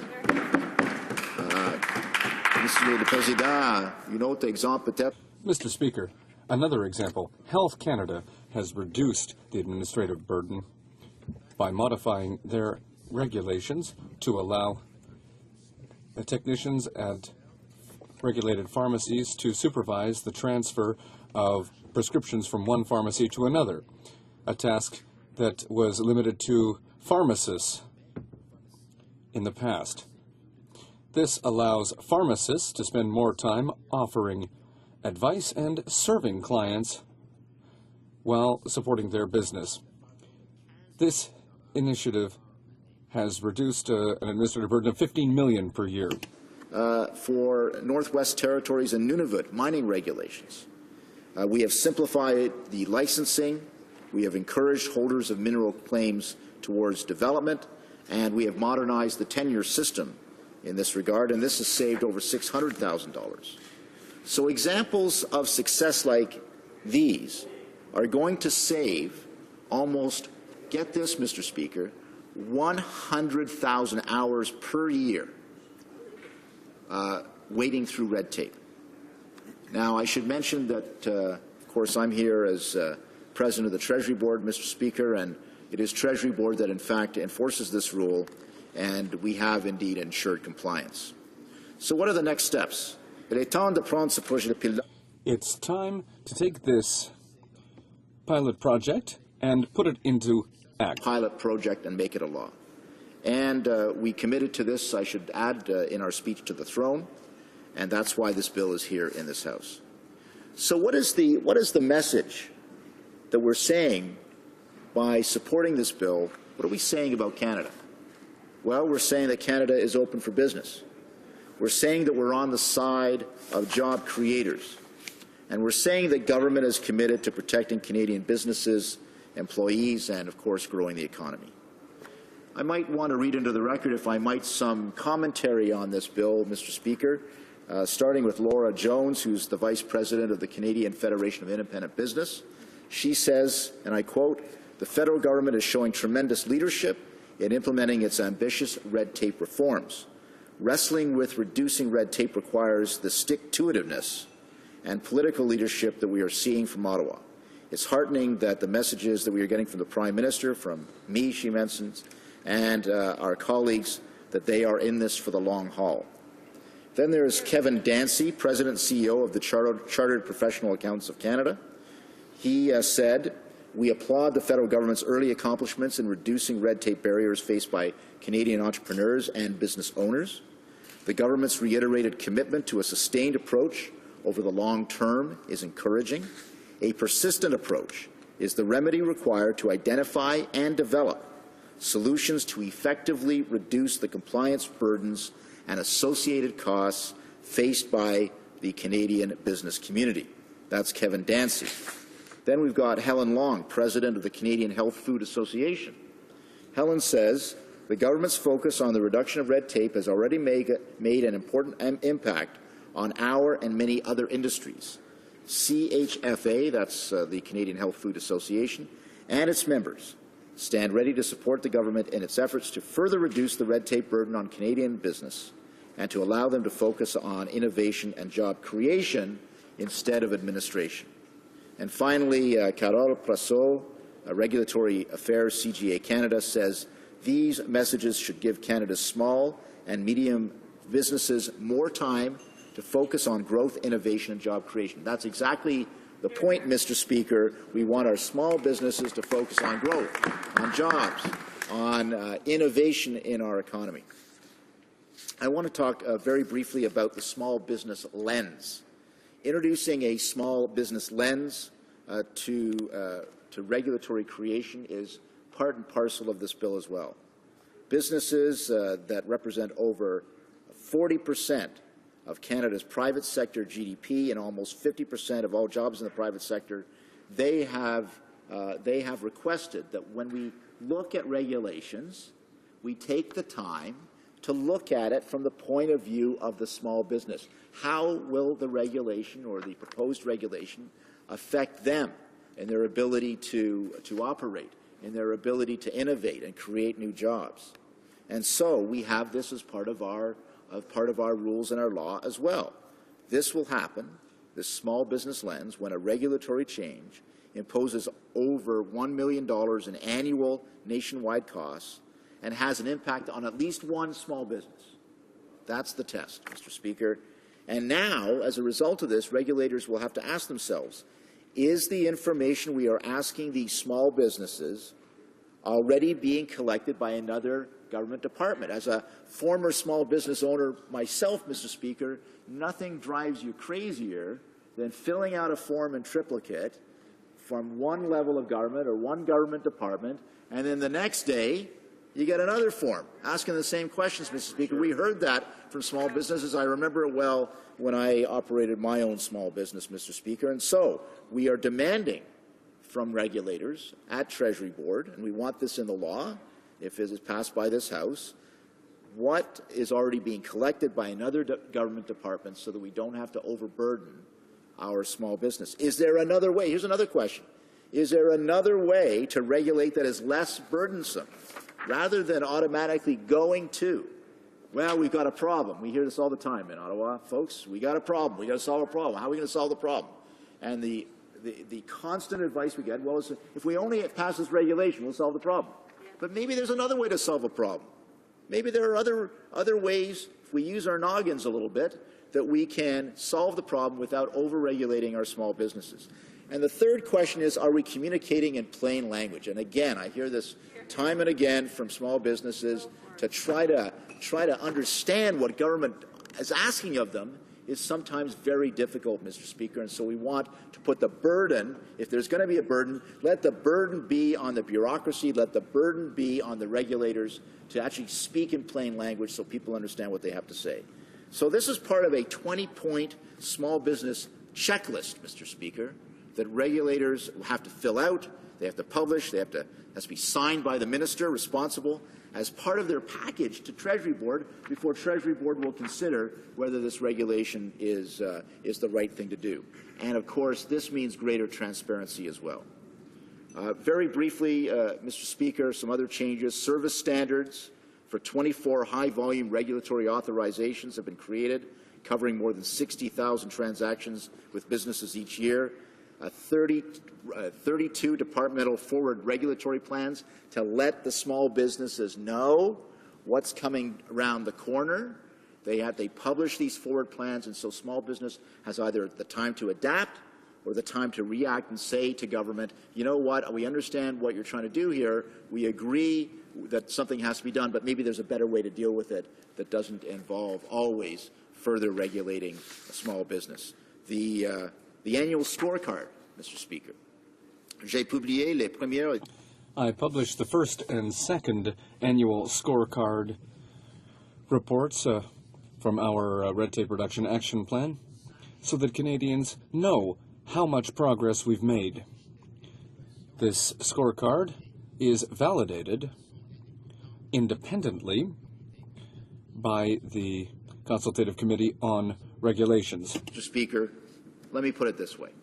Low taxes, less red tape, more growth, more prosperity, balanced budgets, safe streets and communities, and a belief that this is the best country in the world in which to live and in which to do business. That is our aspiration. That's our record, but we want to move forward as well. Thank you. Merci. Questions and comments? The honourable member for Pontiac. Well, thank you, Mr. Speaker. I think Canadians have a right now to be asking themselves some pretty profound questions about whether or not this government actually does want to reduce red tape. First of all, if we look at the infrastructure program and the bureaucracy they have created for municipalities and businesses that the municipalities have to deal with, we're talking about delays of up to 18 months right now just to deliver a project. Secondly, talk about employment insurance. The amount of red tape now that small and medium-sized businesses have to do just to track employment insurance is ridiculous. So, first of all, we've got to question whether or not there's truly a motive to change the red tape for small and medium-sized businesses. But perhaps more importantly, the President of the Treasury Board, the Minister, has given himself powers, significant powers, in order to gut health, safety and environmental regulations and standards in this country, putting in danger the future of Canadians. what does he say to Canadians who are worried that he'll use his own noggin, his own judgment, when it comes to their safety and security and health? The Honourable President of the Treasury Board. I thank the honourable member for his comment and his question. Of course, it's very specific, Mr. Speaker, and we've operated this way over the last couple of years, that health and safety impacts, of course, are exempt from the one-for-one rule. That is to say that regulators who are fixing a problem that that will then have a positive impact on the health and safety of Canadians, they are not required to find another regulation to offset that particular rule, Mr. Speaker. And I would only say, Mr. Speaker, I mean, look, I'm not standing here saying that, with a wave of a magic wand, every single regulation is going to be off the books. No, of course. There is need to have regulation, and the honourable members would be, quite frankly, the first to stand up in this House and complain if we did not have rules in place to ensure the accountability of tax dollars. And some of the rules that he refers to are there to make sure that when a tax dollar is spent, there is accountability for that. They'd be the first ones to complain if we did not do that, Mr. Speaker. Questions and comments. The Honourable Member for Winnipeg North. Yes, thank you, Mr. Speaker. I've had the opportunity to meet with business people. I know many of my colleagues within the Liberal caucus have spent time trying to assist and get a better understanding of businesses across Canada. And let there be no doubt, there is a great deal of frustration in terms of the amount of administration that is there, and amount of administrative work that's necessary in order to be able to meet those that red tape that's currently in place. My question to the President of the Treasury Board is with respect to why it is that we have seen a lack of leadership coming from this government in terms of working with other levels of government and doing what they can jointly work on together in order to reduce the red tape, Mr. Speaker. There is no doubt if you talk to the individual business person, they will tell you that there's far too much paperwork, far too much regulation, and we're talking about the small businesses that are in all regions of the country. What is the minister doing to ensure that there's strong leadership, a sense of cooperation with all the stakeholders to reduce red tape? The Honourable President of the Treasury Board. Again, I thank the honourable member for his commentary and his question. Indeed, it is important where we can to work together with other levels and orders of government in order to work together. And I, in fact, have done that myself. I know that we have worked with various other provinces, for instance, and have explained our red tape reduction efforts to the province of British Columbia and other provinces. That's the one that first comes to mind, Mr. Speaker. So that is part of it as well. And in fact, we do require when regulators come before Treasury Board, we do require them to have a tour d'horizon of other regulatory impacts and whether they've had those discussions as well, Mr. Speaker. So I think that this is an important aspect. I contend we are doing that, but I thank the honourable member for raising it in this place as well. Questions and comments. The Honourable Member for Kitchener-Conestoga. Well, thank you, Mr. Speaker. I want to thank our Minister and I thank our government for the initiative on this red tape reduction. The Minister mentioned that the amount of paperwork burden that companies are saddled with can often be very prohibitive. And I think that's especially true, Mr. Speaker, when you're dealing with small and medium enterprises. A larger company can possibly afford to hire a full-time person to fill out the reams and reams of paperwork, but a small company with 10 or 12 or 15 employees has a much more difficult time getting to that task. And I wonder if the Minister could just highlight how this particular measure will benefit all companies, but especially will benefit those small and medium enterprises that are responsible for 90% of the business in our country. Thank you, Mr. The Honourable President of the Treasury Board. Well, the honourable member for Kitchener-Conestoga is quite right, and what we have tried to do is listen specifically to the small and medium-sized enterprises and their specific concerns. When we went around and had our roundtables and our discussions, and I continue those to this day. As a matter of fact, when I do my pre-budget roundtables across the country, this is one of the items that I always touch upon. It was very clear that small and medium-sized enterprises don't have the ability many times to specifically dedicate people who deal with regulation on a daily basis, and so we have heard that. We have already reduced, just through our administrative work prior to this bill coming before this House, about 100,000 hours of regulatory burden that small businesses face. So that's a tangible number, Mr. Speaker. And we also heard from small businesses about dozens of ideas of specific regulations that have no impact on health or safety, but perhaps they had some meaning or purpose 20 or 30 or 40 years ago, but now they don't have that purpose, and in fact we are working our way through their suggestions on how to make those regulations either disappear entirely or be less burdensome. Questions and comments? Questions et commentaires? Questions et commentaires? Resuming debate. Reprise de débat. Resuming debate, the honourable member for Pontiac. Merci, Monsieur le Président. Thank you, Mr. Speaker. And since it's my first time on my feet giving a speech, I'd like to say Happy New Year to all my constituents. Happy New Year to you. Bonne année à tous mes concitoyens. Happy New Year. Happy New Year to all my constituents. And 2015 will undoubtedly be a very interesting year. A year which, I have no doubt, will end up bringing a fundamental change to Canadian politics with an NDP government in power. Personne ne peut être contre la... Nobody can be against virtue, no doubt. But this bill is far from virtuous, Mr. Speaker. Let me be crystal clear with Canadians. I believe, as my party believes, in the principle of reducing red tape.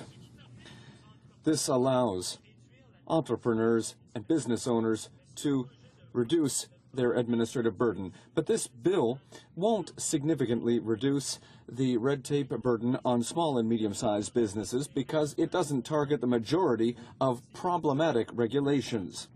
In other words, all of the red tape that is necessary to deal with the Canada Revenue Agency and taxes. When small and medium-sized businesses complain about red tape, they're mainly complaining about the red tape from the Canada Revenue Agency. It's difficult to believe, then, that the Conservatives are sincere in their desire to reduce red tape. In fact, they've done completely the opposite with the Building Canada Fund. Instead of helping municipalities and small and medium-sized businesses undertake infrastructure projects in acceptable timeframes, the Conservatives have put in place a long and cumbersome bureaucracy and a bureaucratic system for any project of over $100 million. This creates delays of up to 18 months that delay important projects. It's happened in my riding and in my colleagues' ridings. They did the same thing with their so-called EI reform, which requires employers to give more and more information on their employees. And they're not really helping SMEs with training, with information that would allow them to ensure that they know how to fill out and send in any administrative forms. We truly want to offer support to small and medium-sized businesses. We can do better than this bill. For example, the Conservatives are dragging their feet when it comes to taking real, concrete measures to deal with with uncompetitive credit card fees that our business people have to pay to the credit card emitters. So that's more red tape, more bureaucracy. If the Conservatives really wanted to help small businesses, they would support the NDP's proposal to create an ombudsman position to deal with credit card fees. This was a simple and reasonable solution, but it was rejected by this government. No, this is not a serious bill, Mr. Speaker. The underlying idea is good, but this bill won't give the desired results. What we need to do to help small businesses is we need to find the problems in the system and we need to get rid of them. A simple study could be done. The one-for-one rule is too vague, and nothing guarantees that it will be effective. We also need to stop showering small and medium-sized businesses with words. We need to help them in a concrete manner, whether that be through the small business hiring credit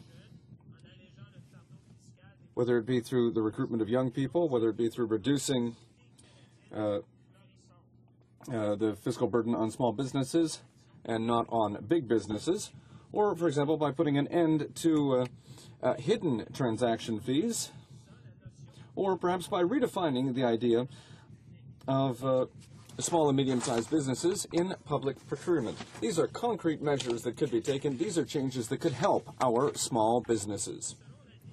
In fact, members are not sure what, according to the actual definition, small and medium businesses are for the government.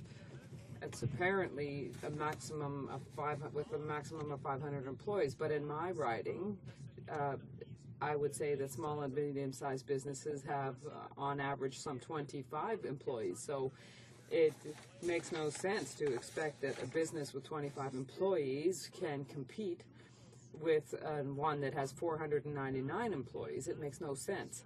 The system is not designed to take into account criteria such as the profit margin and the size of the workforce.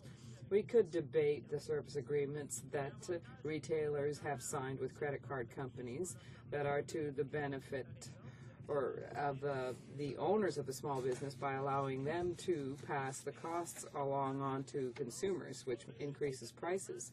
Even if the Competition Tribunal recently rejected a court action against Visa and MasterCard, the very fact that they're asking an institution for a regulatory framework concerning anti-competitive practices exists. So, moreover, small and medium-sized businesses have also to create a tax credit for businesses that hire and train young people, or subsidies designed to help them grow.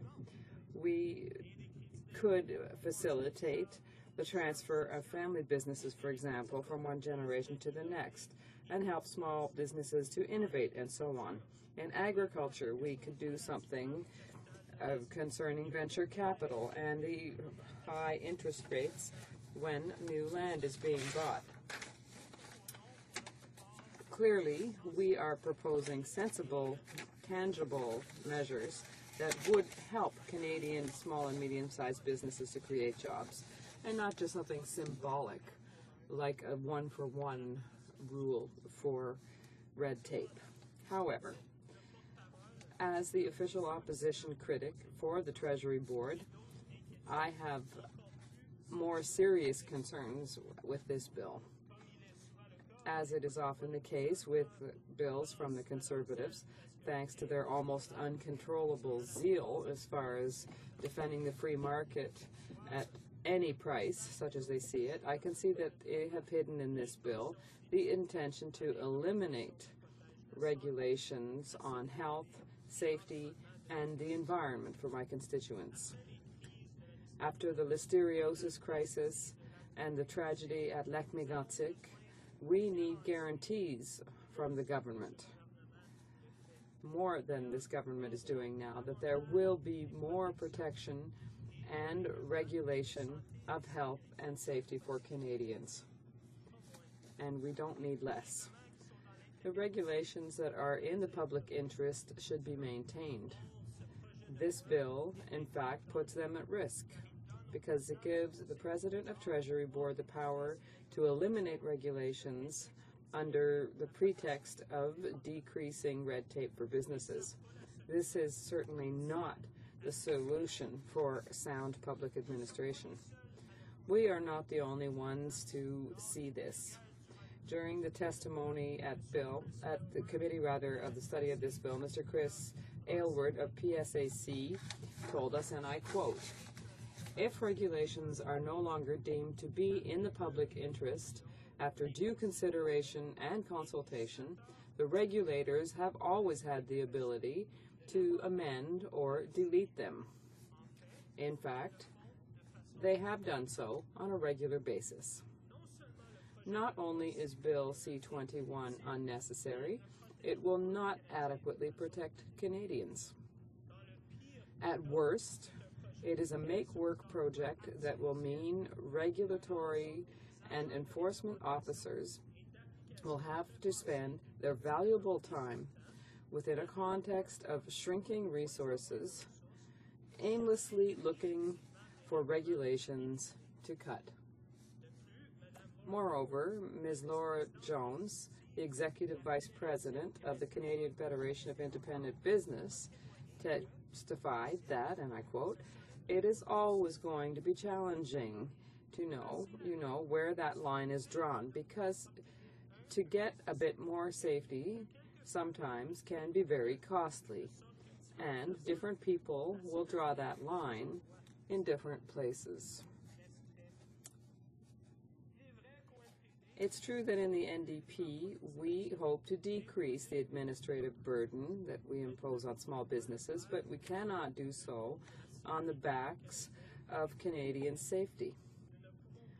We cannot have any confidence in the Conservatives, who have a habit of deregulating without any regard for the safety, health, and the environment. Their terrible record on the erosion of regulations protecting health, security, and the safety of Canadians is clear. For example, in 2013, the Minister of Transport at the time gave WestJet an exemption from the Canadian aviation regulations. WestJet's planes could then fly with only one flight attendant for 50 passengers on board, rather than the standard of 1 to 40 required by the regulation. Since then, other carriers have asked for similar exemptions. Where does it stop, Mr. Speaker? The NDP asked that the 1 to 40 rule be maintained.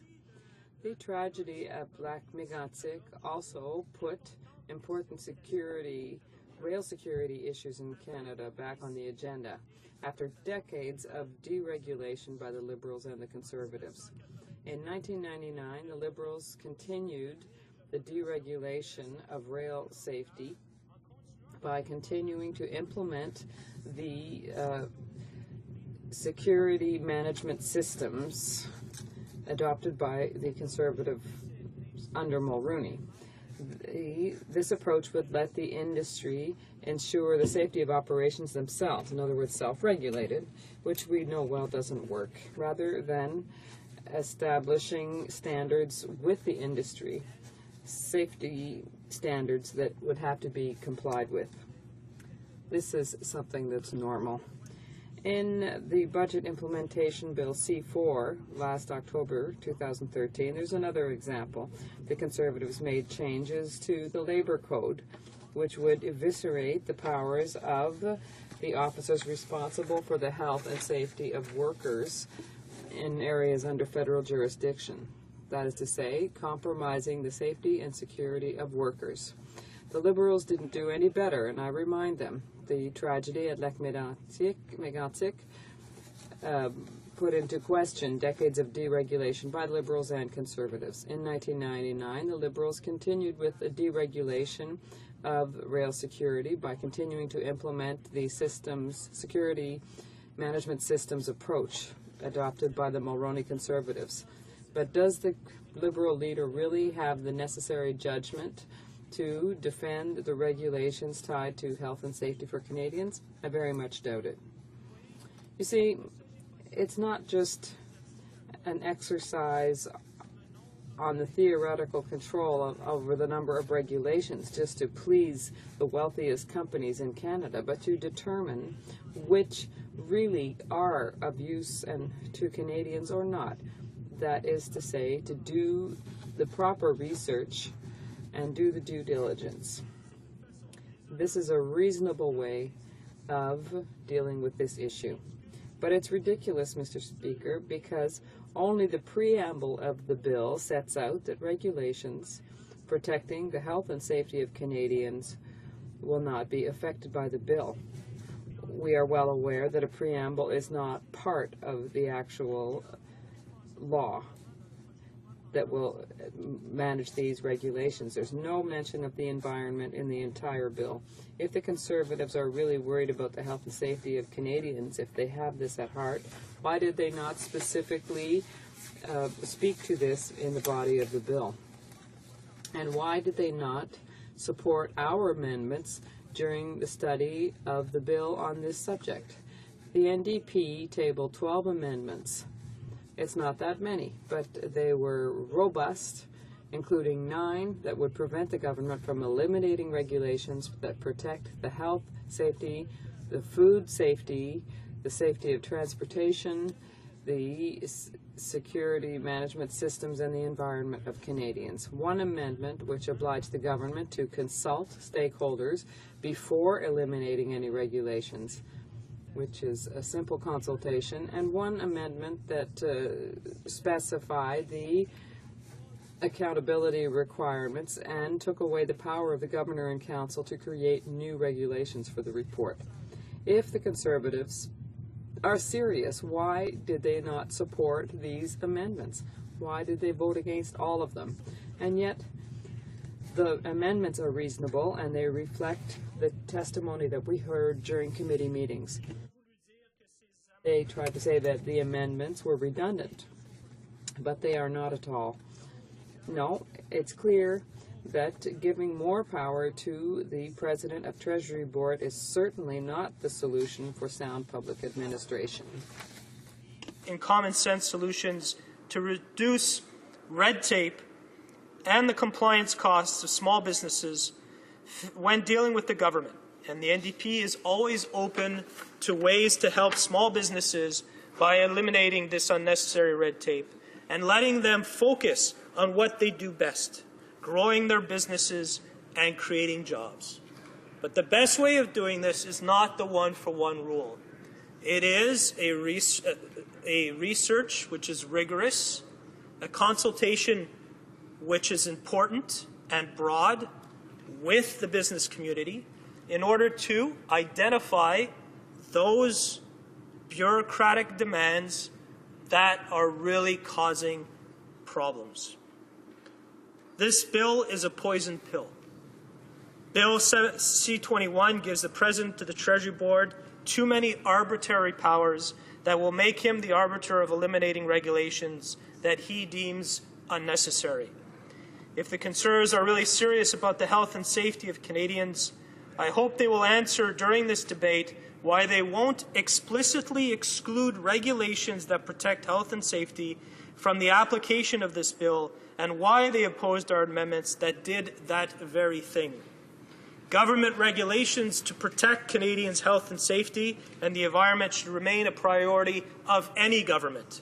We need more than the government's promises of a preamble.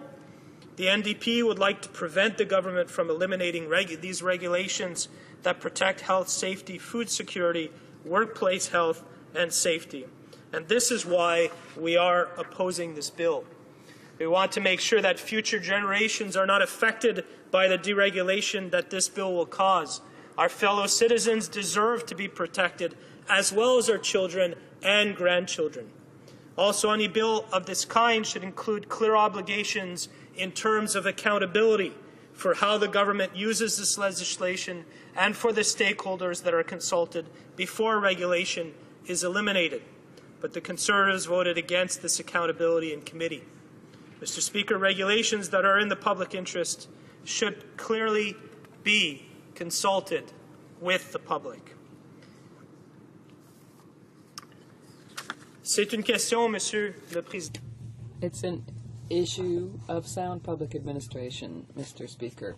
It's an issue of protecting our children to ensure their health and safety and the beauty of their environment, while at the same time trying to find a way to reduce red tape. And as I said in English, we should do it through a study and do it in consultation with the public service and in partnership with our small and medium-sized businesses. Thank you, Mr. Speaker.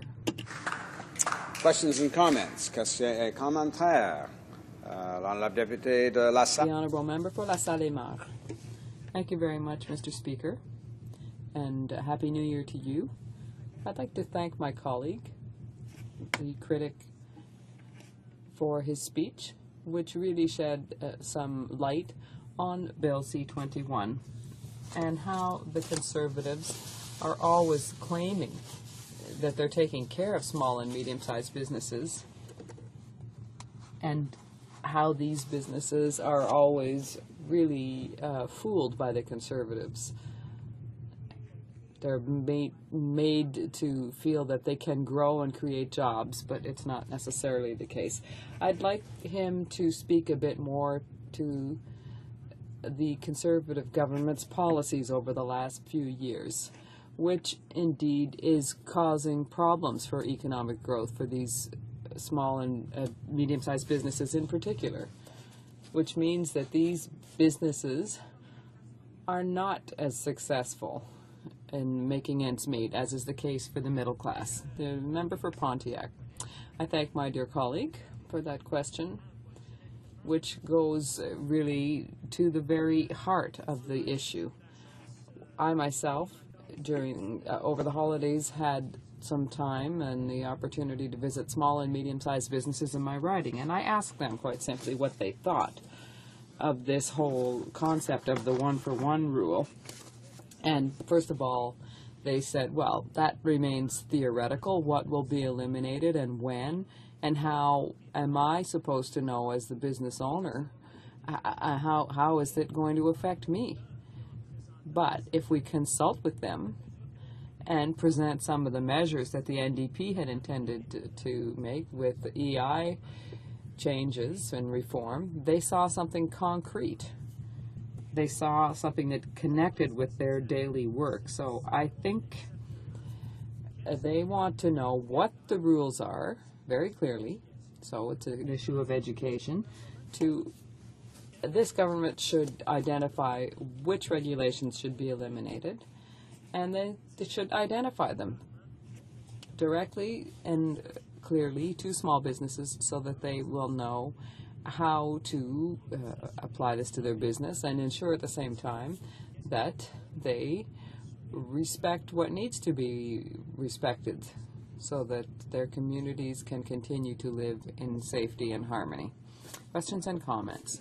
The Honourable Member for Saint-Bruno. Thank you, Mr. Speaker. And once again, I also would like to wish a Happy New Year to you and to all my colleagues here in the House. I'd also like to take this opportunity to say that I was very, very pleased to hear my colleague's speech. He, as critic, has said what he has said, but I can tell you that as the member for Saint-Bruno-Saint-Hubert, I had the pleasure of visiting the small and medium-sized businesses in my riding, and I did it twice. It's exactly as my colleague was saying. These small and medium-sized businesses need tangible efforts being made that will have an impact on their lives and their way of operating. I heard one of the small businesses say to me, Madam, I asked him, what do you do? What do you expect from the federal government?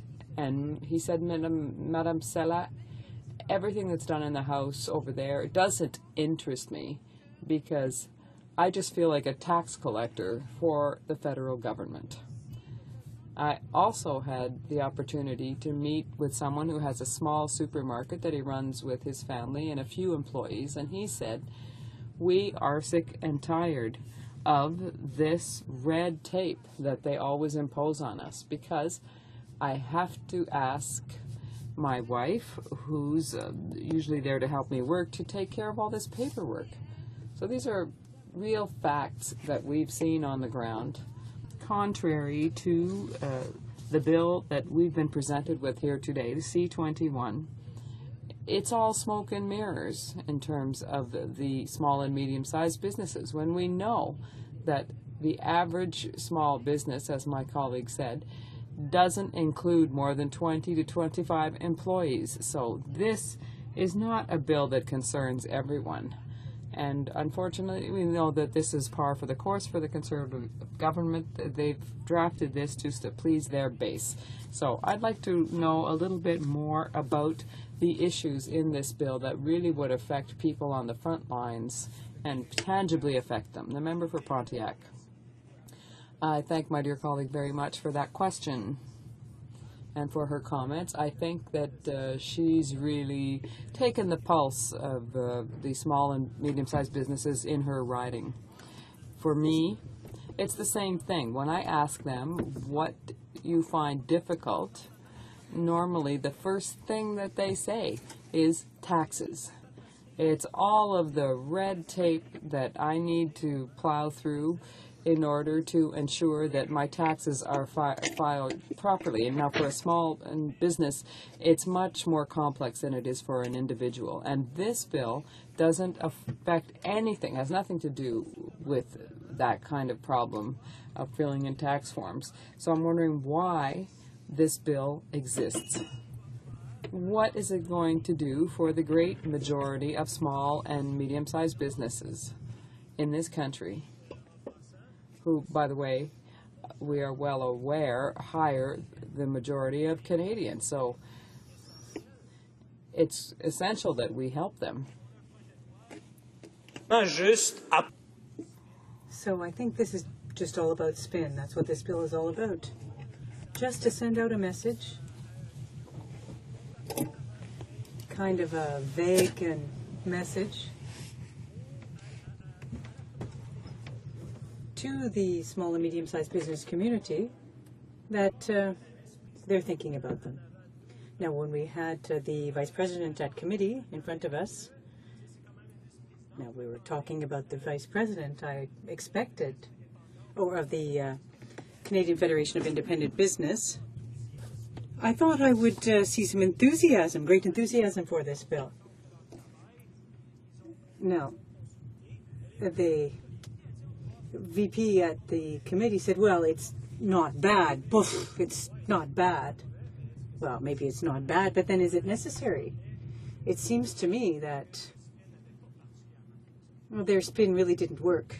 Some comments. Question and commentaire. The honourable member for Dartmouth Cole Harbour. Thank you, Mr. Speaker. And I was interested in some of the comments that my friend and colleague made about the bill, and it sounded like he may think the one for one is a bit of a gimmick as it relates to this government's commitment to actually removing red tape, especially in light of the fact that I hear it from small and medium-sized businesses that are frustrated to the nth degree when it comes to dealing with issues like employment insurance forms, for example, and eligibility and all of those issues. The government keeps piling on these requirements, don't seem to be any worried about red tape, and a point that he himself brought up, and that was the infrastructure program. That the municipalities have to jump through hoops that are delaying the moving the money out of the government offices by, I think, upwards of 18 months now, he said.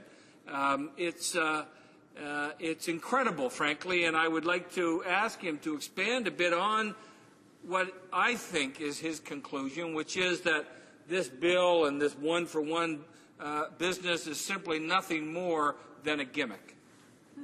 Member for Pontiac.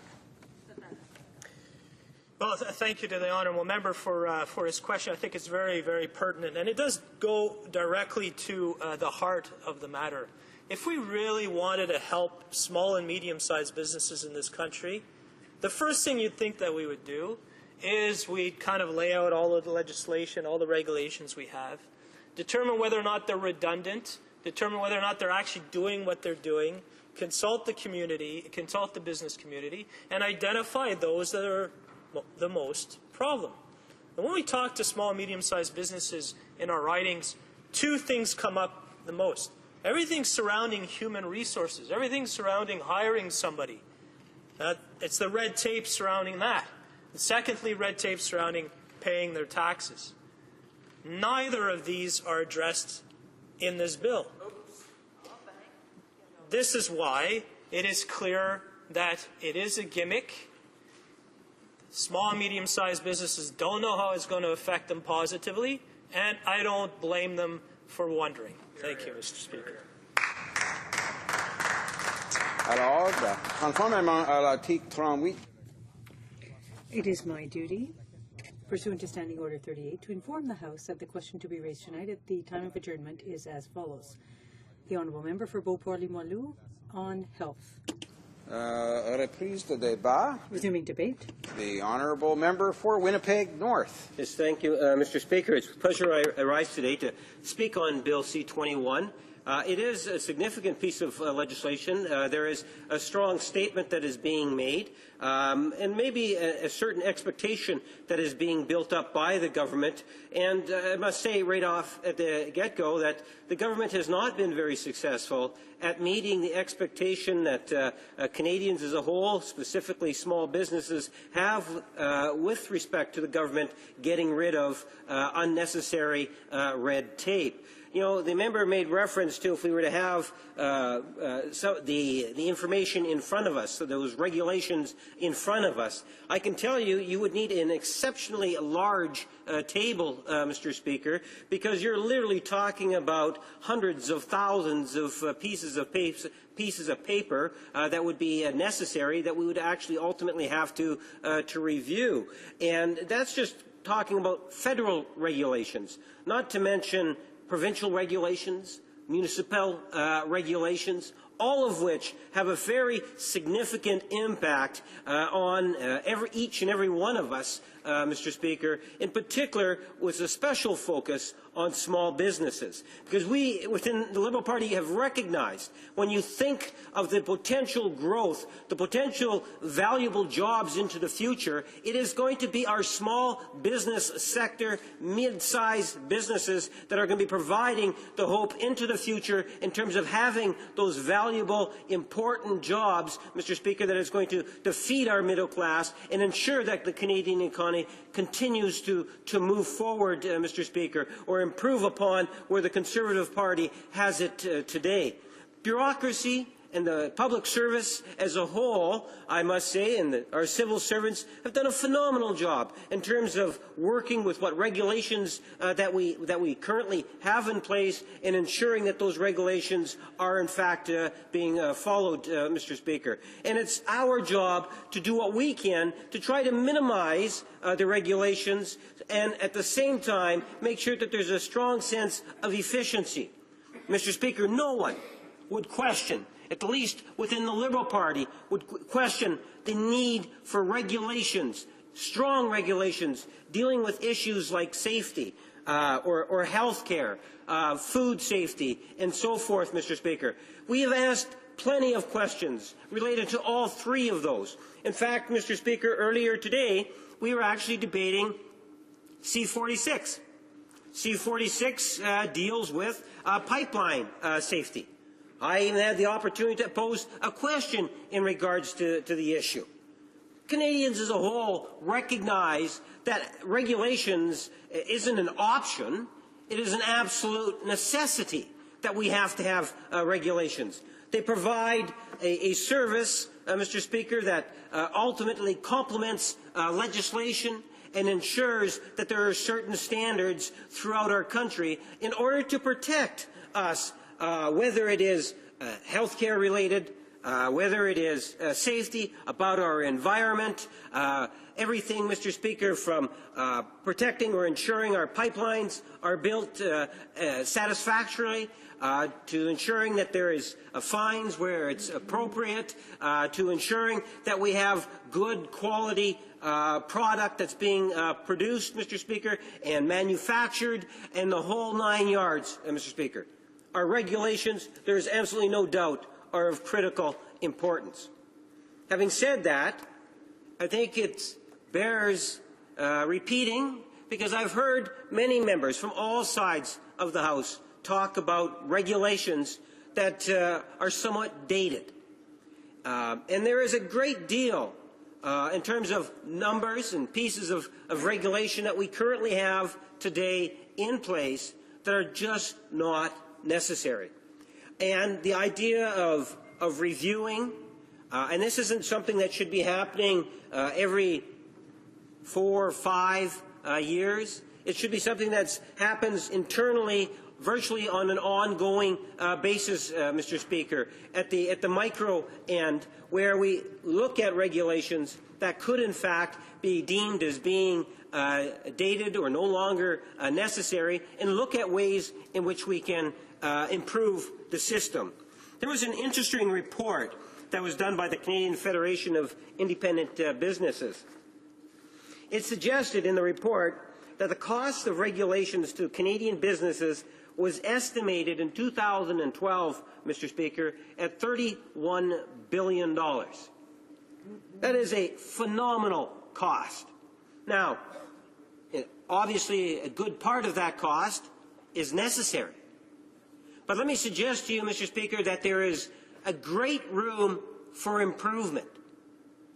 When we look at it from a party's perspective, if we can identify ways in which we can improve the system and ensure that there's more efficiency, what we can do is we can help small businesses, small, medium-sized businesses.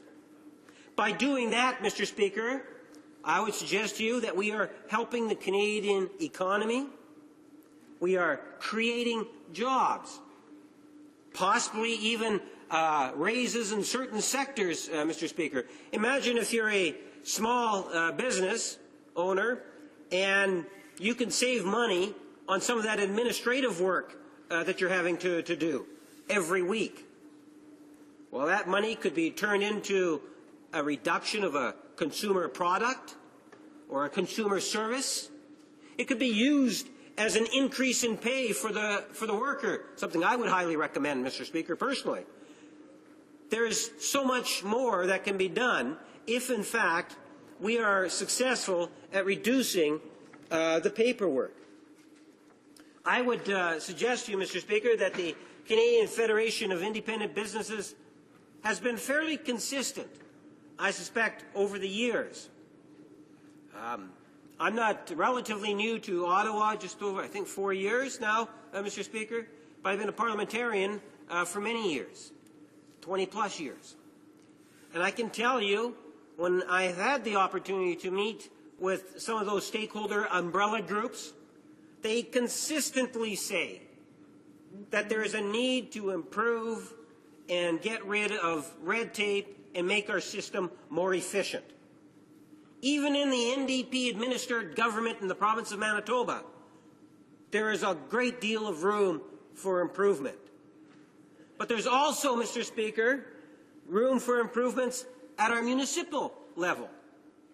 And obviously, a great deal of improvement here in Ottawa. That's why I posed the question to the Minister responsible for Treasury Board in terms of to what degree is his department, as he is the Minister of Treasury Board, trying to work with other levels of government in order to be able to deal with the issue of administration costs and what our expectations jointly are for small and medium-sized businesses and individuals here in Canada. And I've been disappointed in the sense that there doesn't seem to be any real holistic approach at dealing with the business people here in particular, Mr. Speaker. And I don't say that lightly. You know, I hear members talk about, well, you know, I went and met with businesses and this is what the businesses have to say. Well, like them, it's something that's ongoing. I am constantly talking with entrepreneurs, individuals, almost on a weekly basis, dealing with a wide variety of issues, Mr. Speaker. And one of those issues that comes time and time again is the issue of red tape, administration costs, and things of that nature. I truly believe that there are businesses that are no longer in existence because of the paperwork that's required to be in business. Look what it takes in order to even start a business nowadays. It is no easy task.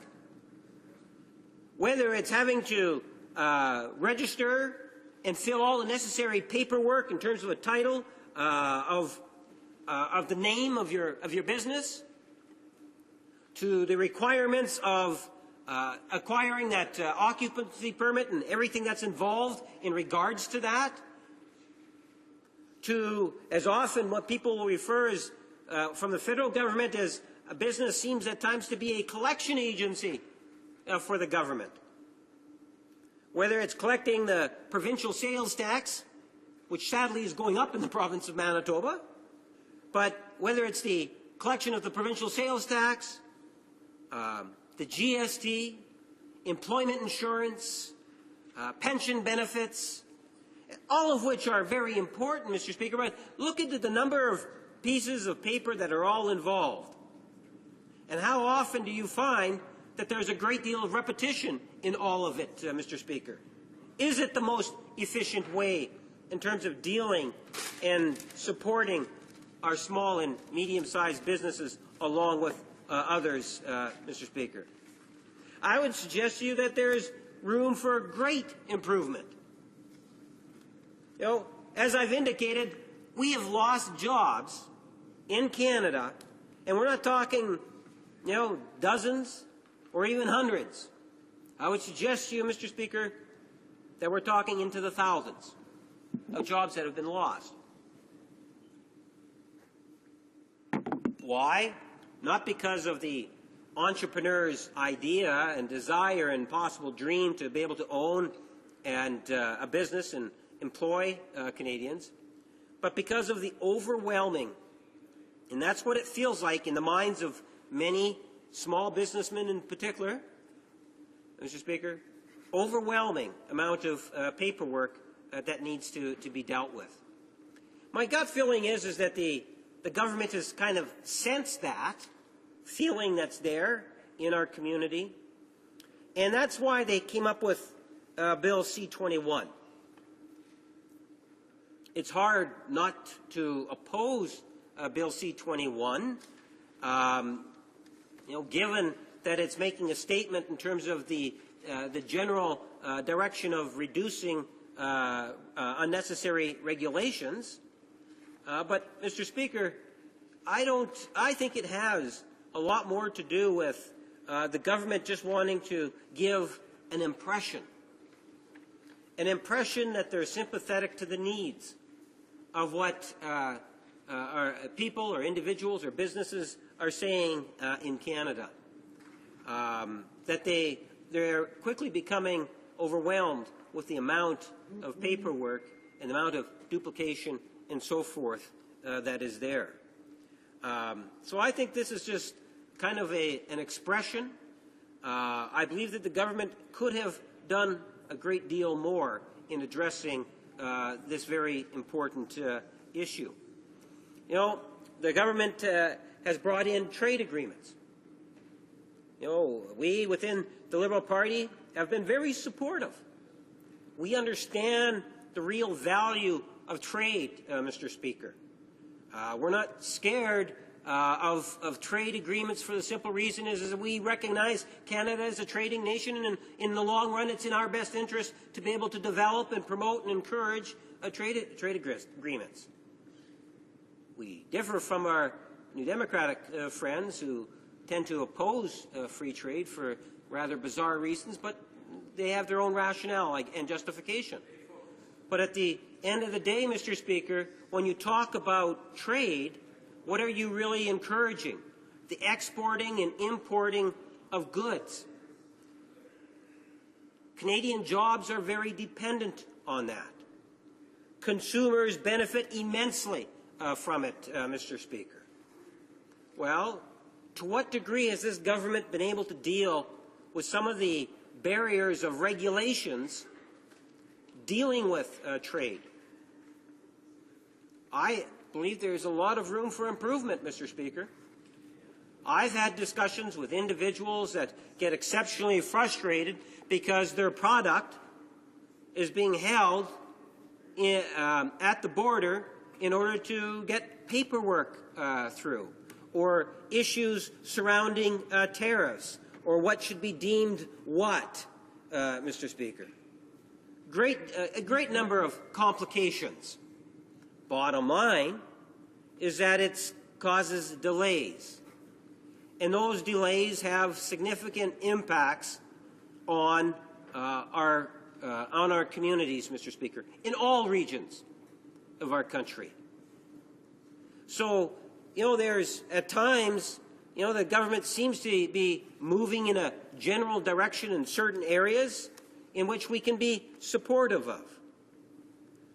But more often than we would like to see, Mr. Speaker, the government is caught falling short on the important issues that affect us all, and we should be giving issues more attention.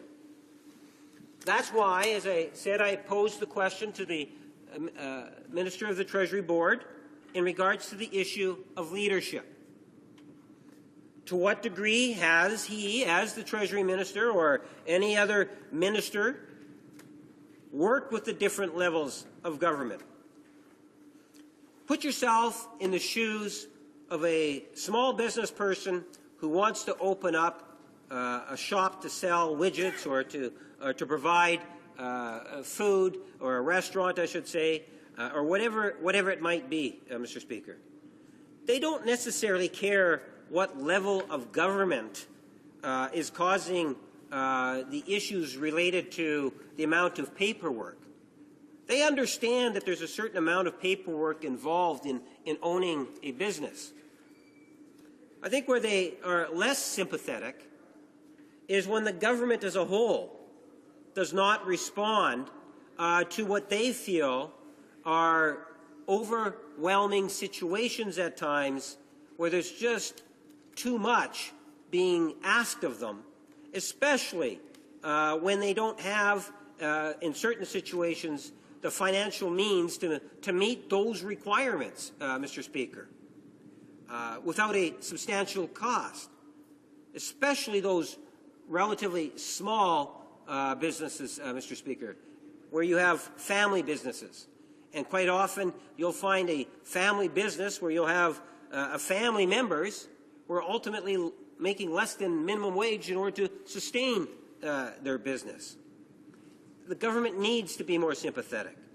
So when I posed the question to the President of the Treasury Board, what I was hoping to hear from the Minister is that the government is proactively working with other levels of government while at the same time reviewing its own regulations to see what they can do to better enhance an overall efficiency in bureaucracy or in the filling of forms. How wonderful it would be to have a portal on the internet which would ultimately assist more directly and more efficiently our small businesses, Mr. Speaker. And you're going to need more cooperation, more collaboration amongst the partners of our Confederation in order to make that ultimately happen. But I believe it's an admirable goal, Mr. Speaker. It means that you have to work with others. And that's something in which we're not scared to do within the Liberal caucus. And that is to work to make a difference, Mr. Speaker, to acknowledge that as I started at the beginning, because you're indicating that my time is quickly running out, if I can kind of conclude maybe where I started by emphasizing just how important our small and medium-sized businesses are to our economy, Mr. Speaker, to our social and economic fabric here in Canada. And I do believe that we could be doing so much more. And regulations is just one aspect of it, I must say, Mr. Speaker, but it's an important one because we recognize the great deal of frustration that is there. And if we take a more proactive approach at dealing with some of those frustrations, at the end of the day, what we will see is more successful businesses. And with that success, we will witness more employment, we'll witness better pricing in terms of for the consumers, And ultimately, as I say, in one of my personal favorites, I believe ultimately better wages, Mr. Speaker. Having said all of that, I do want to conclude my remarks by just stressing how important regulations are in regards to the issues of safety and health. And this is an area in which we need to stay on top of. But that's what we're here for, Mr. Speaker. So when the government, like today as an example, brought in the Pipelines Regulation Act, Mr. Speaker, it's important that we hold the government accountable on when it's about to make some significant changes to the regulations. Having said those few words, I thank you for the opportunity, Mr. Speaker. Questions and comments? Questions et commentaires par la députée. The Honourable Member for Montmagny, Lille, Kamouraska, Rivière-du-Loup. Thank you, Mr. Speaker. You haven't lost your touch for coming up with the name of my writing. In all of this red tape reduction file, well, it's quite complex. And there's something we've seen time and time again from the Conservative government, is to suggest that there's a simple solution to deal with a complex problem. And often that's not true. A simple solution sometimes is it's just a smoke screen. This concept of one for one is a perfect example of this, of a solution that, equals zero, Mr. Speaker. As you know, one for one, it gives zero.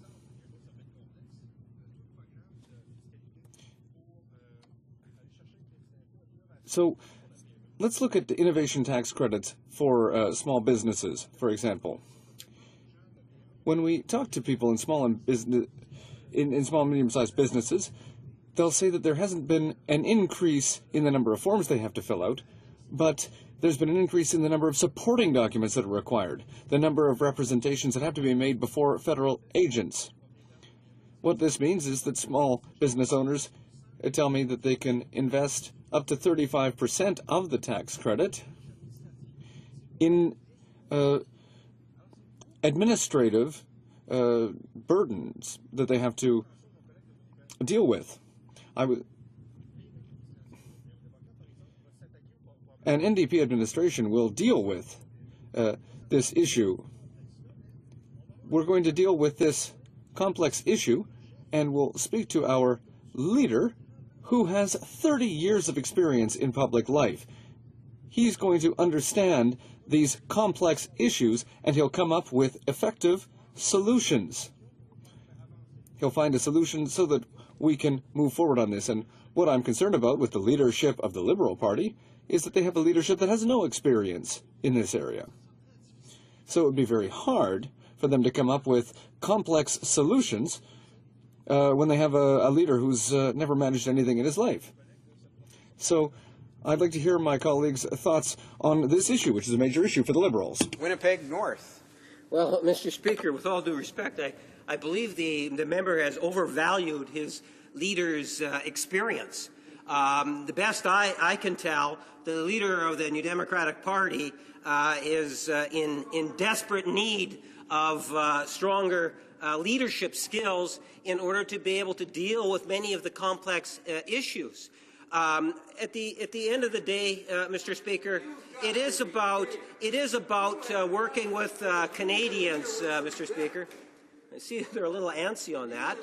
Well, the truth hurts. I know what you're. I can appreciate your spin lines. You have some spin lines there, and you stick with your spin lines. I say that through you. Order. That's the order.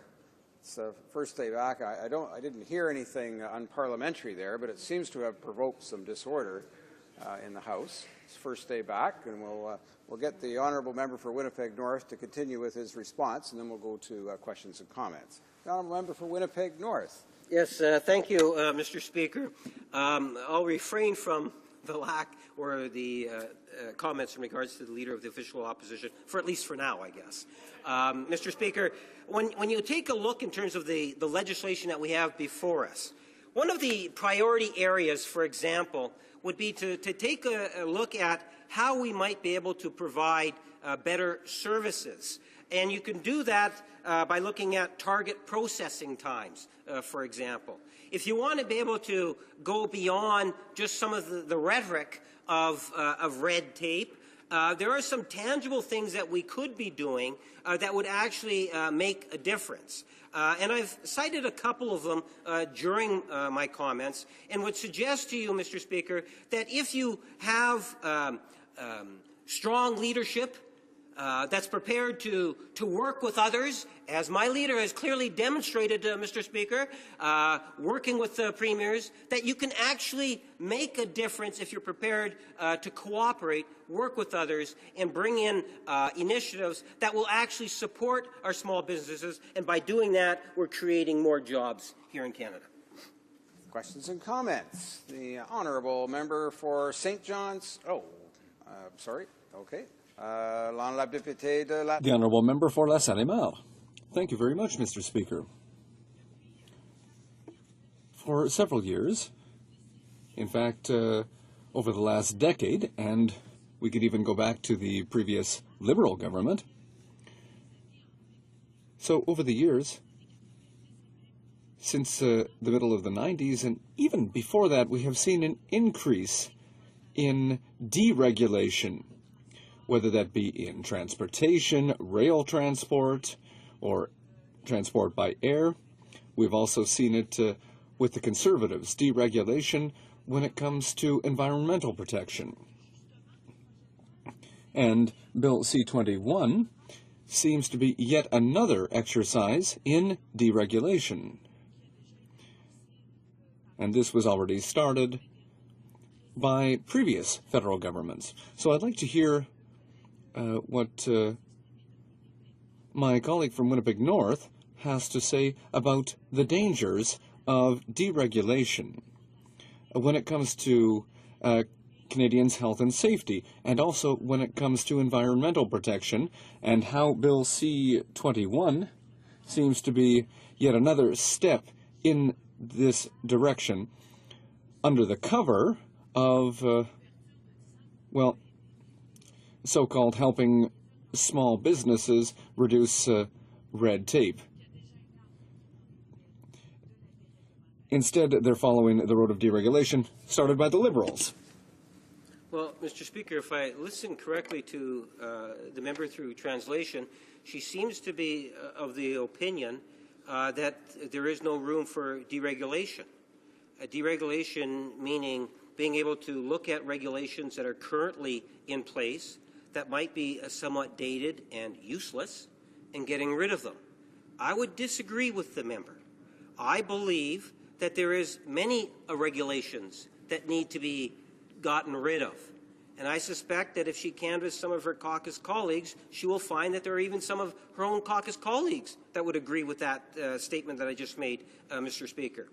Having said that, I emphasized in my comments just how important it is regulations are in our society. And what I emphasized was health care. I emphasized safety. I even talked about the environment. These are all important. That's one of the reasons why we have regulations, Mr. Speaker. And I can assure her and viewers that that is a priority when it comes to regulations, is a priority for the Liberal Party. That we are concerned, and we are going to make sure that there's strong regulations, strong practical regulations to ensure that there's a high sense of safety and health care, issues dealing with our environment, Mr. Speaker. Regulations are necessary. Where we disagree is that at times we need to recognize that some regulation that's on the books today is somewhat redundant. We do believe it's best to get rid of it and try to make our system more efficient. We have the time for a brief question and answer. The honourable member for Montmagny, Lille, Kamouraska, Rivière-du-Loup. Well, thank you. A second question. I have just a little bit of time, but I think that my colleague from Winnipeg North misunderstood when he said that my leadership will will work with others, rather. Well, here's the problem. If you want people to come work with you, you need to have the necessary experience to understand complex issues. The federal, or rather the rail regulations, which were deregulated in part by the Liberals, which has led to the situation we've seen today with many disasters, well, we need to find complex, intelligent solutions. Deregulation can simplify red tape, yes, but it's very important to have somebody with a lot of experience to help find solutions, and they don't have that. Well, Mr. Speaker, you know, as someone that has over, well, I guess getting close to 24, 25 years of being a parliamentary experience, having been in provincial legislature, which deals with the administration of many different areas, including health and safety and so forth. I like to think that I have plenty of experience. That doesn't necessarily mean that because of that specific experience that I am necessarily the best person for the job. Quite often, Mr. Speaker, it is the individuals that you have and you work with that is ultimately going to empower you to make the decisions that are necessary in order to make sure you get the job done. And that's what we should be trying to achieve, Mr. Speaker. I've seen some pretty questionable characters that have plenty of years of experience. Just because they have the experience doesn't mean that they're the best. Someone can have a lot of experience but be worth very little. Resuming debate, the honourable member for Niagara West Glanbrook. Thank you very much, Mr. Speaker, and I would certainly like to thank the member for Parry Sound Muskoka for whom his insightful comments and importance on Bill C-21 earlier. I would also like to extend my gratitude to this House for allowing me to rise today and speak to why I think it's important to support Bill C-21, the Red Tape Reduction Act. As you know, Bill C-21 is an important piece of legislation when it comes to how the government relates and engages with one of the drivers of Canada's economy, small business. As one of the members of the Red Tape Reduction Commission, I feel privileged to rise and speak on this issue today.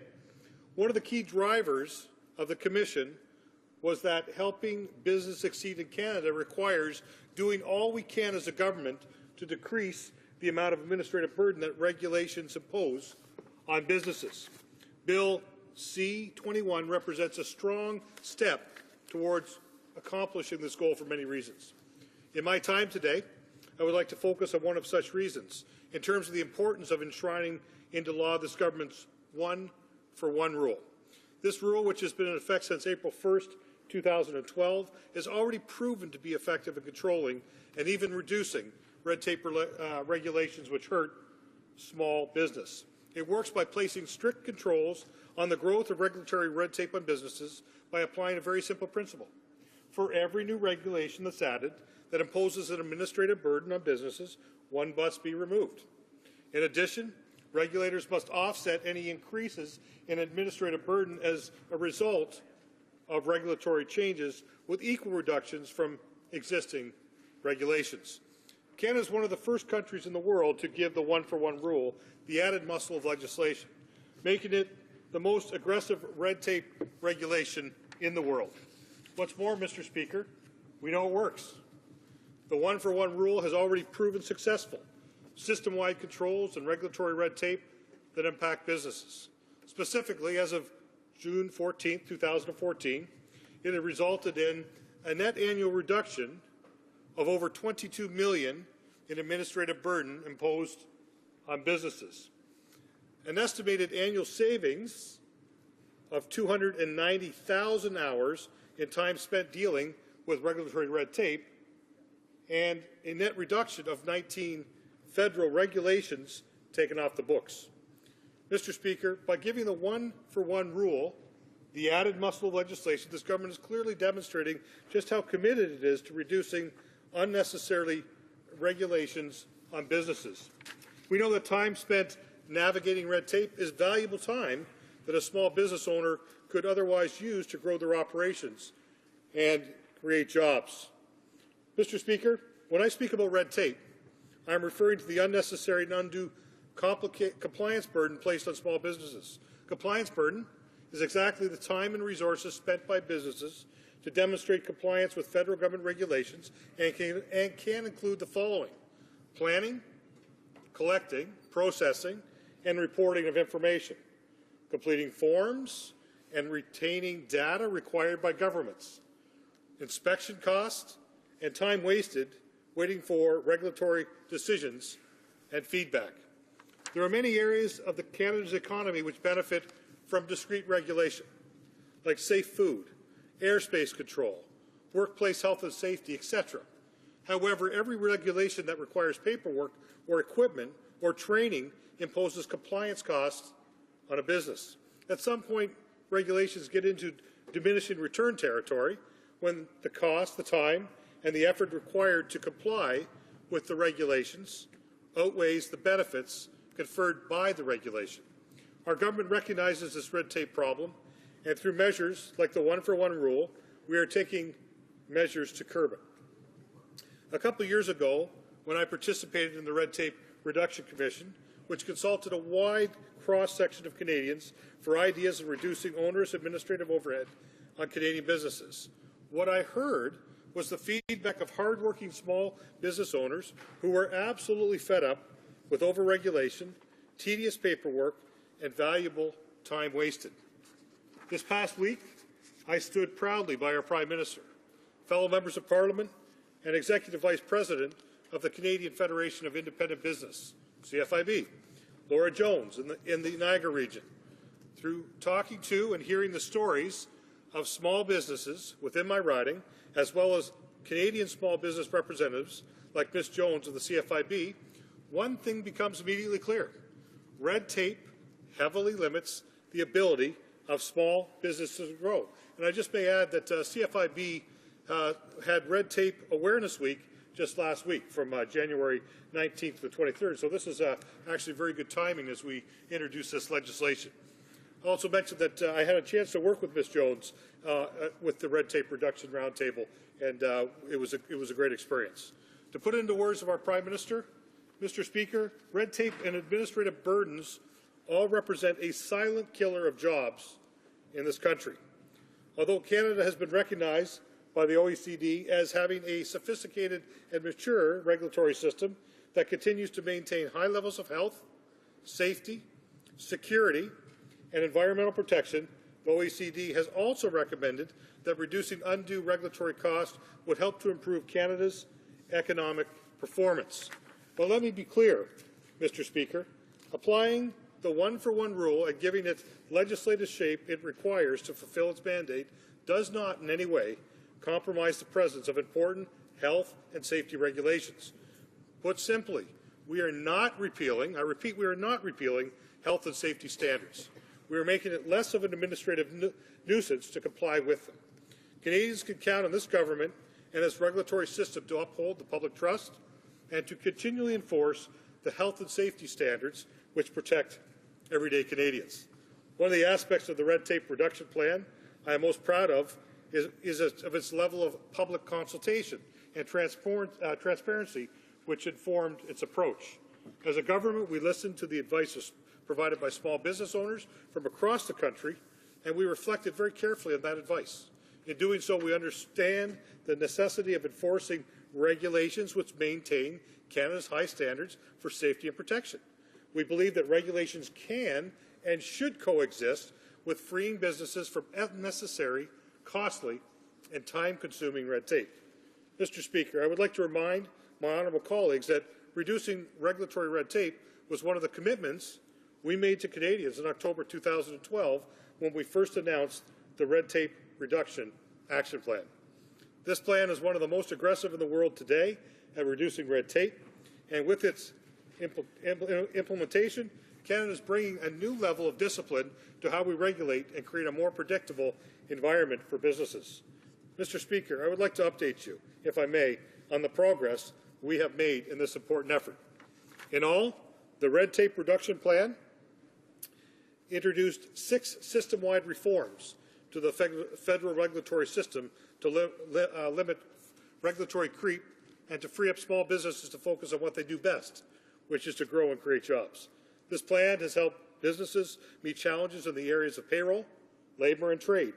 It has further introduced time-saving measures like single windows and electronic submissions.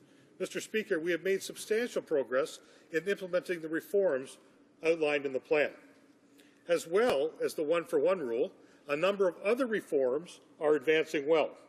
For example, federal regulators have stepped up efforts to ensure new and existing service standards are publicly posted, making the approval process for complying with regulations more transparent for business.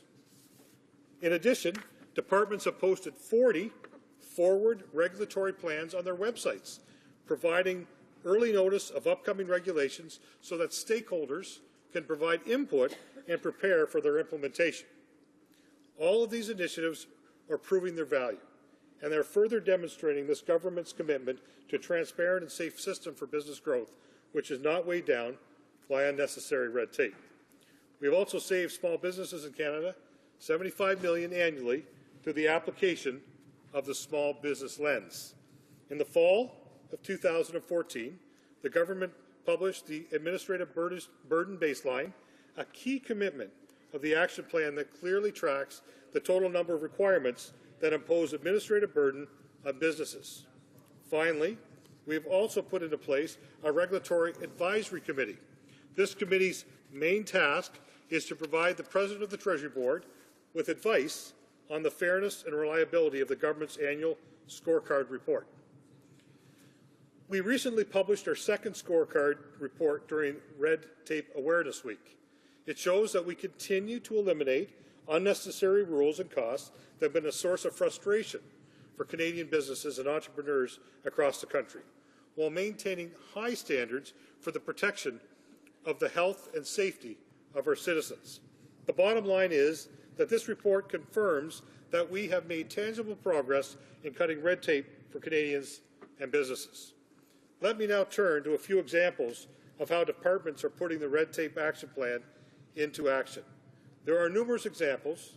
I'm thinking of one, the launch of the buyandsell.gc.ca at Public Works and the Government Services Canada, and the modernization of food safety regulations through the Canadian Food Inspection Agency's Safe Food for Canadians Act. There's also the launch by Canada Revenue Agency of the new online and mail service for Canadian small businesses. The service allows businesses to communicate with CRA online, helping streamline their interactions with the agency. CRA also launched My Business Account, the online inquiry service where business people or their representatives can ask the agency tax-related questions about their accounts online and receive answers online. I know one of the things that we heard over and over again was the frustration of businesses to call and not be able to get anything actually in writing. And it made it difficult for them when they called someone or bounced around and went to different people. So this here is a very direct response to what we heard in talking to small business people. As well, CRA introduced a one-stop web page for businesses, allowing them to easily find information and service options relevant to their tax situation. In addition, Stats Canada has improved communication with survey respondents to better explain the purpose of business surveys. The changes include redesigning printed material and improving a section of their website. Mr. Speaker, these are just a few of the many departmental actions that are underway to reduce red tape. The one-for-one rule and other red tape reforms demonstrate our resolve to improve Canada's regulatory system and help businesses focus their energies on seizing new opportunities. They are part of the broader commitment to ensuring Canada is playing at its A game when it comes to creating the right environment in which businesses can grow and create jobs. Mr. Speaker, Bill C-21 is smart legislation that helps Canadian businesses become more productive and succeed in an increasingly competitive global marketplace. The Red Tape Reduction Act requires that regulators take seriously the requirement to control the amount of red tape imposed on businesses and the related costs. This legislation is also designed to be tough. It challenges regulators to think through how regulations can be designed and implemented in ways that don't impose unnecessary red tape on businesses. But while it's tough, it nonetheless offers a great deal of flexibility. The government's commitment to maintaining Canada's high standards for health and safety is unwavering, and will not come at the cost of helping small businesses succeed. This legislation is also timely. As you know, one of the government's top priorities is creating a climate in which businesses can innovate, invest in the future, and create economic growth and jobs. That is why, despite what's happening in the global economy today, Canada has and continues to post one of the strongest job creation records in the G7, with over 1.2 million jobs created since July 2009. I would add that over 85% of those jobs created since July 2009 are full-time positions, and almost two-thirds are in high-wage industries. Looking ahead, this government believes Canada is positioned for sustained economic growth. We are one of the few countries that can boast of having both declining taxes and low debt. Mr. Speaker, our government remains committed to eliminating the deficit. This will ensure we continue to create a business climate here in Canada that invites investment, prosperity, and growth. Canadian businesses have to be playing at the top of their game to succeed and to compete in a global economy. This is especially true in uncertain times, such as those we faced since the 2008 global recession. By reducing debt, we can free up tax dollars that would otherwise be absorbed by interest costs. We can then reinvest that money in the things that matter to Canadians, such as health care, public services, or lower taxes. I would add that reducing debt also strengthens the country's ability to respond to economic shocks, such as global financial crisis. Mr. Speaker, it's worth remembering that when the hard times arrived in 2008, Canada was in a position of economic strength compared to our international partners. This allowed us to put in place one of the most comprehensive stimulus packages in the world. At the time, international observers, such as the International Monetary Fund, were predicting that Canada would have one of the fastest recoveries. And I'm proud to say that these predictions have come true, given our relative economic, financial, and fiscal strength. Mr. Speaker, our red tape initiatives all demonstrate the government's ongoing commitment to helping Canadian businesses succeed and are part of a broad strategy that is present in almost everything we do. Just look at the recent PricewaterhouseCoopers study analyzing the ease of paying taxes in 189 countries. The study, called Paying Taxes 2014, found that a business in Canada takes 25% less time, 25%, than a business in the United States to prepare, file, and pay its taxes each year. Furthermore, the study said that Canada is the only G7 country to rank amongst the top 10 countries based in the overall ease of complying with tax obligations. Clearly, balanced budgets and responsible fiscal management have been one of the keys to helping small businesses succeed, as well as success as a country. Through real action, such as enshrining the one-for-one rule in law, we are making the regulatory system more conducive to economic growth. We are creating a more predictable environment for businesses, particularly for small and medium-sized businesses. And we are freeing entrepreneurs from the burden of regulatory red tape. Our government is focused on the drivers of growth and job creation, innovation, investment, education, skills, and communities, underpinned by our ongoing commitment to keeping taxes low and returning to a balanced budget. This is our plan for Canada. Mr. Speaker, I hope the members of this House will join us in enshrining the one-for-one rule into law to help Canadian businesses to succeed. And just as I'm wrapping up here, I talked about how this all fits together. And I look at an acronym called TIRE that this government has used. And TIRE stands for T is for taxes and trade, I is for infrastructure, investments, and immigration, R is for R&D, red tape, production, relationships, and E is for entrepreneurship. So if I could just go through that, you see how it all ties together. It was talked about in the speech how we look at reducing red tape. That is just one thing, and a large array of things that this government has done to make Canada more competitive. If I start with the T in terms of taxes and trade, we looked at reducing taxes for business to make us more competitive on the world stage. And in addition to that, we've fostered additional trade deals, the European Free Trade Deal, all the numerous deals that this country is working on right now, because we realize, as a net exporter, we need to sell our goods and services around the world. There's no way that 35 million people could sustain the kind of GDP that we've come to enjoy without the ability to trade. So that's the T for tire. I is infrastructure, investments, and immigration. We've continued to move forward on immigration reforms to make sure that we look at bringing the best and brightest people into this country.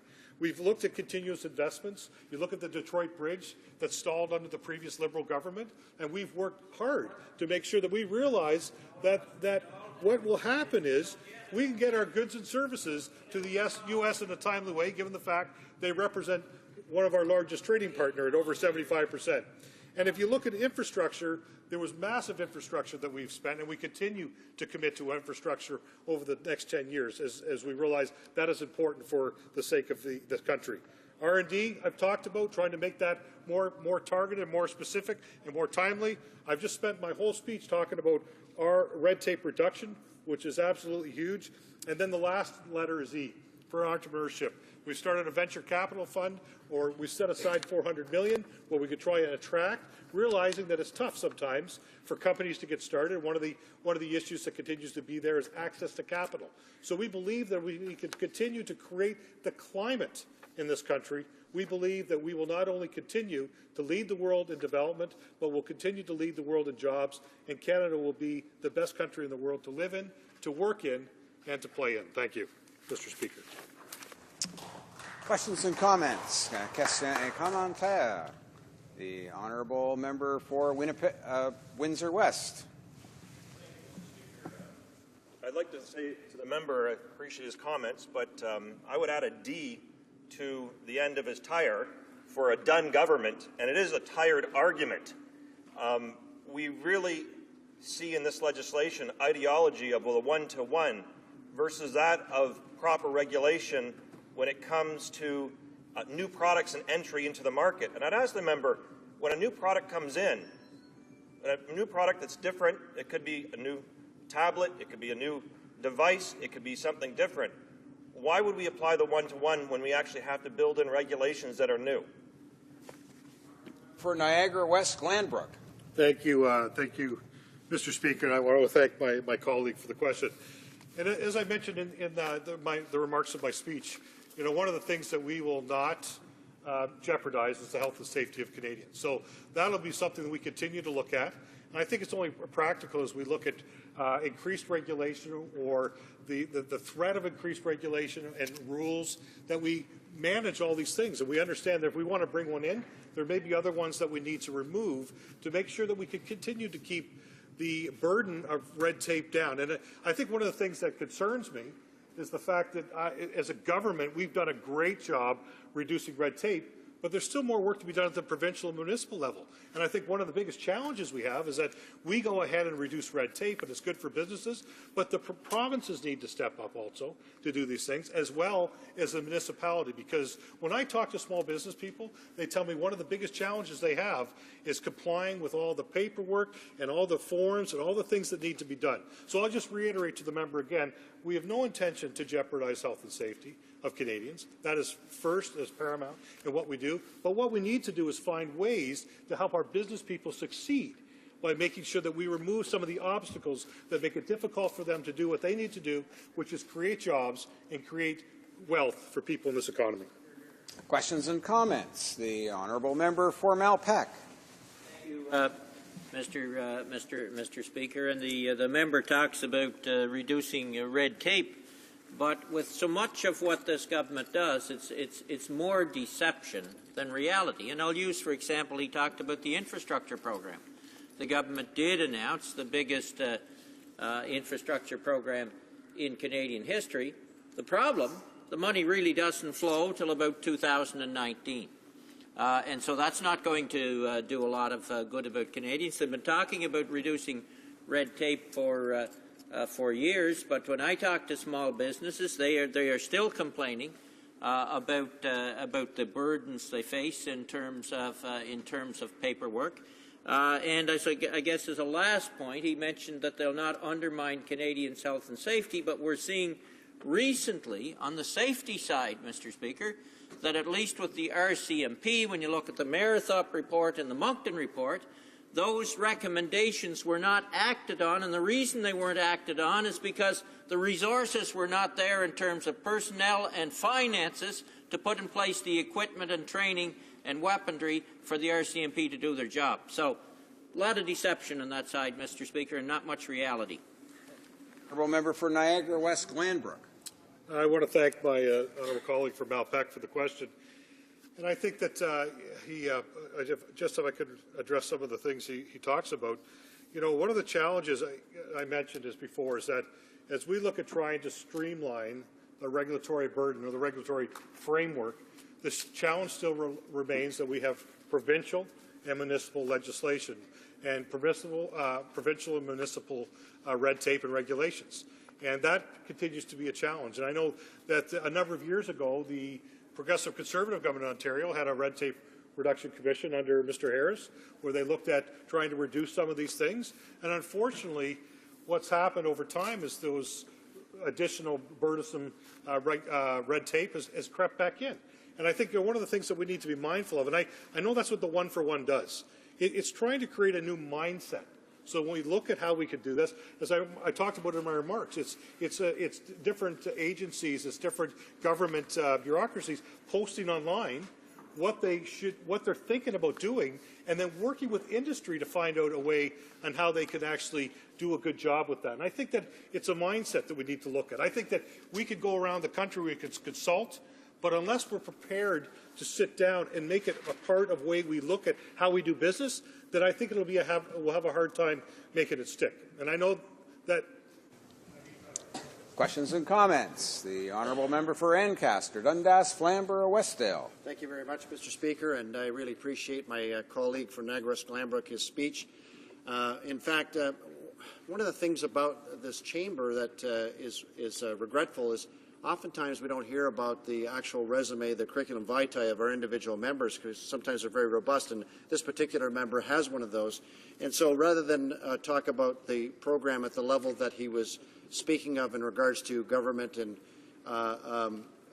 municipalities and provinces, I'm just wondering if he'd share just personally what it's like for, because he's a very successful small businessman prior to being elected, what it's like for a small entrepreneur who has very narrow margins, who's trying to make sure he can find the right people to work for him, to be effective, deal with municipal, provincial, and federal regulation. How tough is it when there's an extra layer of burden upon him, and what does that mean to an entrepreneur who may or may not be able to balance his books at the end of the month, end of the quarter, end of the year? Honourable member for Niagara West Glanbrook. And I want to thank my colleague from Ancaster, Dundas, Flamborough, Westdale. You know, one of the challenges I think that small business people have in this country is that they're expected to wear many hats. You know, when a small business person, a man or woman starts a business, they need to be part HR. They need to be part finance. They need to be part marketing. They need to be part, administrator and operator.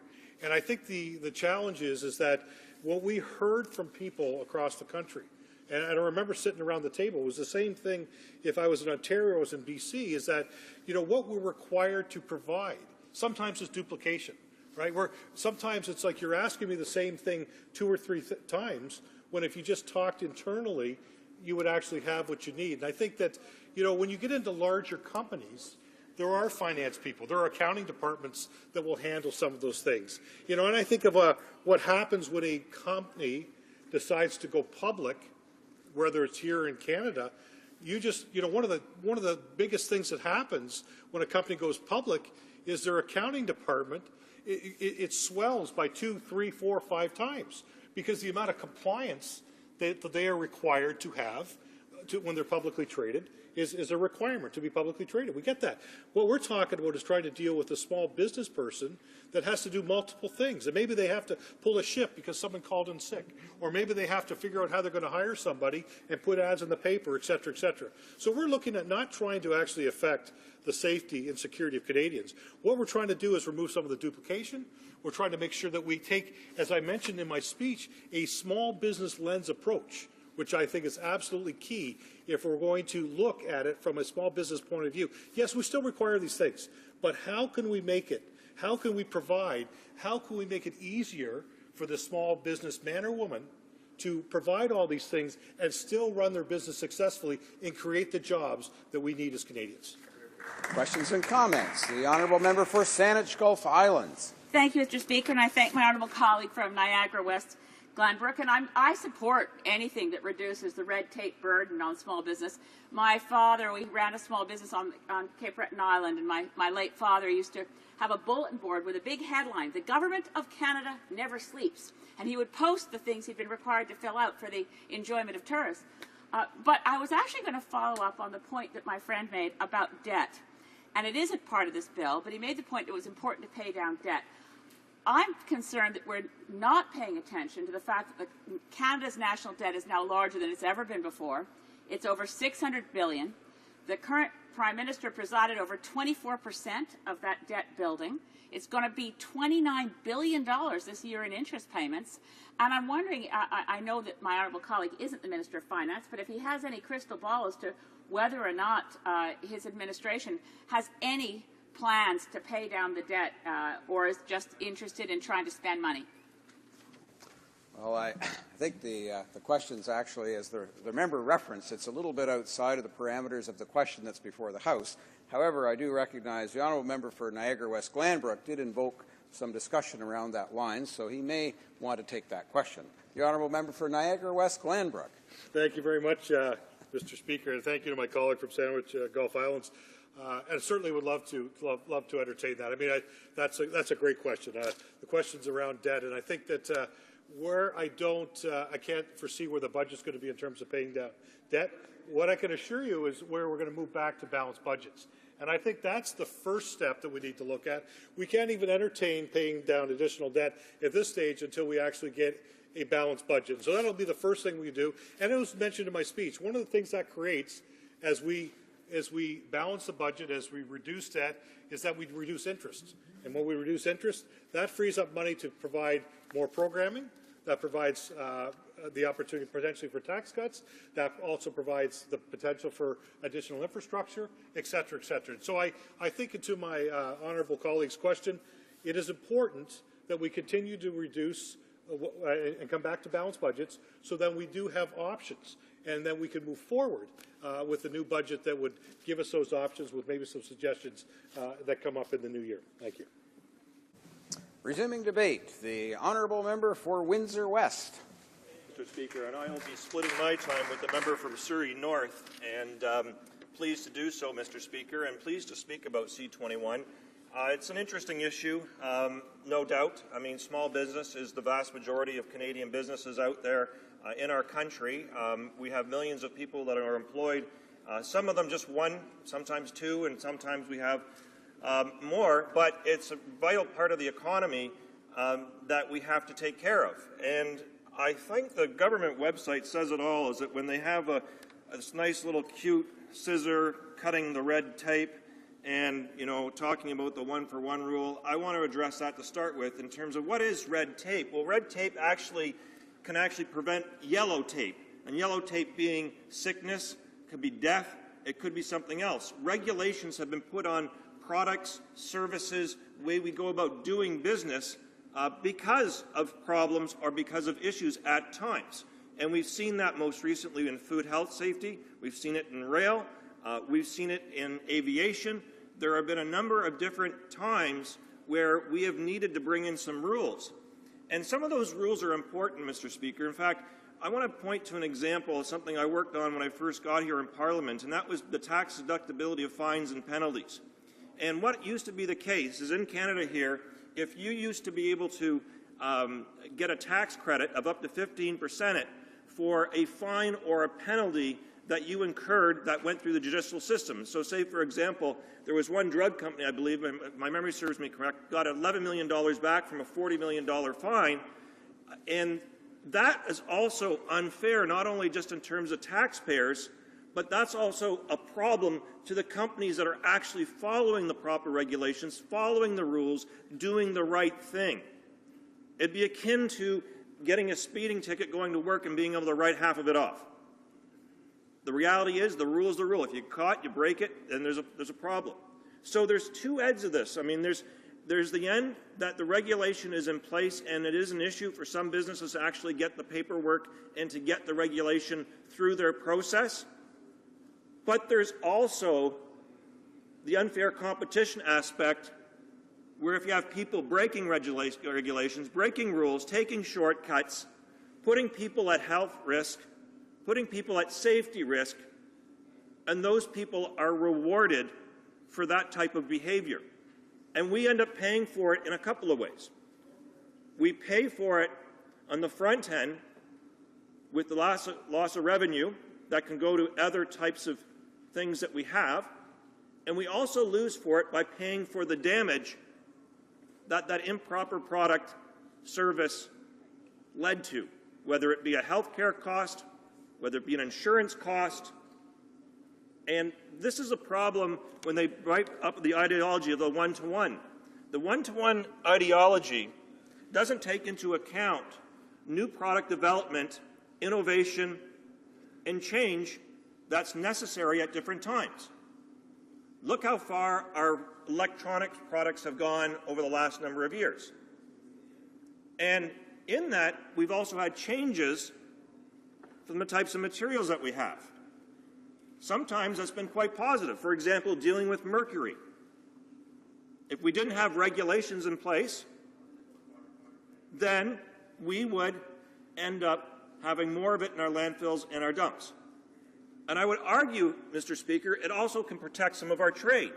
We know from the work that we've done in the Industry Committee that some illegal products, often coming from China or for other places, don't follow some of those regulations, which end up costing us, and mercury in batteries, for one, is a good example, and we end up paying for that at the end of the day. There's even cases where knockoff products were used in hospitals. And if the regulatory process is not in place, that can actually create other problems. Now, where the government can help small business, I want to point to products and services that they could actually bring in and implement that would be a benefit for them. And also the services aspect that this government has shunned from small business is hurting really bad. I'll use a couple examples in my constituency. Closing the sorting of mail, for example, Mr. Speaker, and raising the price of stamps. Right there, you have a significant issue that impacted small business far greater than filling out forms. When they do their transactions now, they do their banking, they do their outreach to the community. Often small business also uses door-to-door delivery. They will use the postal system, whether it's a pizza place, whether it's a business that's getting going. It could be another restaurant. Often those flyers are the ones that hit your door, and they use the postal service for that. And the door-to-door delivery that they have is one of the greatest assets for outreach, because if you have 2 or 3 people working in that small business, or maybe 5 or 6 for if it's a pizza place, and you're starting yourself out, then you don't have time to go deliver those flyers. You don't have time to do that outreach. But the post office delivery system offers an economic alternative and a worry-free service that gets your flyer at least to somebody's door right away. Now, they will argue those post office boxes, you can do the same thing, but it's not the same thing. It's not having that person go there. It guarantees that it gets there. It guarantees it gets into the customer's hands. And I can tell you, sorting the mail in London, Ontario, is not helping our small businesses in Windsor, Ontario. We now have a built-in delayed system, and we throw all these trucks onto the highways on the 401 to go up the 401, get sorted, come back, and get distributed. And so that's another delay in service. Another one affecting our area, the closure of the Consul General services in Detroit. It used to be you could fly into Detroit, and if you needed to come across to Canada, you could get a visa right there from that service. And that was a lot of small, medium-sized businesses that arrived in Detroit and realized how close Canada is and wanted to come over to investigate opening a business, but now they have to go to New York or wait 3 weeks. Closing that service did not help my constituents and my small business. It put them at risk. Other things that the employers have talked about, employment insurance. Not having the proper staffing down at Service Canada and delays of cases. That hurts on two fronts. It hurts the employers that are trying to deal with employment insurance on a layoff with somebody for maybe sometimes the first time. And it also delays in the casework file processing the person with employment insurance being able to get that check and buy local groceries, buy local products and services. That's a delay as well, too. Those things, in particular, hurt small business. There's also credit card fees. Small business has been gouged on credit card fees for many, many years. And they continue to do so. The government's program has not resulted in any significant reductions from credit card fees. They're finally going to reduce a little, but not nearly anywhere they should. They still collect billions of dollars of fees. And, Mr. Speaker, I'll conclude with this. Adding new products to the market will help small business, like C-290. This is a single sports betting bill that's been stuck in the Senate for 3 years. That would allow convenience stores and other small businesses a new source of revenue, taking it away from organized crime and offshore nefarious businesses, and put that money back in the pockets of Canadians. Thank you, Mr. Speaker. Questions and comments? Question et commentaires. The Honourable Parliamentary Secretary to the President of the Treasury Board. Thank you, Mr. Speaker, and I want to thank my colleague for his speech. Also, congratulate him on his new portfolio of small business. I'm sure he'll be up to the task. My question is, Mr. Speaker, is relatively simple. In C-21, the Red Tape Reduction Act, it's all premised around working on administrative burden, not compliance burden. And there seems to be some misunderstanding. I just would like the member to elucidate to this House the difference between administrative burden and compliance burden, because if someone knows the difference between the two, they'll be able to have a very good understanding of how this bill will actually relieve many of the administrative burdens on small business while not dealing with any of the health and safety issues that he mentioned. The Honourable Member for Windsor West. Thank you. I appreciate the comments and the question from my colleague. I would point back to my experience with the transport sector. When I was on Transport Committee and was a transportation critic at that time, they brought in the safety management system. The Liberals brought it in, and it was reviewed. And what we found was that the two actually connect. They connect because self-reporting of the railway didn't take place because there's a culture of fear and intimidation. That's right from the Wilson report itself.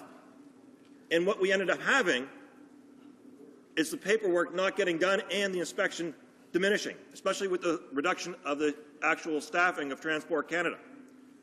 So they do blend at the end of the day if the system isn't accountable. And that's what I worry about, is the safety management system is a clear classic example that if the system isn't healthy, then the other doesn't get taken care of as well.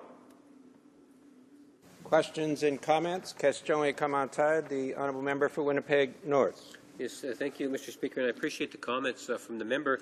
And what I'd ask him is, to what degree does he believe that there are, in fact, regulations that are in place today, federal regulations, that are in fact somewhat dated and really serve no purpose and value. Does he believe that exists today? Honourable Member for Windsor West. Well, you're always going to have changing circumstances as products enter and leave the market and services enter and leave the market. But the question is this, is making sure that the regulatory processes municipally, provincially, and federally do not duplicate themselves, and that requires working together, something this government has been incapable of doing. In fact, the Prime Minister hasn't even wanted to meet with some premiers. So that's the way we have to go about approaching those overlaps, but the reality is, at the end of the day, things change. Every single day there's a new product or something on the market, and the ideology of the one-for-one fails from the get-go because it doesn't take into account the changing world that we have. Questions and comments? Question et commentaire. The honourable member for Dartmouth Cole Harbour. Thank you, Mr. Speaker, and I appreciated the comments from my colleague, and I too want to congratulate him for the new file he's taken on, working with small business and bringing those concerns to this House. I think I'd like him to expand a little more on this. The fact that there's nothing right now that prevents this government, or any other government for that matter, getting rid of any regulations that have passed date, that aren't working, that are in the way. Part of the problem, of course, is that the government has gutted so many of the departments with public servants that they, maybe that's one of the activities that is not being done. It's a cute little phrase, this one-for-one, and you could see it as a campaign slogan, but there's absolutely nothing that prevents a good, responsible government with solid administration for actually doing the job at making sure that regulations are up to date and effective. My concern, as he has indicated, is with the whole issue of safety in transportation and food safety and in other areas. And I'd like the member to comment, if he would, Mr. Speaker, with those points with respect to any government worth its salt would not be on top of this without a cute little slogan. The honourable member for Windsor West. You only have about 30 seconds. Okay, thank you, Mr. Speaker. Real quick, absolutely is correct. Regulations can be changed at any point in time. Good example, I tabled a bill on invasive carp into this country, and the government stole those regulations and changed them. I'm thankful that they did that. It's an improvement, but it's a good example that it can be done if it's right, and it can be done without having this legislation and putting all the eggs in the basket of the Treasury Board. Resuming debate, reprise du débat, the honourable member for Surrey North. Thank you, Mr. Speaker. As always, it's an honour to stand up in this House on behalf of my constituents from Surrey North to bring their concerns, Mr. Speaker. And today it's particularly like to inform the House that Surrey is on a list of the 7 most intelligent communities in the world. So kudos to my city. We always knew that we were very intelligent, and we've finally made a list that is based community intelligence community forum that has put Surrey on that list. So I'm very proud of my people from Surrey, and I'm particularly proud of small businesses, Mr. Speaker, that as we know in this House, and we've heard often, that small businesses are the ones that drive this economy. They're the economic engines of this economy across from coast to coast. And, Mr. Speaker, I've been in the House for over three and a half years now, and I haven't seen many initiatives that will actually address some of the concerns of small businesses, in order to ensure that we let them do what they do best, which is to create more jobs, invest in our communities. Yet the Conservatives, this bill here, Bill C-21, it's got a nice name to it, an act to control an administrative burden that regulations impose on businesses. Mr. Speaker, I like the title of the bill, if actually it reduced the actual regulations, that would be a welcome from this side of the House, Mr. Speaker.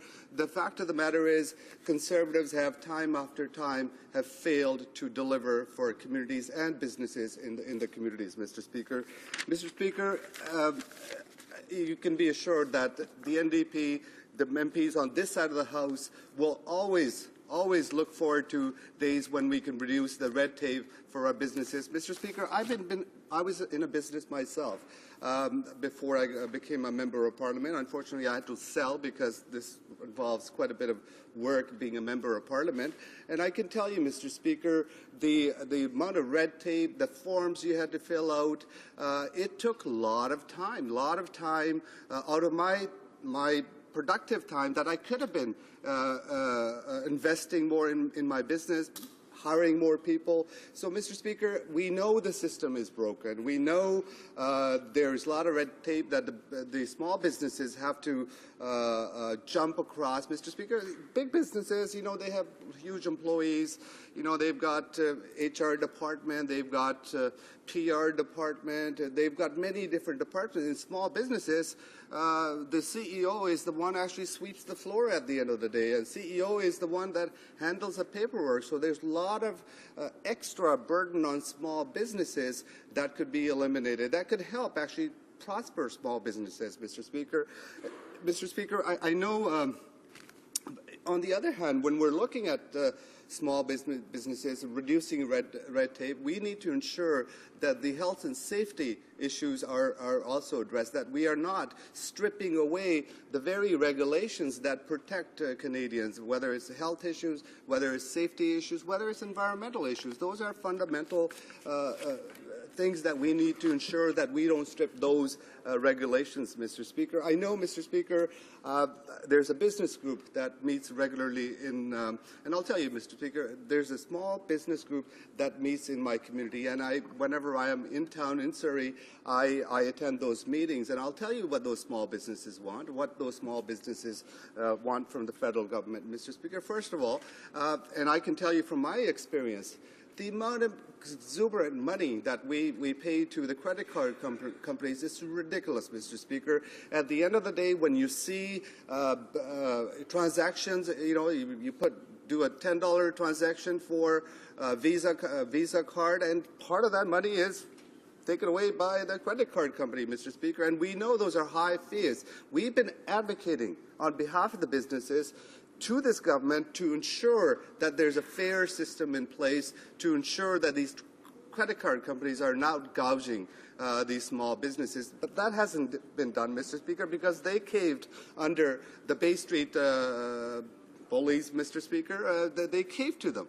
They failed to protect consumers. They failed to protect Canadians. They have failed to protect the very small businesses that are economic engines of this country, Mr. Speaker. And talking about this small group that we've been meeting on a regular basis, Mr. Speaker, and they talk about, there's mental health issues in my community. Businesses, small businesses, want federal government actually to provide housing for mentally ill that are actually out on the street. And that's hurting some of the businesses. They're sleeping in front of the businesses, Mr. Speaker. These are the kinds of initiatives that small businesses want in our community. Small businesses that they can do whatever, Mr. Speaker, they can do what they know best. That is to grow, that's to create jobs. They need government assistance in order to ensure that they have the proper tools to be able to expand and to be able to hire more workers, Mr. Speaker. It's housing for mental health patients, Mr. Speaker. Those are the kind of initiatives that this government has failed to deliver for Canadians and for small businesses, Mr. Speaker. Mr. Speaker, and I want to echo what my previous member was talking about when it comes to postal services, Mr. Speaker. If the government is truly interested in delivering for small businesses, they wouldn't be increasing the postal service fees that have been imposed, most notably on small businesses. I know, Mr. Speaker, most of my business that I attracted, the business that people told people what I sold and what I did, was waved through Canada Post, and it was fairly efficient and costs were fairly competitive. It allowed me to get my message out to my customers, Mr. Speaker. And this government has, Mr. Speaker, actually raised that cost, and every little bit of cost that is being added to the small businesses, it hurts them. It takes them away from the very focus of creating jobs and offering their products to the communities, Mr. Speaker. Mr. Speaker, I don't have a lot of time.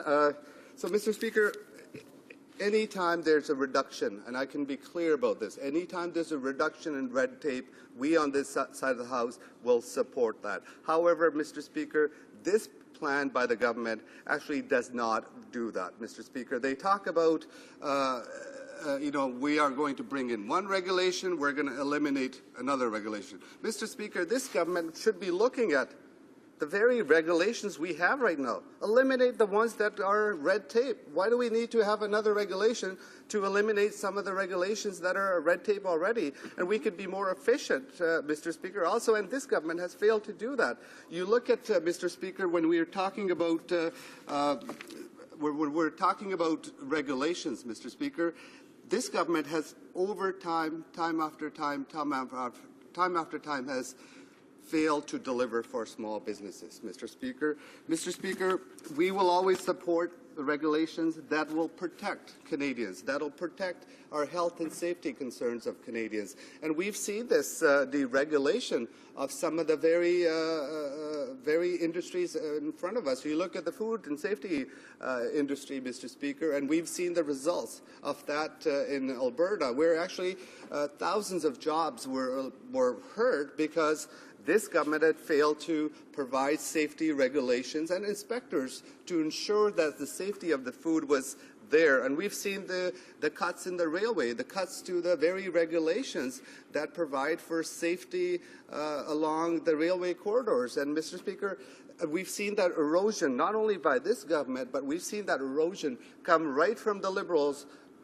It hasn't stopped over with the Conservatives, and it keeps going on and on and on, Mr. Speaker. If Conservatives, Mr. Speaker, were really trying to help the very economic engines of this country, the small businesses, they would take initiatives. They would provide leadership rather than another example, Mr. Speaker, is the hiring credit, the $500 million hiring credit that we had supported. We wanted to have it go beyond in the 2014 budget.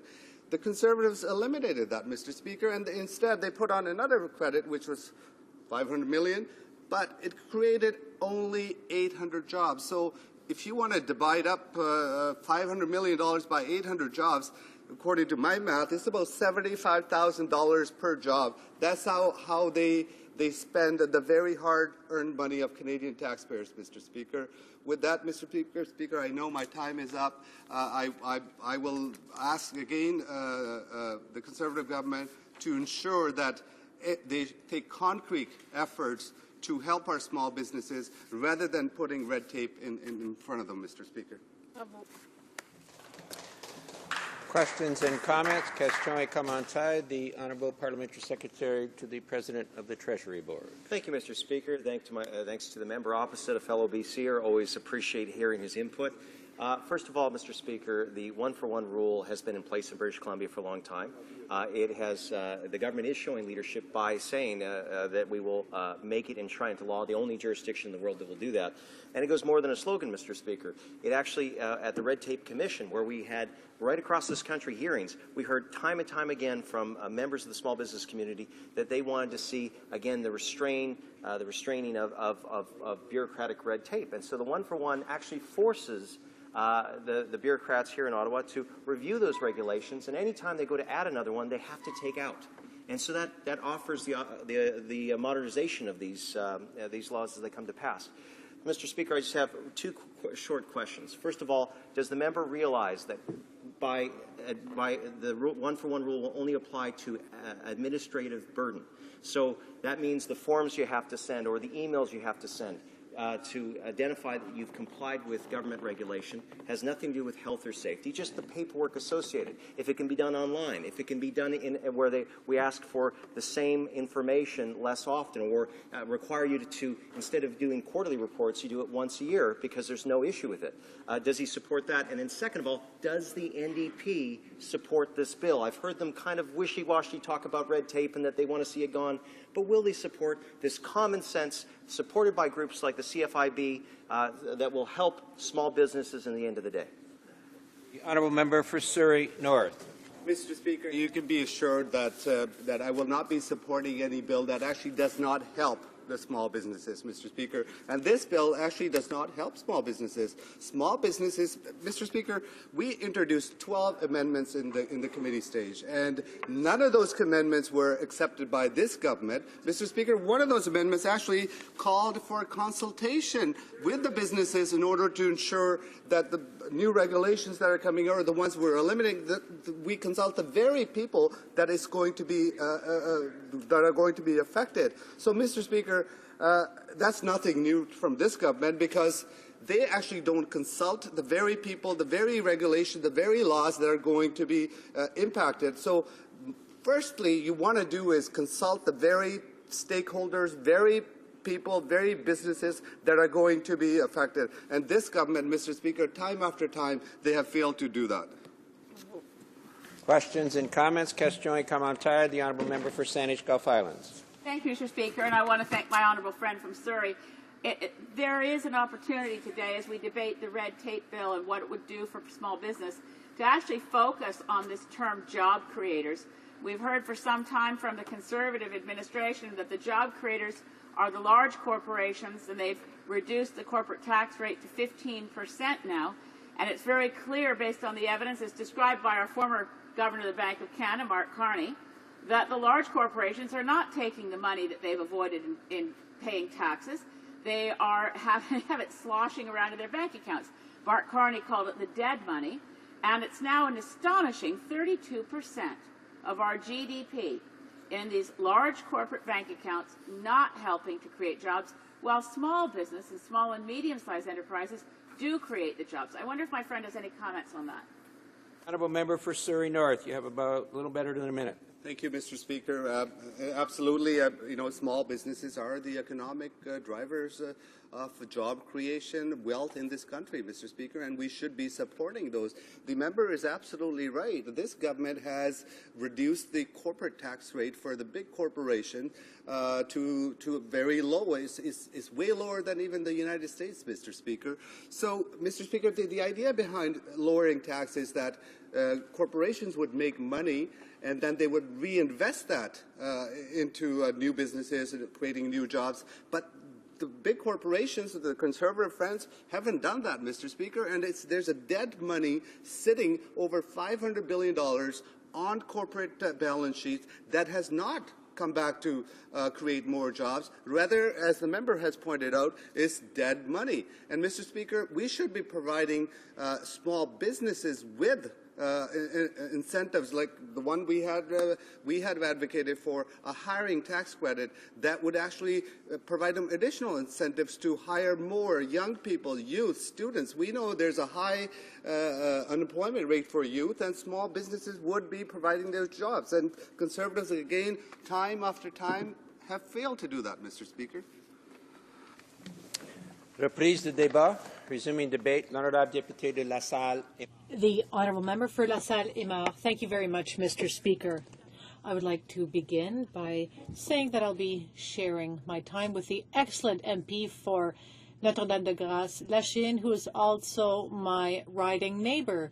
First, I would like to wish a happy new year to all MPs in the House of Commons, to the support staff, and to the pages. And I would also like to wish health, happiness, and solidarity to all of my constituents. I would also like to take this opportunity to wish a happy new year to all the owners and employees of small and medium-sized businesses in the riding of La Salle-Aymar. I wish them much prosperity in 2015. I would also like to take this opportunity to wish a happy 2015 to the members of co-ops which are also small businesses, if you will, working towards a sustainable business environment. So at the beginning of the year, it gives me pleasure to speak to Bill C-21, an act to control the administrative burden that regulations impose on business. This bill is very important, especially for a riding like mine, the riding of La Salle-et-Mar. In La Salle, there are about 1,680 business enterprises which are listed, of which 71% employ fewer than 10 employees. So really, the town of La Salle is a place where there are many medium and small-sized businesses. Many of these businesses are retail operations, and we recently learned, and this greatly affected my riding, we learned that Target stores would be closing soon, which would mean that several hundred jobs would be lost in my riding of La Salle-et-Mar. So, in the southwest part of the riding, I represent La Salle and Aymar. So in the southwestern part of my riding, small and medium-sized businesses number over 2,000. Again, these are small business. 69% of them employ fewer than 10 employees. Now, this situation, of course, is repeated throughout the country. Canada, in fact, has a huge number of small and medium-sized businesses, which, as many of my colleagues have pointed out, are an extremely important driver of our economy. These businesses employ over 3/4 of employees. Most jobs are created by SMBs. So one can consider that a bill like C-21 would be of benefit to the owners and employees of small and medium-sized businesses. This is also a bill which, to a certain extent,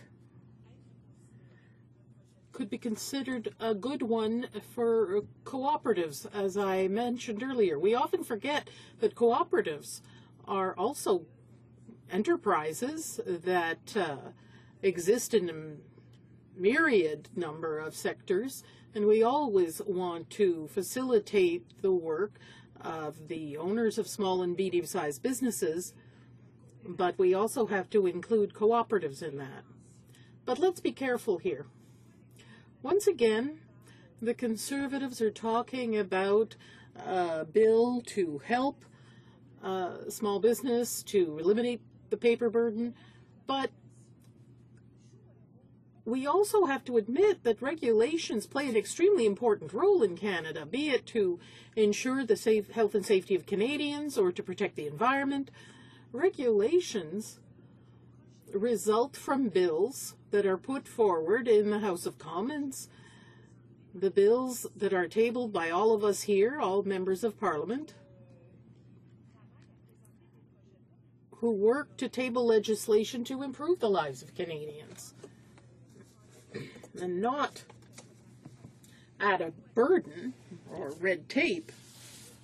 What happens is that the Conservatives are using this bill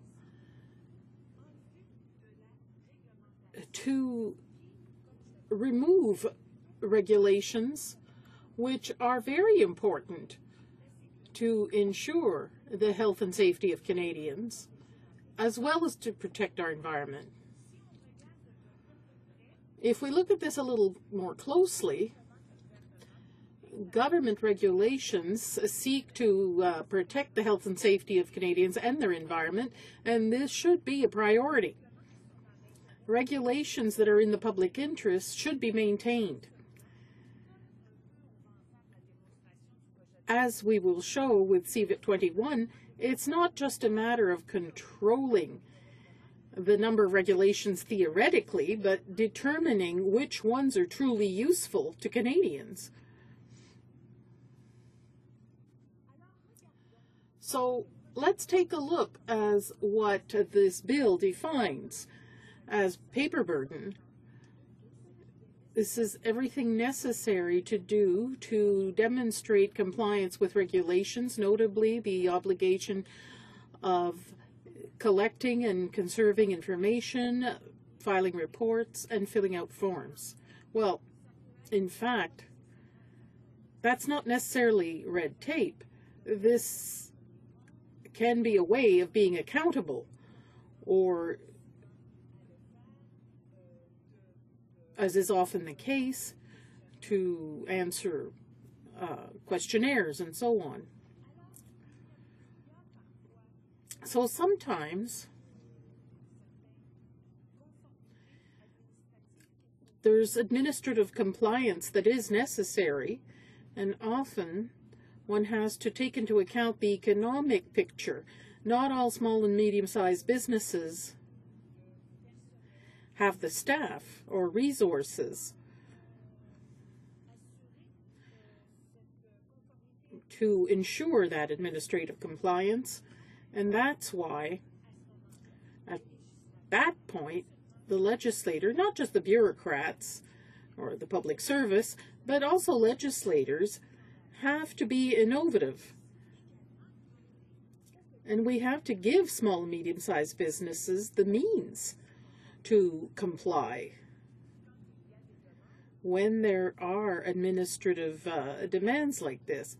Earlier, I heard Conservative colleagues mention, for instance, forms that can be computerized, quicker ways of complying, administratively speaking. But I'd like to point out to the Conservatives, what are they doing to ensure access to high-speed internet, for instance, throughout Canada, so that Canadians throughout the country can have access to high-speed internet? And when we're talking about high speed, we're talking about the ability to fill out those forms and have access to them, to return them.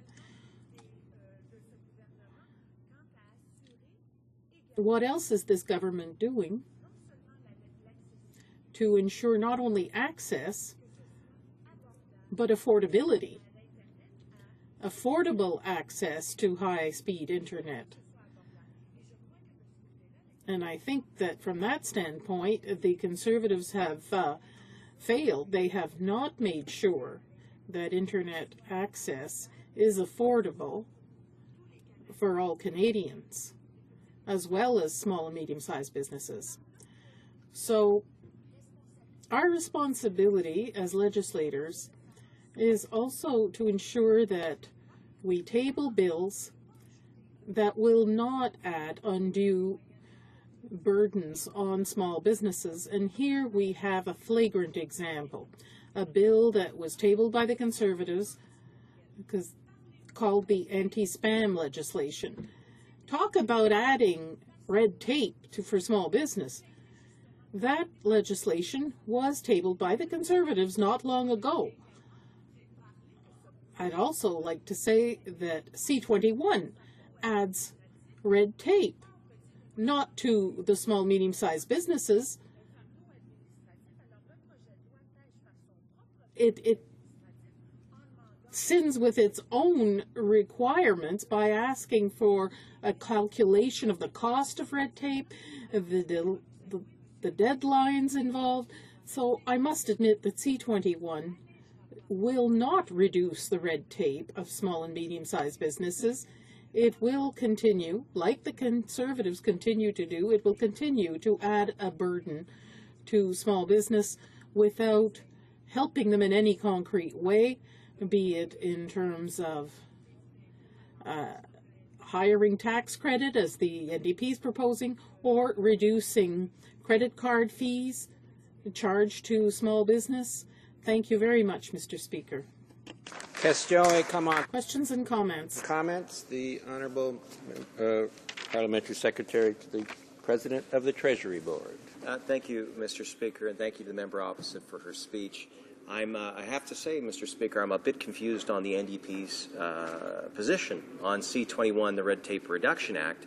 The earlier member had said that they won't support anything that will not help small business, yet the CFIB, Canadian Federation of Independent Business, with members right across coast to coast to coast in this great country, have said that they support the one-for-one rule, have supported it when it was a policy of government, and are excited to see the government taking a leadership role and actually enshrining it into law.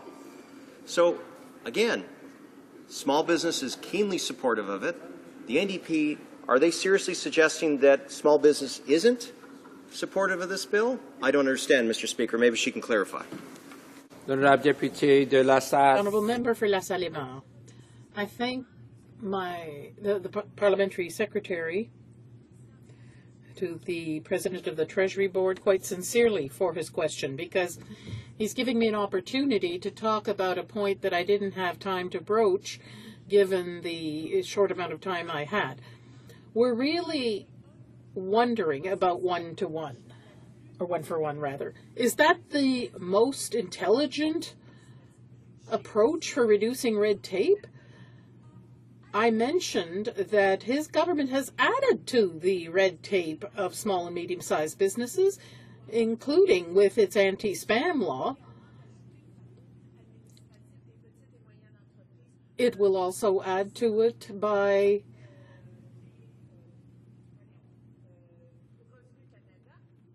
making Revenue Canada requirements more weighty.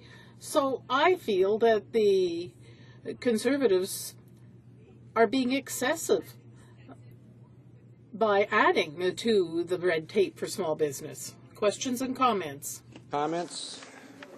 The Honourable Member for Notre-Dame-de-Grâce-Lachine. Thank you, Mr. Speaker. I thank my colleague for her speech. She is familiar with her riding and the businesses there. She mentioned cooperatives. They are businesses too. They will have to be subjected to this legislation.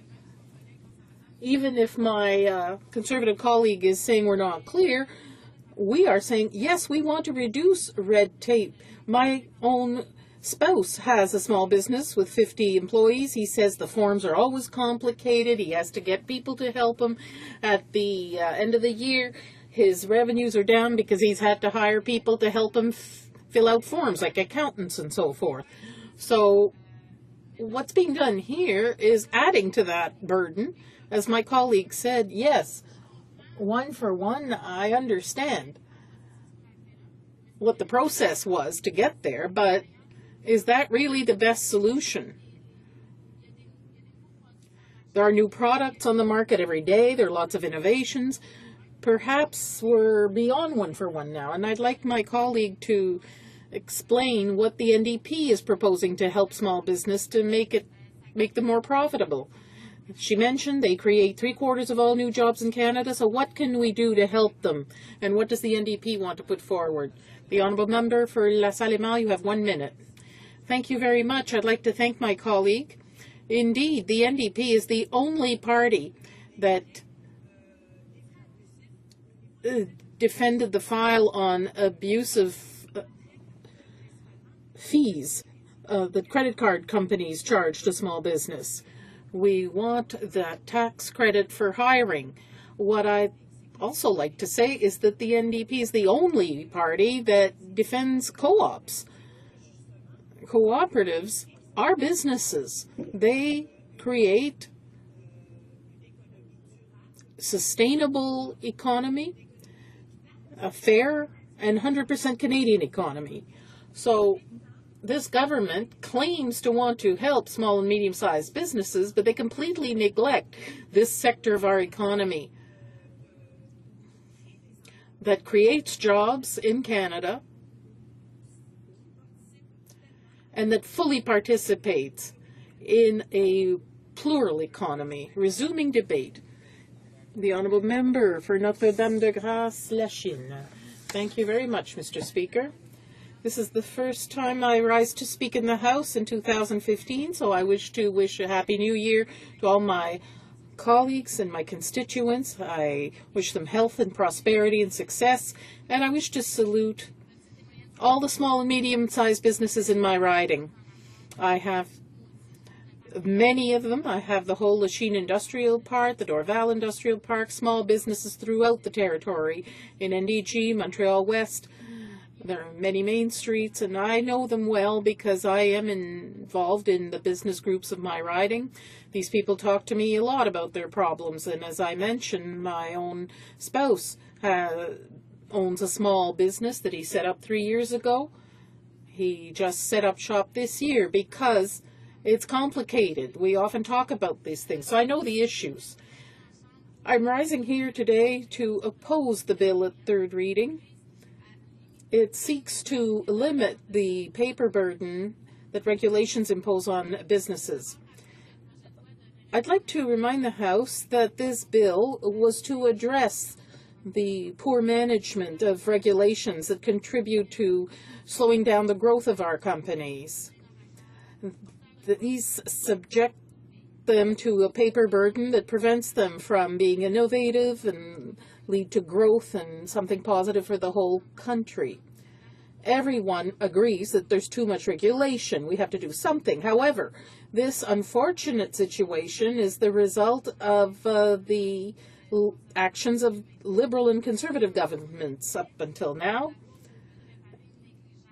And this is a bill that seeks to fix the negligence of previous governments. Yes, there's too much paper burden right now, but you can't change regulations any which way. You have to follow certain procedures. Right now, they're eliminating regulations that are very important. To explain my opposition to the bill, I'd like to remind you that in 2012, Conservatives adopted an action plan made up of 90 measures that departments were supposed to undertake and 6 major reforms, including the one-for-one rule. That was to eliminate one regulation for every new regulation adopted by the government. This rule also stated that every department has to evaluate the impact of its regulations on small business. Moreover, the one-for-one rule was to compensate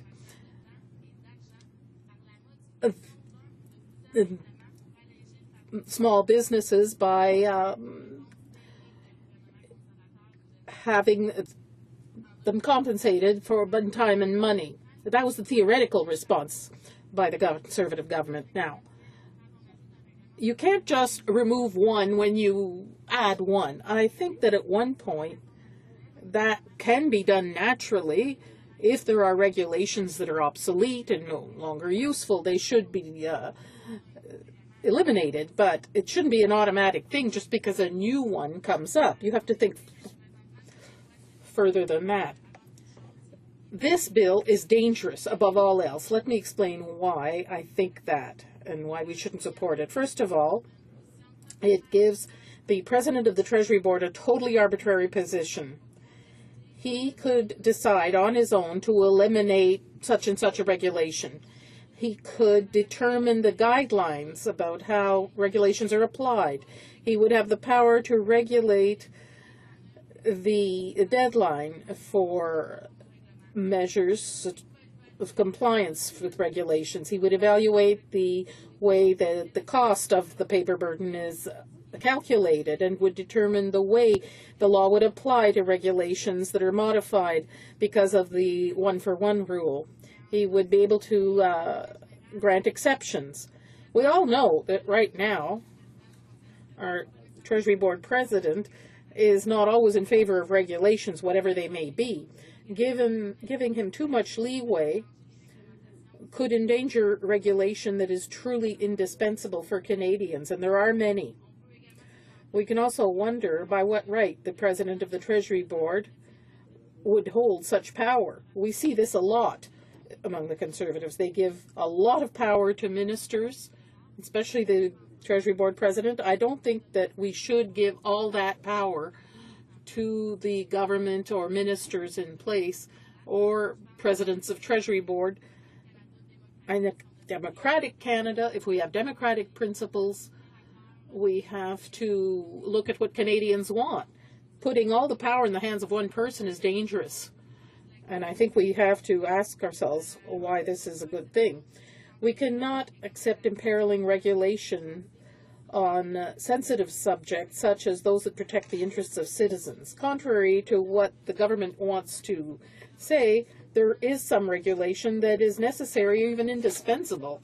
For instance, anything that touches the health and safety of citizens have to be treated smartly. The Conservatives want to reject any protection that involves the protection of citizens. The only mention of that is in the preamble of the bill, nowhere else. How could you set aside a topic like that that directly involves protecting citizens? Unfortunately, this shows the government's lack of interest for questions of that are truly essential to Canadians. Remember Lac Mégantic? That was because of decades of Liberal and Conservative deregulation. Security of Canadians is not an option, Mr. Speaker. It's an objective. And we have to bear that in mind when discussing this bill. It should also be pointed out that Bill C-21 doesn't mention the environment at all. The government continues to completely disregard protection of nature and the consequences of human activity on the wealth at our disposal. It seems that's not part of its mandate either. And yet, I think it's very useful to have a regulatory regime for that. I don't think the one-for-one rule should apply here. There are regulations that are necessary and they cannot be just swept aside. There are a lot of paradoxes about this bill. It's described as an act to control the administrative burden that regulations impose on businesses, but it's counterproductive. It provides for an annual report on the implementation of the one-for-one rule, but gives the Governor and Council the power to adopt regulations concerning how the report should be structured. It provides for a review of the legislation after 5 years and creates more paper burden. So it slows down the system. It wastes Canadian taxpayers' money to their detriment. On the contrary, the NDP is suggesting more consistent and thoughtful approaches to regulation. We want to promote small and medium-sized businesses. We want to help young entrepreneurs and family businesses. We want them to take part in the growth of our economy. As I said, they create the majority of jobs in this country. It's a source of wealth. We will be slowing down if this is implemented. We really need to capitalize on small and medium-sized businesses, on locally created jobs, and so forth. We have seen that Conservatives still have not improved their situation. They have worsened it by not renewing the hiring tax credit. That was part of that was not in the 2014 budget, and that would have been important for small and medium-sized businesses. The transaction fees for Canadian businesses are among the highest in the world, and that changing that would help small businesses. And yet the Conservatives had pledged to act, but they certainly haven't. Once again, they resort to self-regulation. And we realize how much the interests of small businesses and Canadian consumers are not respected. Rather, it is Bay Street that is given the priority. I see that I have not much time left, Mr. Speaker. For us, it is easy. We want to help people. We want to reduce paperwork and the administrative burden. But we can't do that just any old way. We in the NDP have proposed 12 amendments in committee. 9 were to protect health and safety and transportation safety, the environment. All of them were rejected because this government simply does not ever listen to the opposition. They don't want to work with us. And I think that this could have been a good bill, but unfortunately, we were not allowed to express our opinion. We were not allowed to defend the interests of Canadians. So I'm going to have to vote against the bill for those reasons. That being said, I think it is important to put forward a better way of working with small businesses in order to help them reduce their administrative burden, because it will be important to create quality jobs. So we need to help these SMEs. Thank you. Questions and comments? The honourable member for Winnipeg North. Yes, thank you, Mr. Speaker. The member in a question earlier made reference to the fact that I believe it was her spouse that is actually a small businessman, an entrepreneur, and she says that the NDP do not support the legislation, as her other colleagues have indicated very clearly. There is a feeling amongst small businesses and middle-sized businesses, it's been reflected in umbrella organizations, that even though, and I will say quite frankly, the legislation has fallen short in many ways, but it does seem to have the support of small business in terms of, at least, is it acceptable? It's acceptable, brings us as a small step in the right direction. So how can the New Democrats on the one hand say that they're supporting small and medium-sized business policies, and this is a policy that they actually support, and yet vote against it? The honourable member for Notre Dame de Gaz-Lachine. Thank you, Mr. Speaker, and I'd like to thank my colleague for his question. I'm going to go back to the small businesses in my riding, and I'm going to explain to them why I am voting against this bill. I will say that we cannot simply brush off some regulations that are essential for health and safety and for the protection of the environment in order to put in place other regulations. There are many people, partners who came to speak to the committee, witnesses who said, for example, someone from the Public Alliance Service of Canada said that this bill is useless and it will not protect Canadians adequately. Robin Benson, who is the president of the Canadian Alliance for the Public Service, said that sometimes it has to take a tragedy for people to realize how important regulation is. So there are regulations that are necessary. There are regulations that are essential that we cannot remove or we cannot withdraw by imposing the one-for-one rule. Certain regulations will not be protected, so I can't vote for this bill. I think there are other ways that we could act to help small businesses. For example, the hiring tax credit was an excellent tax credit. I think that credit card fees is another issue. That's another way that we could help them by cutting these fees. Another colleague talked about Canada Post. The fees are so high now to send letters and packages that is another burden for small businesses. There are concrete ways that we could help our small businesses, and I really want to do so, but this bill is not the way to do it.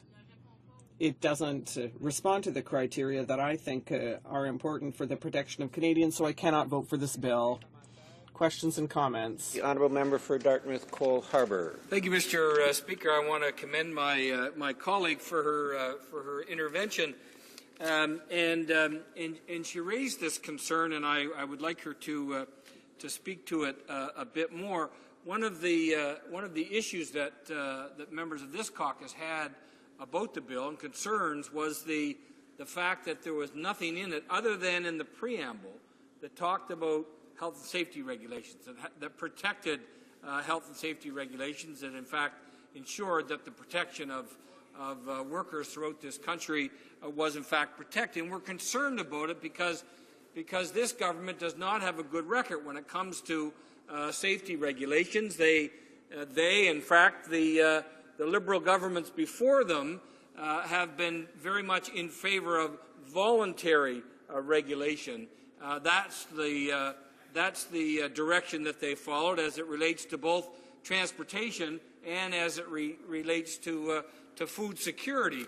So I would like to say and to ask the member if she would comment on the fact that regardless of the concerns that have been raised, regardless of the fact that the government continues to say that this bill will not affect health and safety regulations, can she explain why she thinks it is that the government failed to accept any of our amendments that would have ensured that was spelled out clearly in the text of this bill.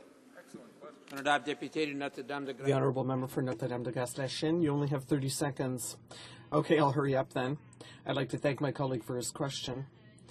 Indeed, the 9 recommendations that were tabled by the NDP were to prevent the government from eliminating regulations that protect health, safety, food security, transportation safety, and the environment of Canadians. And the members of the committee voted against all of these amendments. So they cannot reassure us that safety, health, and the environment will not be affected. So I cannot agree to give a blank check like that to the government, especially since there's so much power in the hands of the President of the Treasury Board. And I want them to be able to ensure that they will not affect the health and safety of Canadians. The honourable member for Dartmouth Cole Harbour, I think he's aware that he'll only have about 2 minutes to start his speech. Thank you, Mr. Speaker, and I'll indicate at the beginning that I'll be sharing my time, not the 2 minutes, but what's left of it. I'm pleased to rise and speak for a few minutes about Bill C-21, and I've sat in the House and listened to much of the debate, and it's interesting that the whole question of regulation and red tape, it's always been cited as trying to remove it as being in the benefits of small business. But, Mr. Speaker, regulations, like laws, have been established to protect and to ensure the proper operation of our economy and of our communities to the benefit of small business, large business, individual citizens, to try to ensure their safety through the administration of our food system, of our transportation system, and otherwise. That, if this government is not paying attention to regulations and to ensuring that ones that are counterproductive, that are wrong-headed, that are inefficient, are not dealt with, then they're frankly not doing their job. And wrapping up that commitment under a cute little title called One for One is not going to make any difference. And frankly, many of the small business people that I talk to in my riding of Dartmouth Cole Harbour, they certainly understand that, and they're not easily fooled, Mr. Speaker, by this kind of sloganeering, by this kind of campaigning. That's all the government wants to be able to do with Bill C-21. They want to be able to ensure that when the election is called, they're able to put a sign up, a flag up. They're able to repeat the slogan that they've been able to reduce red tape, when in fact they should be doing their job and making sure that they get rid of inefficient regulations, but ensure the protection of Canadians. The honourable member will have 8 minutes when the debate resumes on this bill. It being 6:30, the House will now proceed to the taking of the deferred recorded division on the motion at the third reading stage of Bill C-40. Call in the members. Call in the members.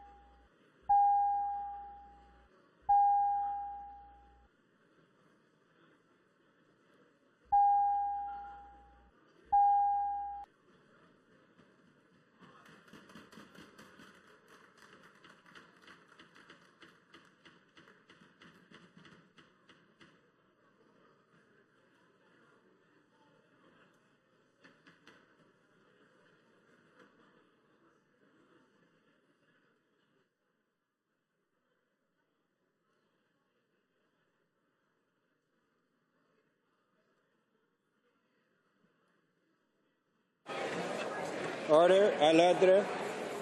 La question est la suivante.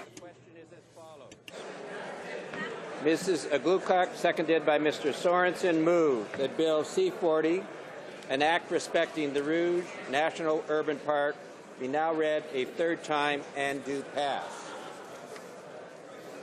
All those in favor of the motion will please rise. Mr. Van Loan. Mr. Van Loan. Mr. Fletcher. Mr. Fletcher. Ms. Leach. Ms. Leach. Mrs. Glover. Mrs. Glover. Mr. Fantino. Mr. Fantino. Mr. Valcourt. Mr. Valcourt. Mr. Finley Haldeman Norfolk. Ms. Finley Haldeman Norfolk. Mr. Nicholson. Mr. Nicholson. Mr. McKay Central Nova. Mr. McKay Central Nova. Mr. LaBelle. Mr. LaBelle. Mr. Oliver. Mr. Oliver. Mr. Clement. Mr. Clement. Mr. Ritz. Mr. Ritz. Mr. Kenny Calgary Southeast. Mr. Kenny Calgary Southeast. Mr. Moore Port Moody Westwood Boca Quitlam. Mr. Moore Port Moody Westwood Boca Quitlam. Mrs. Aglukak. Mrs. Aglukak. Mrs. Shea. Mrs. Shea. Ms. Raitt. Ms. Raitt. Ms. Finley Delta Richmond East. Ms. Finley Delta Richmond East. Mr. Rickford. Mr. Rickford. Mr. Alexander. Mr. Alexander. Mr. O'Toole. Mr. O'Toole. Mr. Benoit. Mr. Benoit.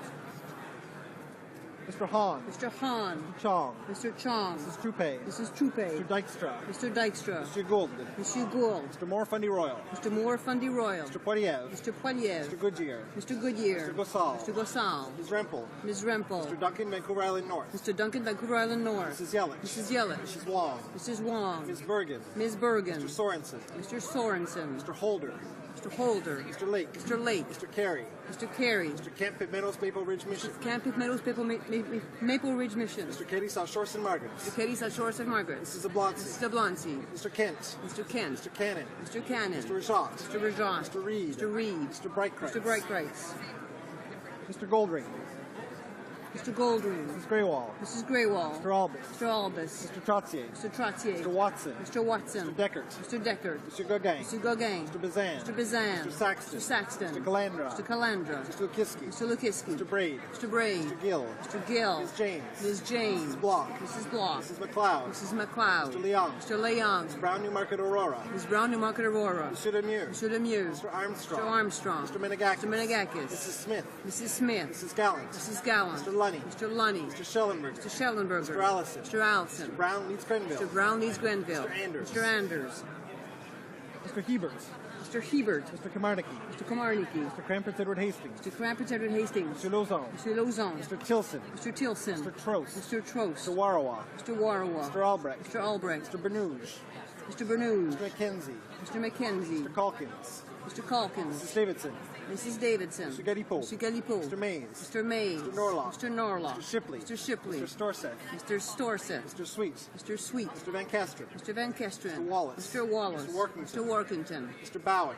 Mr. Bowen. Mr. Dreeshen. Mr. Dreeshen. Mr. Hobart. Mr. Hobart. Mr. Lobb. Mr. Lobb. Mr. McColman. Mr. McColman. Mr. Richards. Mr. Richards.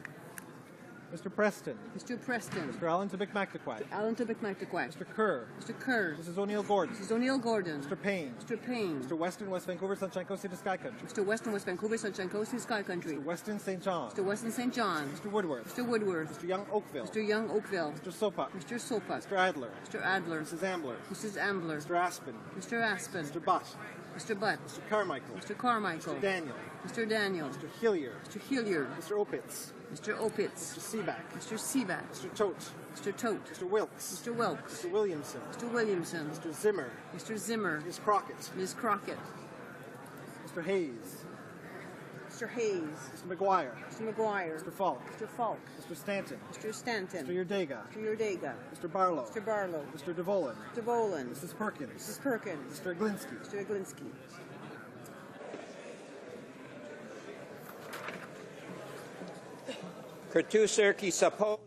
All those opposed to the motion will please rise. Mr. Lucas. Mr. Lucas. Madame Laverdière.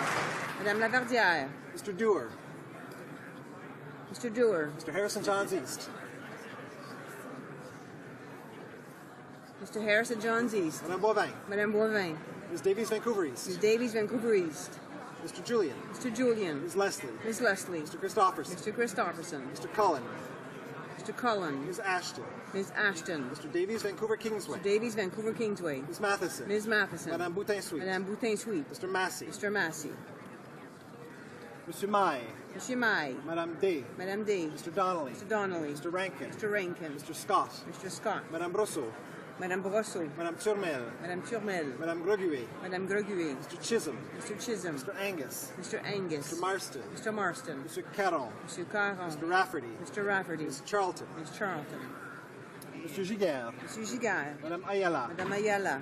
Mr. Cash. Mr. Cash. Mr. Stewart. Mr. Stewart. Monsieur Ravignan. Monsieur Ravignan. Monsieur Dubé. Monsieur Dubé. Madame Blanchette-Lamotte. Madame Blanchette-Lamotte. Monsieur Saganache. Monsieur Saganache. Monsieur Nantel. Monsieur Nantel. Madame Piclet. Madame Piclet. Monsieur Gravel. Monsieur Gravel. Madame Michaud. Madame Michaud. Monsieur Blanchette. Monsieur Blanchette. Mr. Harris Scarborough Southwest. Mr. Harris Scarborough Southwest. Mr. Cleary. Mr. Cleary.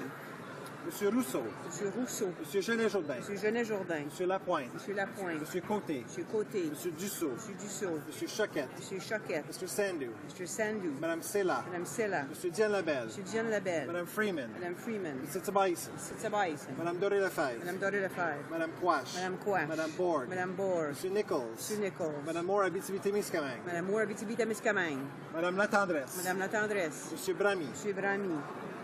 Monsieur Nunez-Melo. Monsieur Nunez-Melo. Monsieur Tremblay. Monsieur Tremblay. Monsieur Pilon. Monsieur Pilon. Monsieur Genet. Monsieur Genet. Mr. Stauffer. Mr. Stauffer. Monsieur Chicoine. Monsieur Chicoine. Monsieur Morin-Chicoutimi-Le-Fjord. Monsieur Morin-Chicoutimi-Le-Fjord. Madame Lou. Madame Lou. Madame Morin Notre-Dame de Grâce-la-Chine. Madame Morin Notre-Dame de Grâce-la-Chine. Mr. Benskin. Mr. Benskin. Monsieur Morin Laurentier de la Belle. Monsieur Morin Laurentier de la Belle. Mr. Adamanenko. Mr. Adamanenko. Mr. McCauley. Mr. McCauley. Mr. Goodale. Mr. Goodale. Monsieur Leblanc-Beauséjour. Monsieur Leblanc Beauséjour. Mr. Easter. Mr. Easter. Mr. Regan. Mr. Regan. Mr. Valeriot. Mr. Valerian. Mr. Lamoureux. Mr. Lamoureux. Monsieur Dion. Monsieur Dion. Ms. Scroll. Ms. Scroll. Ms. Bennett. Ms. Bennett. Mr. Bryson. Mr. Bryson. Mr. McKay Scarborough-Gilwood. Mr. McKay Scarborough-Gilwood. Mr. Cusner. Mr. Cusner. Ms. Duncan Etobicoke North. Ms. Duncan Etobicoke North. Ms. Murray. Ms. Murray. Mr. McGinty. Mr. McGinty. Mr. Scarpalagia. Mr. Scarpalagia. Madame Saint-Denis. Madame Saint-Denis. Mr. Chou. Mr. Chou. Mr. Casey. Mr. Casey. Monsieur Dubourg. Monsieur Dubourg. Ms. Freeland. Ms. Freeland. Mr. Vaughn. Mr. Vaughn. Mr. Pachetti. Mr. Pachetti. Mr. Andrews. Mr. Andrews. Monsieur Bellavance. Monsieur Bellavance. Monsieur Plamondon. Monsieur Plamondon. Monsieur Fortin. Monsieur Fortin. Monsieur Larose. Monsieur Larose. Mr. Heyer. Mr. Heyer. Ms. May. Ms. May. Madame Perrault. Madame Perrault.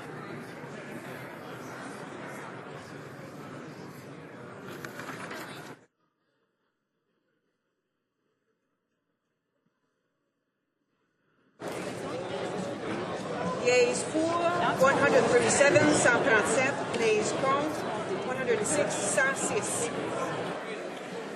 Je déclare la motion adoptée. I declare the motion carried. Reading of this bill.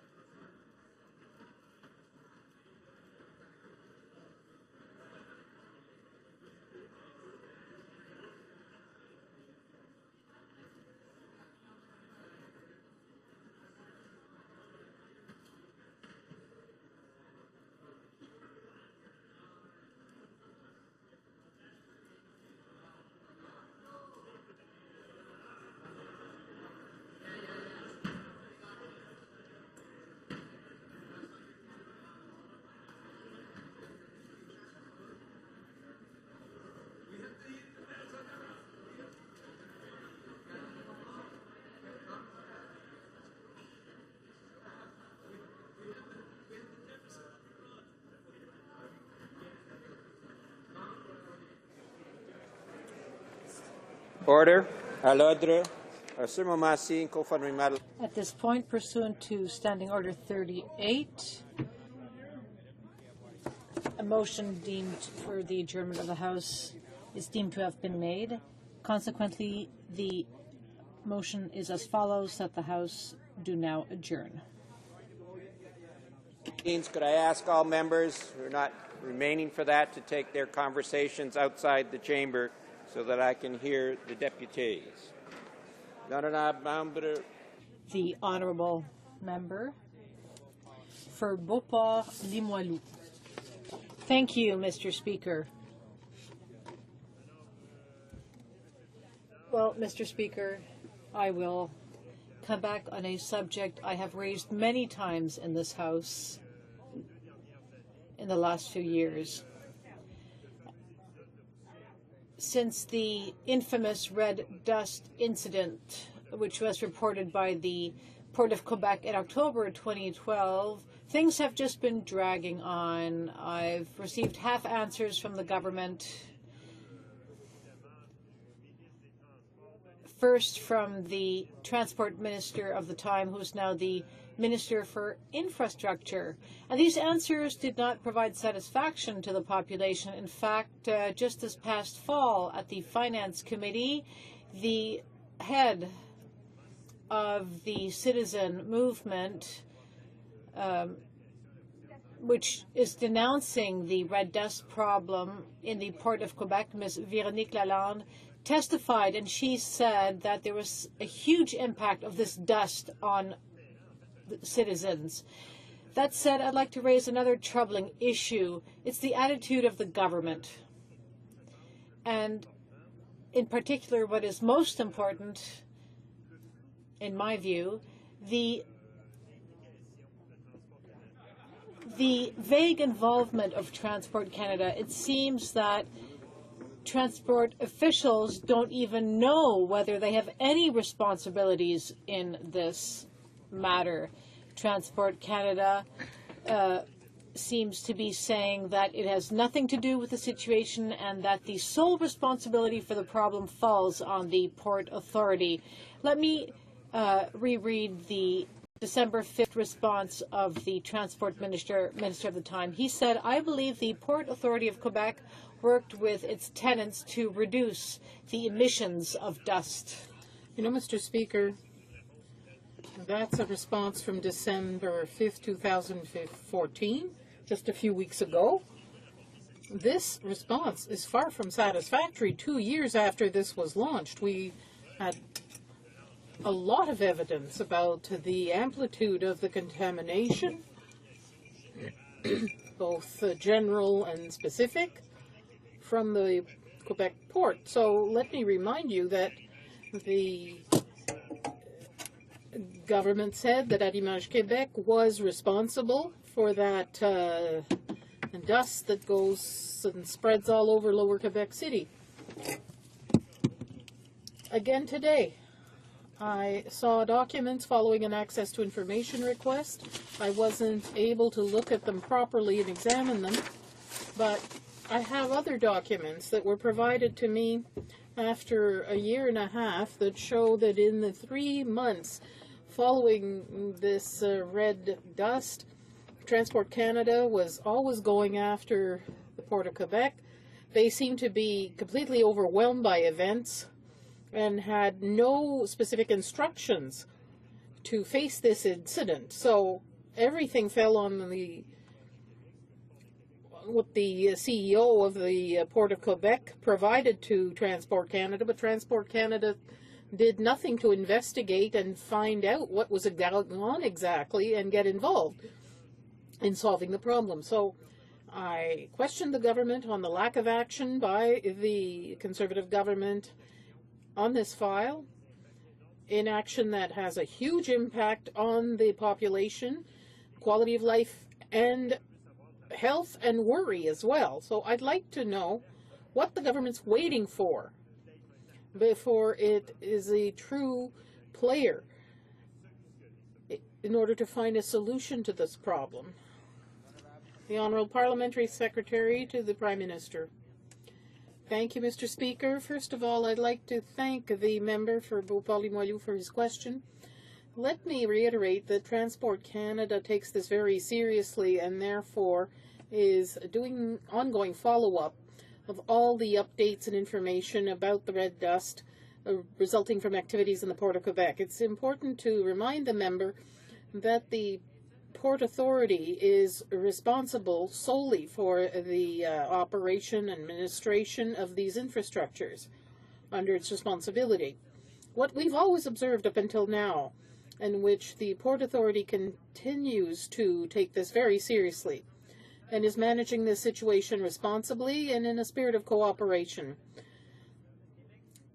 The measures taken by the Port Authority include dedicated measures to reduce the dust related to the transport. Since these matters were pointed out, the Port of Quebec worked very closely with its tenants to make sure that mitigation measures were taken to minimize the dust resulting from port operations. Some tenants in the port did a complete study of their operations, which led to mitigation measures, including installing sprinklers and dust detectors, washing mechanism, and optimization of the operations. These tenants also hired dedicated resources to prevent this atmospheric pollution. The Port Authority made efforts to make sure this was contained and took into account the potential impact on the community. It should be pointed out that the Quebec Port Authority worked in close cooperation with all levels of government, be it federal, provincial, or municipal.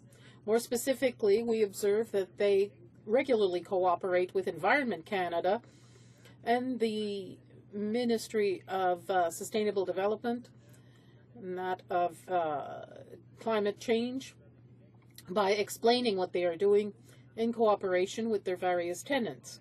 Since Transport Canada has been following on this situation, we're satisfied to see that the Port Authority is acting responsibly and in a timely manner regarding any kind of atmospheric pollutants brought to its attention. We are confident that this attitude will remain the way to go for the Quebec Port Authority. It will allow them to make sure that this important sector of Quebec City continues to play its role as an economic driver while dealing with any question brought to its attention that might influence or impact the quality of life of local residents.